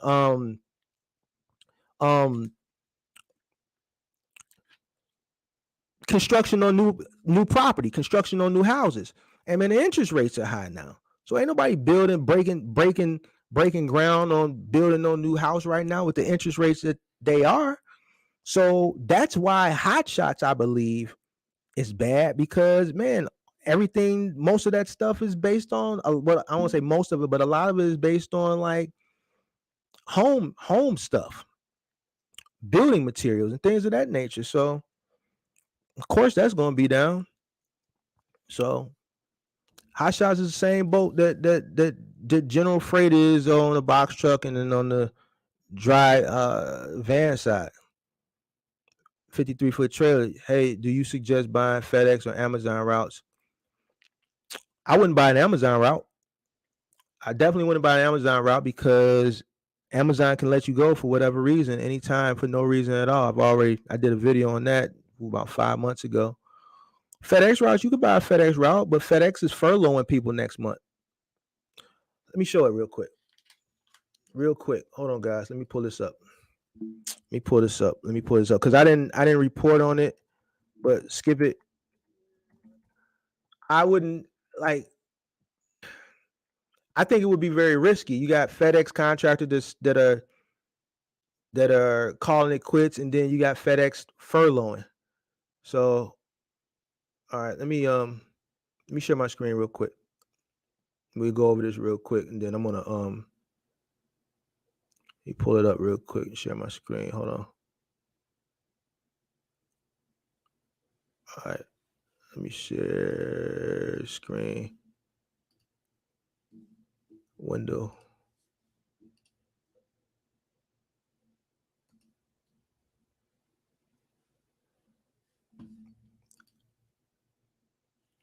Let me move this out the way. All right. So FedEx Freight to begin driver furloughs next month. Move designed to match staffing needs with slowing LTL demand. Hold on. Come on. Why is it freezing? Hold on, y'all. It's freezing up.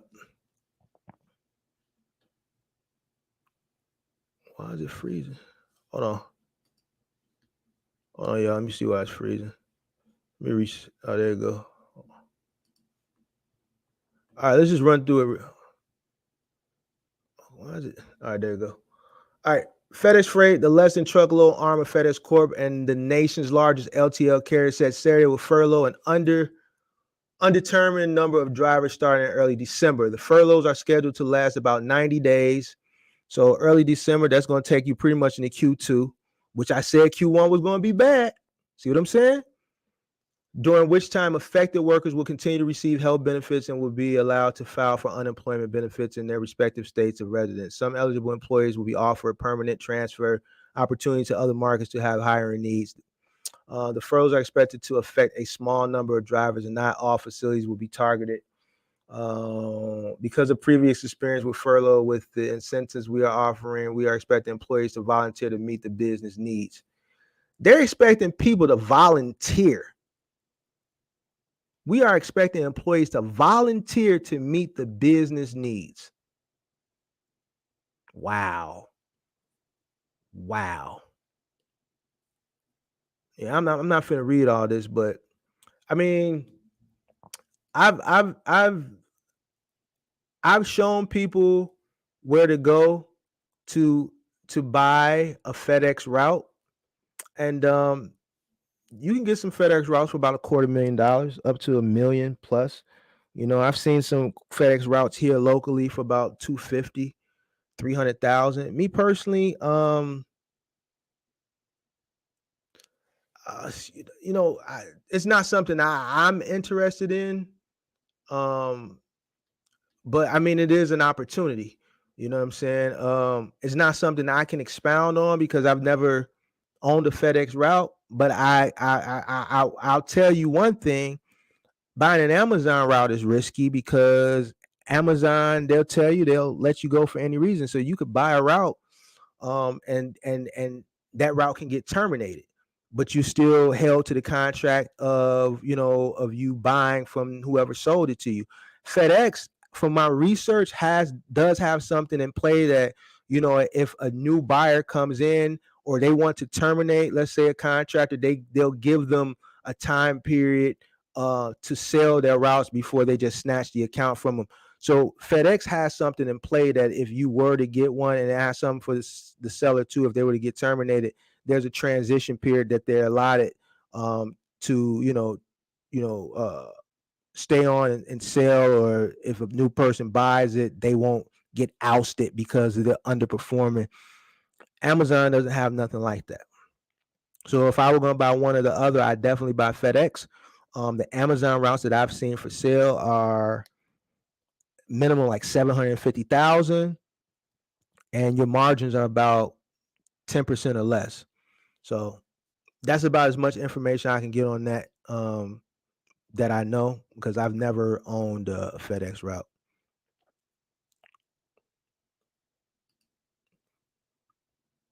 Yeah, he said I dropped the FedEx sauce in another video. Yeah, you gotta go back and watch that FedEx video where I went a little bit deeper. I took you to the sites to buy it for the low and the cost, and like, man, you can get a FedEx route if you got the money down and things of that nature. You got everything paid. You got some liquid capital and things of that nature. You can finance a FedEx route. I saw one with about 7 vehicles for about $3,600 a month, 10 years. I think it was $3,600 a month for 10 years.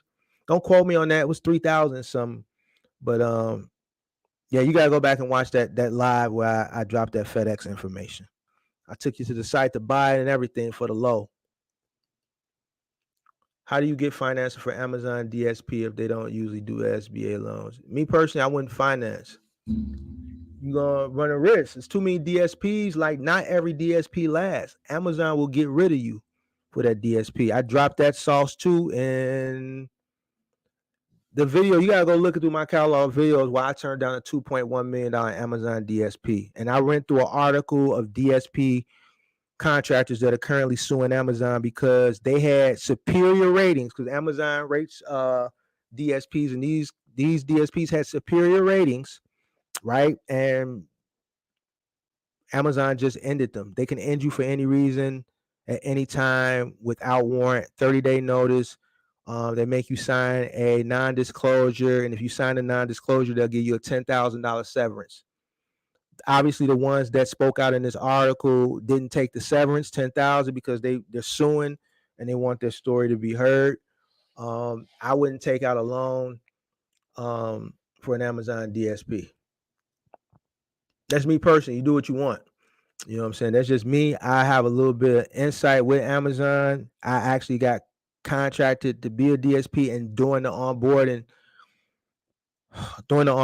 I decided that, you know what, it wasn't worth it. And I'm glad I did. But you opt to do what you want to do. Just me personally, no. How can you become a contractor with no prior trucking company business? Apply. You can become a contractor. You get your DOT, your MC, your insurances, everything. You go through the proper steps. Get your LLC, structure your business, get set up. Just start applying. You're a contract. You're an owner operator. If you want to do a contract, you want to do final mile, get a contract with XPO or UST or Pilot or NAL or T-Force. Oh, hey, y'all, I do got some sauce for y'all. Or should I wait for Tuesday?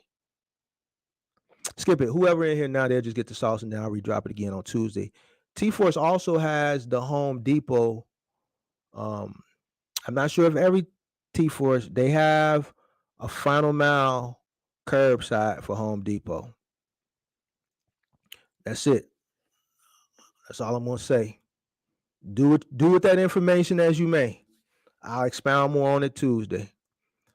I'm not airing out who gave me the consultation, but she's still giving consultation. It's probably the same lady that gave this mentee of mine consultation. She said it was a lady. She she just didn't provide any value. She didn't know what she was talking about. But by that time, she spent the money, so it is what it is. How much of monthly cash flow should be saved or spent on truck maintenance and buying new trucks? How much of monthly cash flow should be saved? That all depends. I can't give you a number on that because everybody's cash flow is going to be different. You know, truck maintenance is going to be different. Your truck, I might run my truck 8 months before I have a malfunction. You might have a malfunction every month. You might buy a lemon. You see what I'm saying? Like that. These are questions. Those are questions that no two answers are going to be the same. And buying new trucks, I wouldn't buy a new truck. New truck, you're going to have a hell of a note and a hell of an experience. I got a young lady that's in the line that's paying $2,600 right now for insurance a month. You buy a new truck, you looking at a minimum of $100,000. So you're looking at $2,000 some plus dollars a month. So let's say you're looking at about $5,000 a month cost. That's too much. That's too much.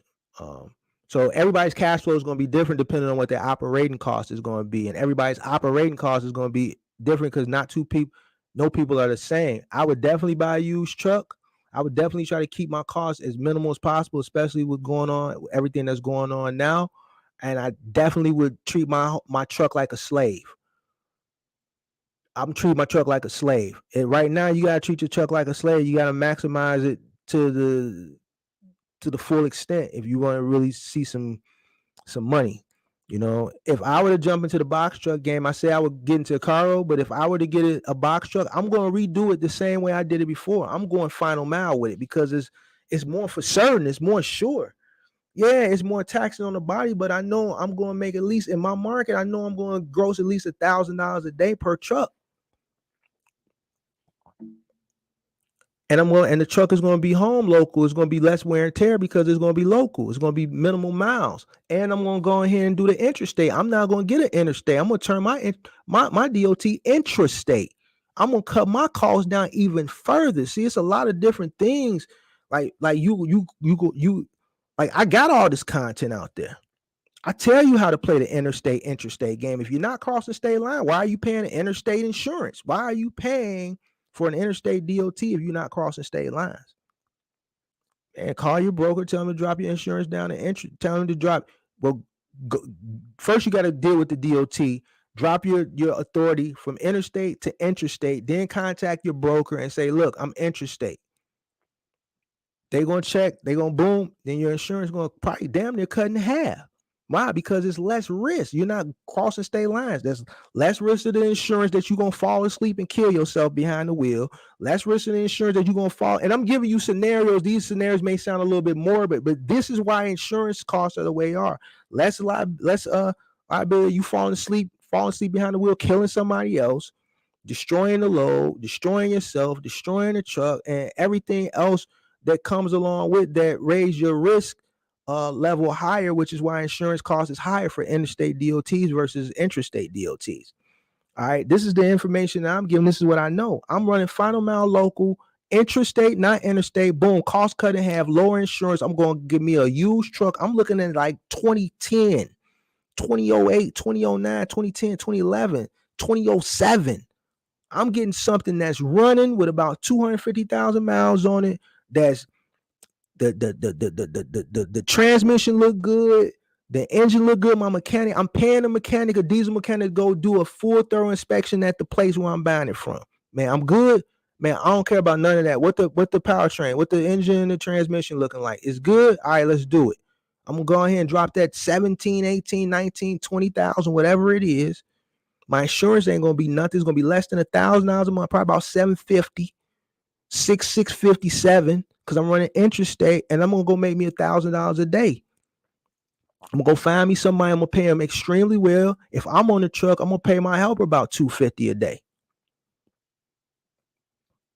All right, and I'm gonna walk away about me $500 a day to my pocket, maybe $600. And I'm gonna do that 6 days a week. And that's what I'm gonna do. So everybody's cash flow, everybody's cost going to be different. I can't really answer that question. No two answers going to be the same. What are the requirements to have a moving company? Every state going to be different. It's a regulated industry. It's federally regulated. Some states regulate it. We regulate it here. The Illinois Commerce Commission regulates it. I can only tell you how to get a company here. It's very difficult to start a moving company. All right. First thing you got to do here, I don't know if this is like this in every state. You got to apply. The application to apply for to start a moving company is $900. $900 application fee. $900. Boom. You send the application in to the Illinois Commerce Commission. From there, once you send it in, they send you notification that they got it. The next step is you have to place an ad that you have to pay for in an Illinois state newspaper. That you are once you boom, once you pay the $900 and you apply, you send the application in with the $900 check or whatever. Boom. All right, they're gonna send you that they got the application, and they're gonna send you notice that okay, you have a date because you gotta go in front of a judge. And let's say your date is December 1st. Once you get your date, then you gotta immediately place an ad in the state newspaper saying that I, Mark the Mentor, plan to start Mark the Mentor moving. I have a hearing date December 1st, 2022. And I have to put that ad in the state newspaper. The reason why is because anybody can show up to object for any reason. This is how they prevent people, and this is how it was a monopolized industry. So boom, my hearing date comes up December 1st. I got to go through an Illinois Commerce Commission hearing with an Illinois Commerce Commission judge. And the whole purpose of this hearing is to make sure that I'm willing, able, and fit to own, operate, and run a moving company. Within that hearing, they're going to say, does anybody object? Now, anybody can show up for anything. You got other moving companies that's carousing, if that's even a carousing or caruving or whatever the word is. The state papers seeing if anybody is starting a company so they can show up and object because they want to, they want to keep them in. But those days is over. It's that was back like when I was getting started. All right. So if someone shows up and object, then they're going to object. They get a reason for object. It's the judge's decision if you want to give you a permit or not. If no one shows up and objects, then the judge will grant you a 1-year permit. You're still not licensed. You get a permit. Boom. You got to operate on this permit. Within this 1 year, if you get any violations or anything, it's going to go on your ICC report. You know what I'm saying? You got moving companies that hold people's furniture for hostage, upsell them, load them, and then say, you know what? We got to charge you another $3,000 because you didn't tell us it was going to be 75 feet from your front door to where the truck is parked, and that's going to be another $3,000. Well, man, you guys didn't tell me that when you came out in this. Man, we ain't got nothing to do with that, man. So you need to make the payment now. We need 10 grand. Well, I don't have it. You guys didn't tell me that. All right, then. Well, you figure it out. Take it up with them. You see the truck pulling off with your stuff. It happens. It happens. And this is why it's a regulated industry. And they look for reports of that. See if you got any reports of holding people's furniture hostage and things of that nature. So in a year, you get another hearing date. When you go back for that hearing date, as long as you didn't have any occurrences, you don't run into any issues with the ICC police, you don't have any. Actually, I got a fine right here for not having a cab card on one of my trucks recently. So basically, the fines you get: operating without authority, $750 first offense, $1,000 second offense, operating while revoked, $500 second offense, $600. Failure to provide annual interest rate registration card. I didn't have it on one of my trucks. They pulled over to do an inspection. The Illinois Commerce Police, not state troopers. So it was a $300 ticket.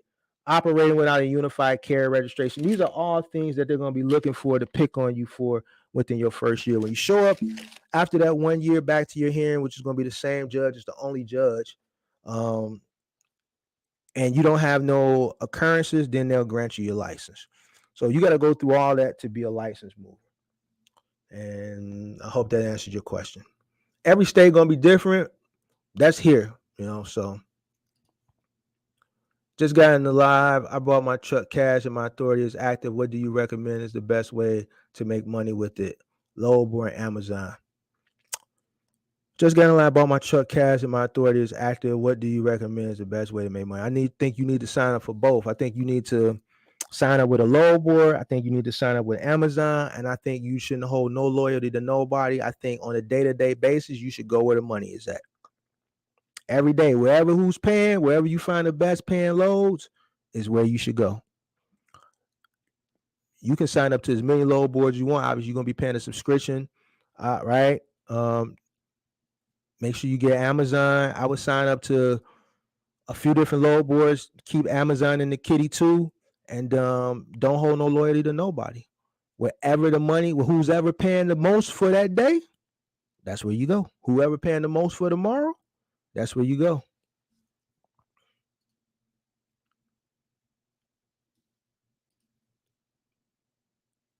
Peak season gone. I think final mile gonna be okay.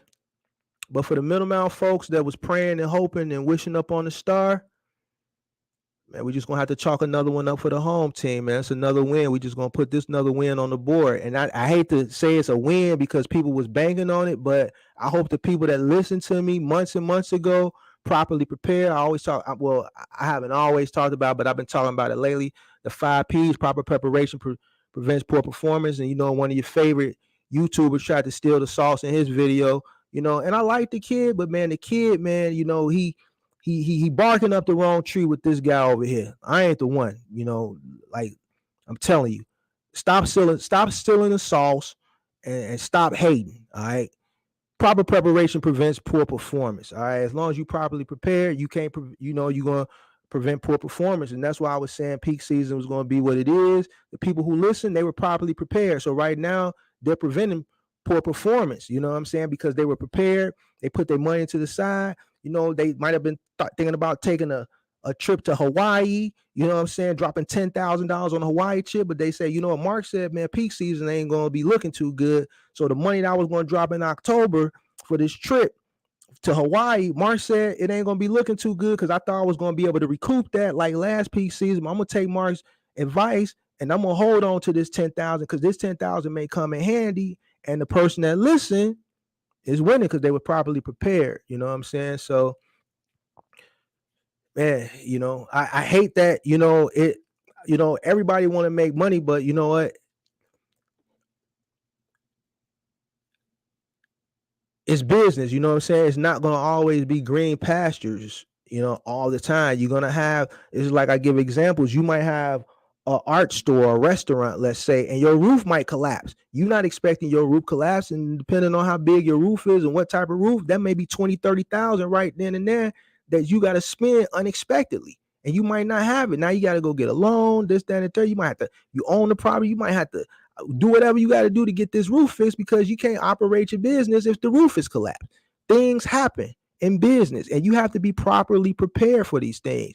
And if you got somebody that's mentoring you and coaching you for the free ski, telling you, yo, man, it's not going to be what y'all think it's going to be, man, take advice, take notice, properly prepare yourself so you won't, you'll prevent poor performance. A lot of people that didn't take the sauce, that was listening to other people and banking on like last year's number, when I kept saying they weren't properly prepared because they put themselves in a financial bind, and now they were thinking to recoup. Or you got people that have been struggling, which a lot of people are, and they thinking that this peak season was going to pull them out about the pits of fire, and we see it ain't. So it is what it is, man. Appreciate you, Mark. Keep dropping gems. Appreciate you, Ashley. Dang, and 30K in, I haven't even seen $1, and this live got me feeling like I made the wrong choice, man. This ain't, man. If you got the money in, you got to make the best out of it, man. I don't know who you went to for consultation, mentorship, and I'm not spreading FUD, but most people, the reason a lot of people are here is because it's not going good right now. Fuel is high, rates are low, cost of entry is high, rental trucks are high, insurance is high, finance rates are high, volume is low. Without volume, there's no money to make. Volume is low. This is Q4. Proper preparation prevents poor performance. Don't feel like you made the wrong decision. The decision has been made. It's just like me telling people, stop looking back in 2021. You got to make You got to make the best out of it. If the best out of it means you got to run, take loads. If you see a good paying load that's taking you cross country and it's paying good, you got to do what you got to do. If you got to step outside your comfort zone to make it happen until the economy changes around, you got to do what you got to do. It's unfortunate, and I'm not trying to make you feel bad. I don't want to make you feel like you made the wrong decision, but you got to do what you got to do, man, so you can, get ahead, man. I don't want to see you be one of these people that's parking the trucks or turning the truck in or taking the truck back or doing a voluntary repo, things of that nature. Hopefully you don't have too much overhead. Hopefully you didn't jump in with too much overhead. I think you put something up a minute ago. Hold on. Let me see what your cost was. Just gonna lie, I bought my truck cash. My authority is active. What do you recommend is the best way? So look, if you bought your truck cash, that's one less thing you got coming out. So basically, the only thing you got to do is recoup. You just need to worry about recouping your money, keeping your insurance down, staying away from Progressive, and running up your bag. Just work. You are in a blessed situation where a lot of people weren't. A lot of people had to finance, high finance, predatory loans, things of that nature, high rental rates. You were able to cash out on your truck. So the only thing you're looking to do is recoup your initial investment, which is good. It's better than a lot of other people. So, man, just work. You good? Just work. So all you got to do is just work. Just work, man. Work. I bought all my trucks cash except the 2 ones that I bought new. And guess what? I recouped them. Did I think of listen, when you buy a truck cash versus when you buy something you financing, even though you got to recoup your money, I wasn't thinking about recouping my money. You don't think about recouping the way you think about that note coming out every month. It's done. It's there. It's making money. You recouping it. You know what I'm saying? But you don't think about it. It's not like stress like the note thing. The note thing is stress. I hate paying notes. I hate paying anything that I'm being charged once a month, every month. I hate it. I hate paying my gas bill. I hate paying my electric bill. I hate paying car notes. I hate paying whatever I got to pay. I hate it. But guess what? It's something that's got to be done. But when I was buying them trucks cash, I wasn't thinking about it. It was one less stress. I wasn't thinking about paying it because it was already paid. I hated dropping that 9,000 or that 7,900 or that 10,000, whatever the particular truck cost was that I was buying at whatever particular time. But once I wrote Signature Truck Center that check, man, that was it. That Monday morning, that truck was time to make money. So, man, you in a good position, man. Just run your truck, make money, man. Recoup your money. You got one less thing to worry about.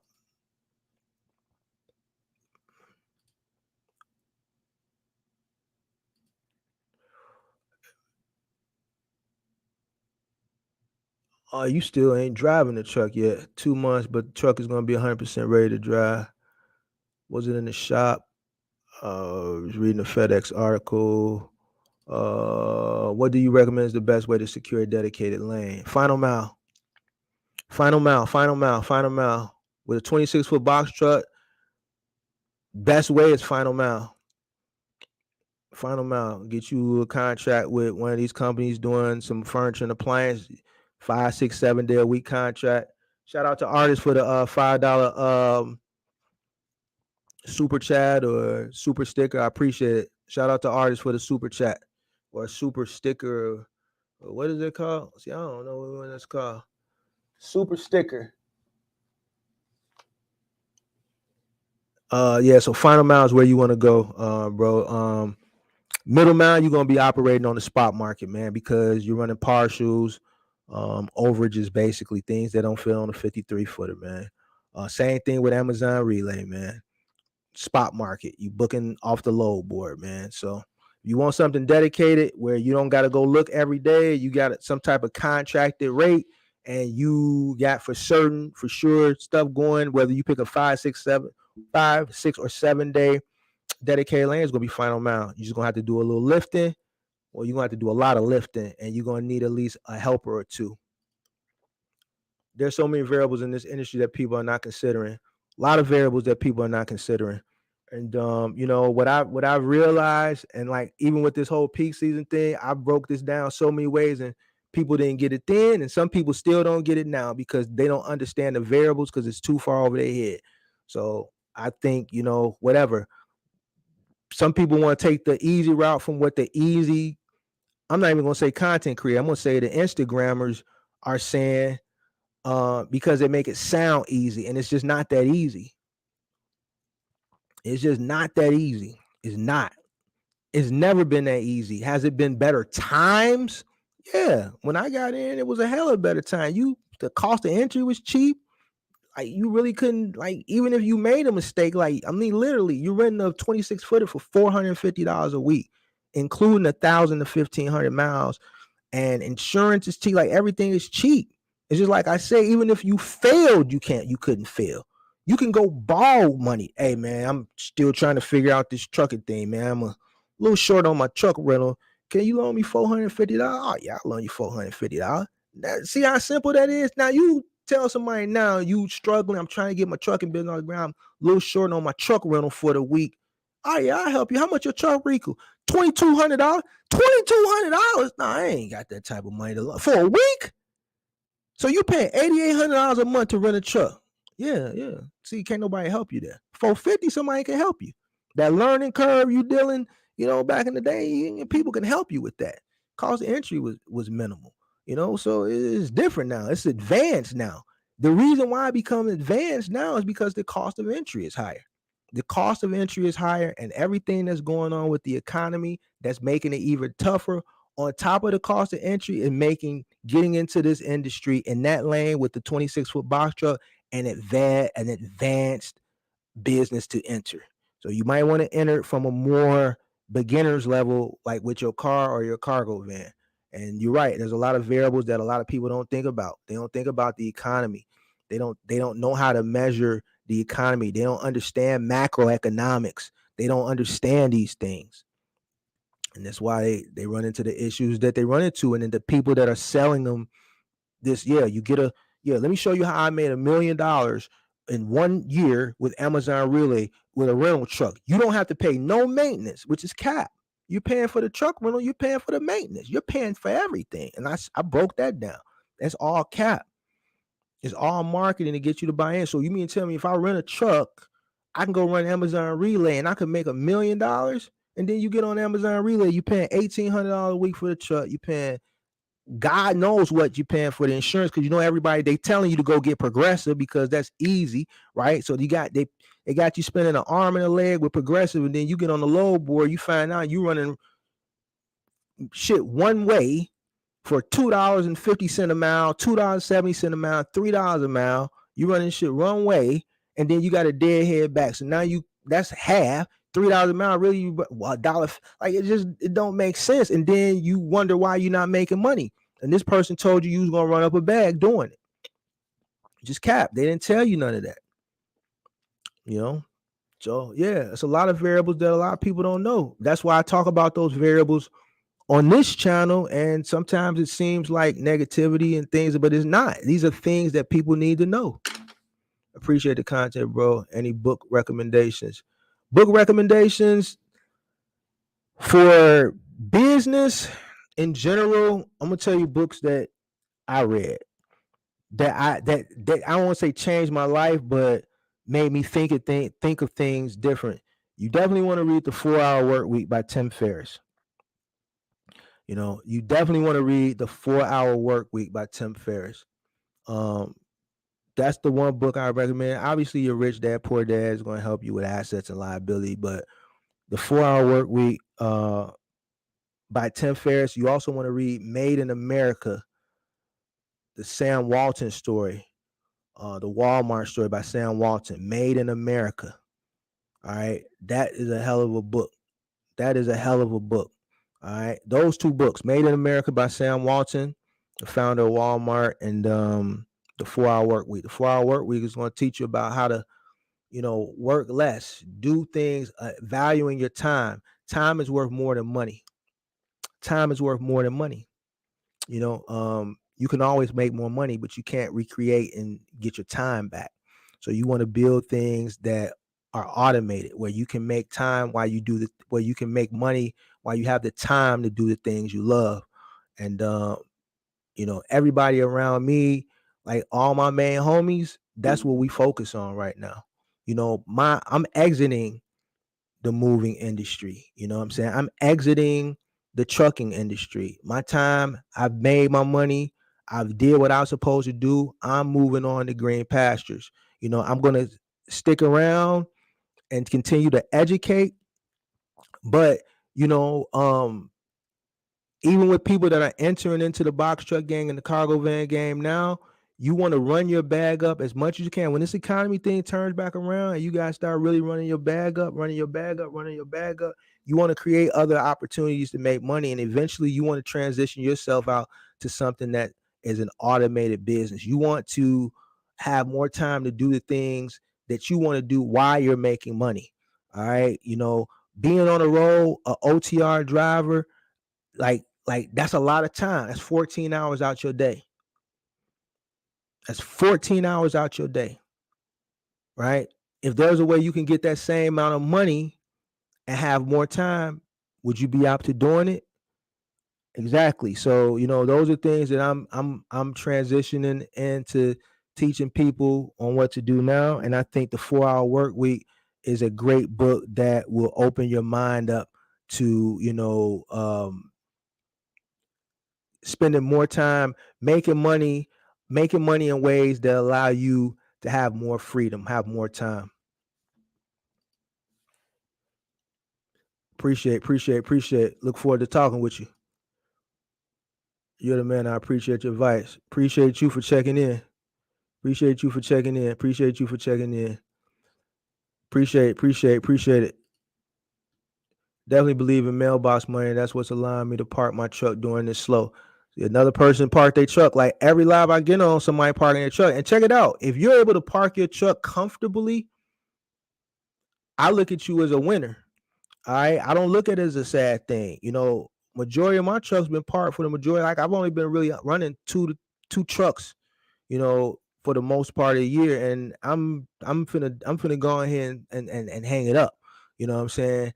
My main issue is because people don't want to work. I understand what's going on. So I can sit around and continue to hope and pray that one day people are gonna come back to work and I can run 10 plus trucks again, or I can take the great years I had and I made my money. I did what I was supposed to do with it. I'm straight and move on to other businesses and check it out, man. I don't want to deal with people no more anyway. Like dealing with people is in business, you dealing with different personalities. It's just something different every day. And you want to build your business up to run your business and make enough money and position yourself that when things like this happen, you can park your trucks comfortably and have other streams of revenue coming in where you don't have to stress and operate for kibbles and bits. That is the place that you want to get to. So, you don't want to buy exorbitant trucks and expensive trucks and things like that and pay all this money, man. You want to pay your trucks off aggressively and get them out the way sooner than later. And then you want to hold on to them. Don't look at a truck as something like how you look at your personal car where you got to go jump in a new one every so year. Man, my trucks is old as shit. You think I care? Hell no. I tell this story all the time. My trucks was 8 years old when I bought them, and that was 9 years ago. I got 05s and 06s. You know what I'm saying? That's still running. Perfectly fine. Just take care of them, love them. You know what I'm saying? You when you run as many trucks as I've ran, you gotta take care of them a little bit more because I got people driving them, so they're not gonna finesse them and love them and caress them and drive them like how I would drive them. So yeah, but when those trucks have those issues, and when the driver says, "Hey, Mark, something going on with the truck," my fleet manager go out, man, go take the truck around, see what's going on. Yeah, I think it's this. All right, take it to Jaime's. That's the truck place I send my truck. Jaime's Truck Repair. Take it to Jaime's and leave it there and tell Jaime to call me. I don't wait. I don't say, well, all right, we'll just let them keep driving. No, the money is there. because I did what I was supposed to do. I know how to sustain my business. A market stuff. I don't know. Oh, I got some here. Oh, let's see. All right, here's a invoice. Here's a $1,500 invoice. And this was everything from an oil change. I got brakes all the way around. Because when I send a truck in for one thing, I say, man, look at the whole thing and see what's going on and let me know everything. Give me a quote. Calipers, front brake pads, brakes all the way around, oil pressure switch, shaft, pitman arm, tie rod, pitman arm, inner tie rod, outer tie rod, steering lower intermediate shaft, repair no power to left headlight, broken connector, replace connector, headlight connector, $1,586.66. Whatever. And we only sent it in there. I think we sent it in there just for the brakes. But I said, whatever else, let me know. And all that other stuff. So I said, fix it. Because guess what? I don't want to have to go in there for the brakes. And then 2 weeks later, I had some tie rod issues and I got to send it back. No, just fix all that shit while it's there. Just fix it all while it's there. You see what I'm saying? So, I'm trying to look for some more invoices for some other trucks. What truck was this? It's truck 3. Just an idea, like,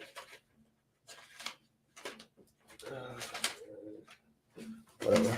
I gotta find some more invoices. I know I got a bunch over there. But yeah, so man, just taking care of your equipment and man, doing what you're supposed to do.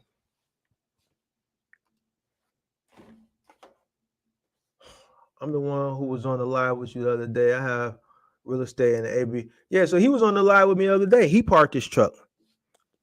See what I'm saying? He got real estate. He got other streams of revenue. You got other streams of revenue. You can't, like, even with the box truck, and like, I know people a lot of people dream that you can become a millionaire with this shit, but it's cap.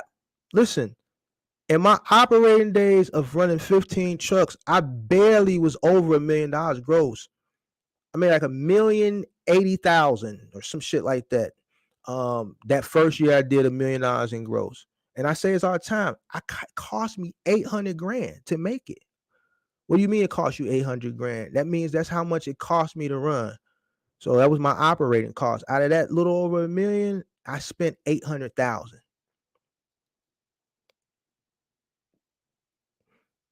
So when you hear people say, let me tell you how I made, it took 15 trucks. It took 15 pieces of equipment. I don't want to say trucks because there was like 3 vans mixed up in there. So it took 15 pieces of equipment to gross that. To gross it. You know what I'm saying? And I didn't take home nowhere near $1 million. Nowhere near it. And that included my pay. My salary. So now you know what my operating, like my cash flow was. 200. You see what I'm saying? So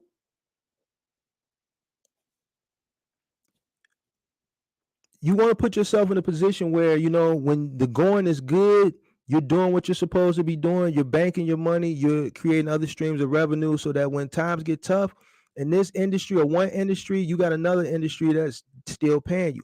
I got investments in stock, things of that nature. I play the crypto market. Another thing people don't do that got trucks and things of that nature, they don't invest in their future. They don't have no health, and like, you gotta pay for your own health insurance now. This is something I've been having to teach people too. You gotta pay for your own health insurance. You gotta pay for your own retirement. All right. I have to pay for my own retirement every month. It comes out of my checking account automatically. My business pays for it. That's another expense.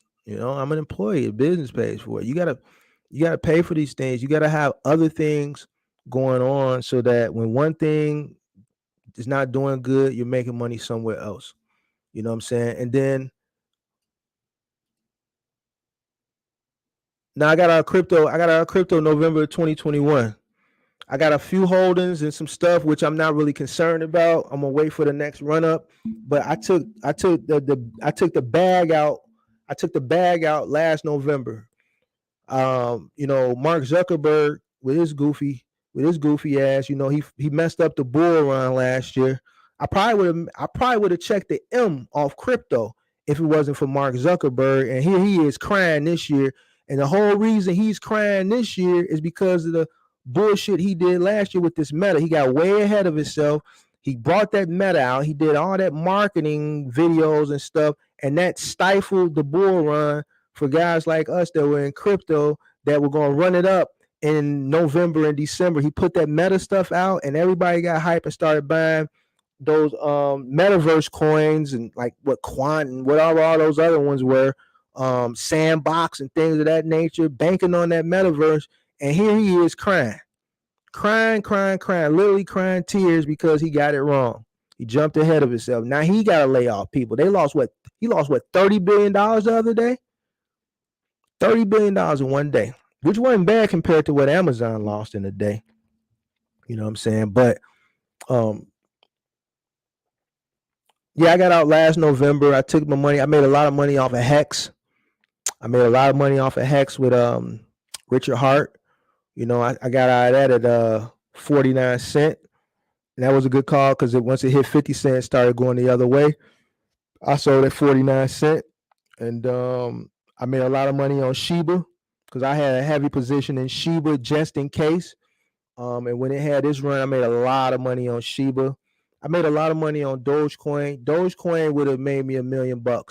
I had a little over $1 million in Dogecoin, but I don't know. I got to a point where I just stopped believing in it, and I sold a big position. I still had a lot where I made a lot of money, but I didn't make as much as I could have, and I tried to. Well, I did. I didn't make $1 million with Shiba, but I made a lot. Shiba, I'm gonna be honest with you. Shiba, the money I made with Shiba, I've been able to live off of that money as far as like paying things and things of that nature. Like money that let's say I was losing in my moving company because like a lack of workers and stuff. I was able to like supplement that with what I would have made. That money covered those losses. I pulled Doge out at 37 cents. I got in less than, yeah. So I got in Doge. Let's see.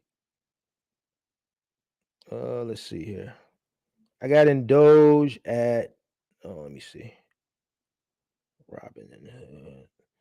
Let me see where I get in Doge. I got in Doge in 2019. I'm gonna see if I can pull up my position. Hold on, let's see. All right, history.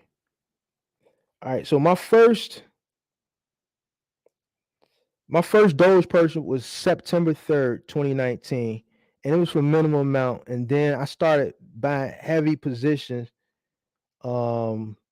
Okay, started buying heavy in August of 2020. So I bought I'm gonna show you some of my heavier positions. Let me see. How can I was buying by like the hundreds of thousands of Doge. So it was like cost me. So like if you look right here, what's the date? August 22nd. I was buying Doge at like $500, and I was getting like damn near 150,000 Doge. So it ran up like last May, but I was buying back in 2019 and 20, and I was spending like $500. And let me see if I can show you another big. Right here, I bought November of 2020. I spent $1,000. I bought 350,000 more then. I bought more in between. I'm just showing you the big purchases. Then 3 days later, I bought another like $250,000, not $250,000, $250,000 Doge. November 23rd. $1,000, $9.99. It gave me another 233,000 Doge. And look at the price I was buying it for. So I had like well over $1 million. Actually, I bought two purchases. I spent $2,000 that day on Doge. I made another $1,000 purchase later on in the day.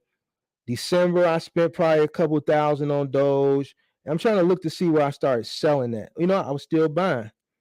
January 2021, this is when it went up. So I had made money and I was reinvesting money. I pulled some money out. And then I bought another $1,000 worth on this day.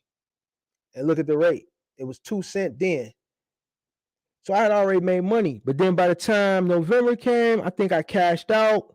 I'm trying to see where I started cashing out. So remember, it was running up. So then I started selling, but then I was buying back in. So I just didn't. If I would have never started, like when it ran up to like 12 cents, I sold a big position. Then it kept running. So I'm like, fuck, I bought back in. I should have just left that shit there and sold all that shit in May of 2021. I'd have been a millionaire off Dogecoin. I sold in May 2021. Let's see. I sold all of it in May 2021. The day when Elon Musk was on Saturday Night Live. Was that May 9th? I sold at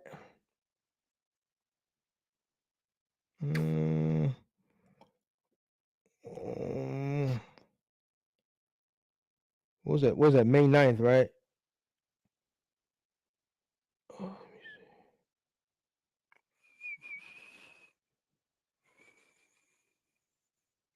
I sold at 50 cents. So I was trying to sell while he was on live, but man, it kept freezing because everybody was selling at that point, and my order finally went through at 50 cents. 50 cents.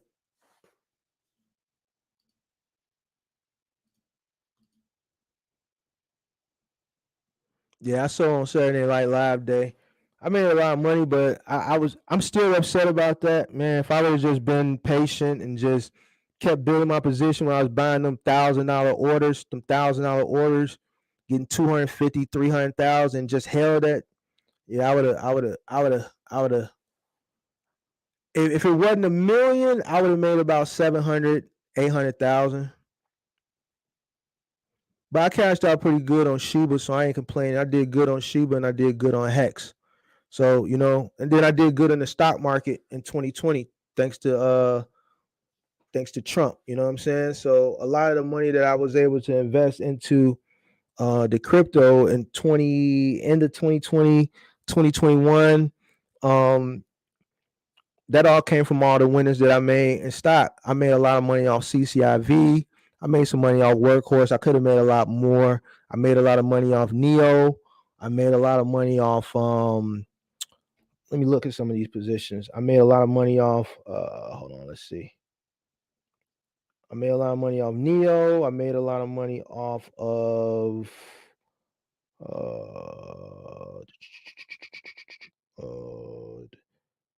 I made some good money off Tesla and the options. I made good money off Neo. I made good money off Blink and Plug Power. I was buying Blink and I was buying Plug Power at like $3-4, and that ran up to like $30-some. I made good money off of that. Workhorse, I got screwed on, but I made a little money. So I did good. I did good in the stock market, and I rolled that money over to crypto. I made good money off of Sundial. I bought Sundial. I bought and I bought what was it? Zomedica. I bought Zomedica at, man, I had thousands of Zomedica. I bought it like, man, where did I buy Zomedica at? Like 10 cents? I bought Zomedica at like 10 cents. That shit ran up to damn near $3. I had thousands of that shit. I ran it up. I got caught holding the bag, learned from that. Yeah, I got caught holding the bag with Workhorse, but I was able to get out a little bit. But Workhorse was my experiment, and that's how I learned. So when CCIV ran up, I bought in CCIV for $18. When it ran up to $60, and it was that hope of that SPAC I think it was with the SPAC. Was it Lucid? I can't remember. And I'm like, man, they was expecting it to go up to 100. I learned my lesson. I said, let me get up out this thing because like every other SPAC deal I had with the speculation of the merger announcement, everything tanked. And sure enough, it tanked. So I learned my lesson from Workhorse because guess what? Everybody thought United States Postal Service was going to get that Workhorse contract, and they didn't get it. And I was one of the people who just didn't know no better, and I got caught holding the bag on it. And I didn't make the money that I could have made. I made a little money, but it ran up to $38. I was buying in Workhorse at $3. Buying in a Workhorse at $3, $4. So you live and you learn, man. So yeah. I ended up getting like 127K from Doge. I was also upset because it got to 50 cent.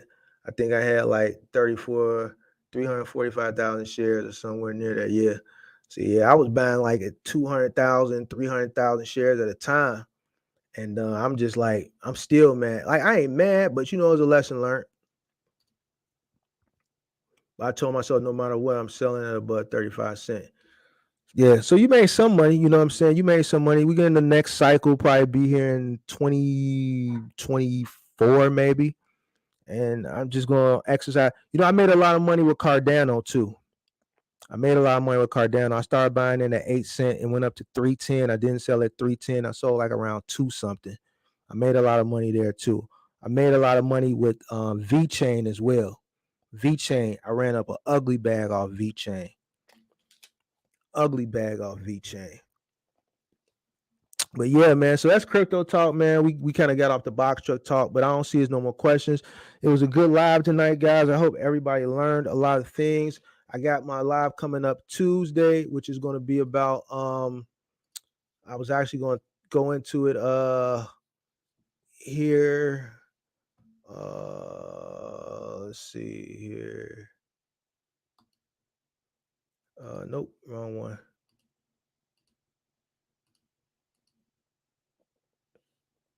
How do you do this? All right, there you go. Let's see. All right, so Tuesday we're going to be talking about consumer buying behavior, global shipment volumes, and I put this twice. Consumer buying behavior, global shipment volumes, and we're going to be talking about what else we're going to be talking about? We're going to be talking about the housing market, all of this is affecting the current trucking industry and what needs to change, what we need to look for things to come around. So I'm going to cover all these things on Tuesday: consumer buying behavior, global shipment volumes, and consumer and the housing market and how that affects the trucking industry, especially like the flatbed stuff. And that's going to be Tuesday. I appreciate everybody for coming in. It's 12:30. I've been on live since 7:30. So I'm gonna go ahead and eat dinner and hop my behind in the bed. It's Monday morning. And I'm gonna look forward to talking to you guys Tuesday. I appreciate everybody for checking out. You guys that are banking on peak season, man, start thinking about January of 2023, coming up with a plan, maybe creating another stream of revenue. And just don't get caught left holding the bag, like he was saying in crypto. Don't get caught left holding the bag for hopes, man. You gotta forecast, you gotta plan for what's ahead. It's not looking good. January is gonna be even rougher. So guys, do what you gotta do. Proper preparation prevents poor performance. And that's it. It's unfortunate that what's going on is what's going on, but it's business. You got to figure out a way. I'm going to continue to provide ways. It might not be in box trucking, but it's in some type of logistics delivery facet.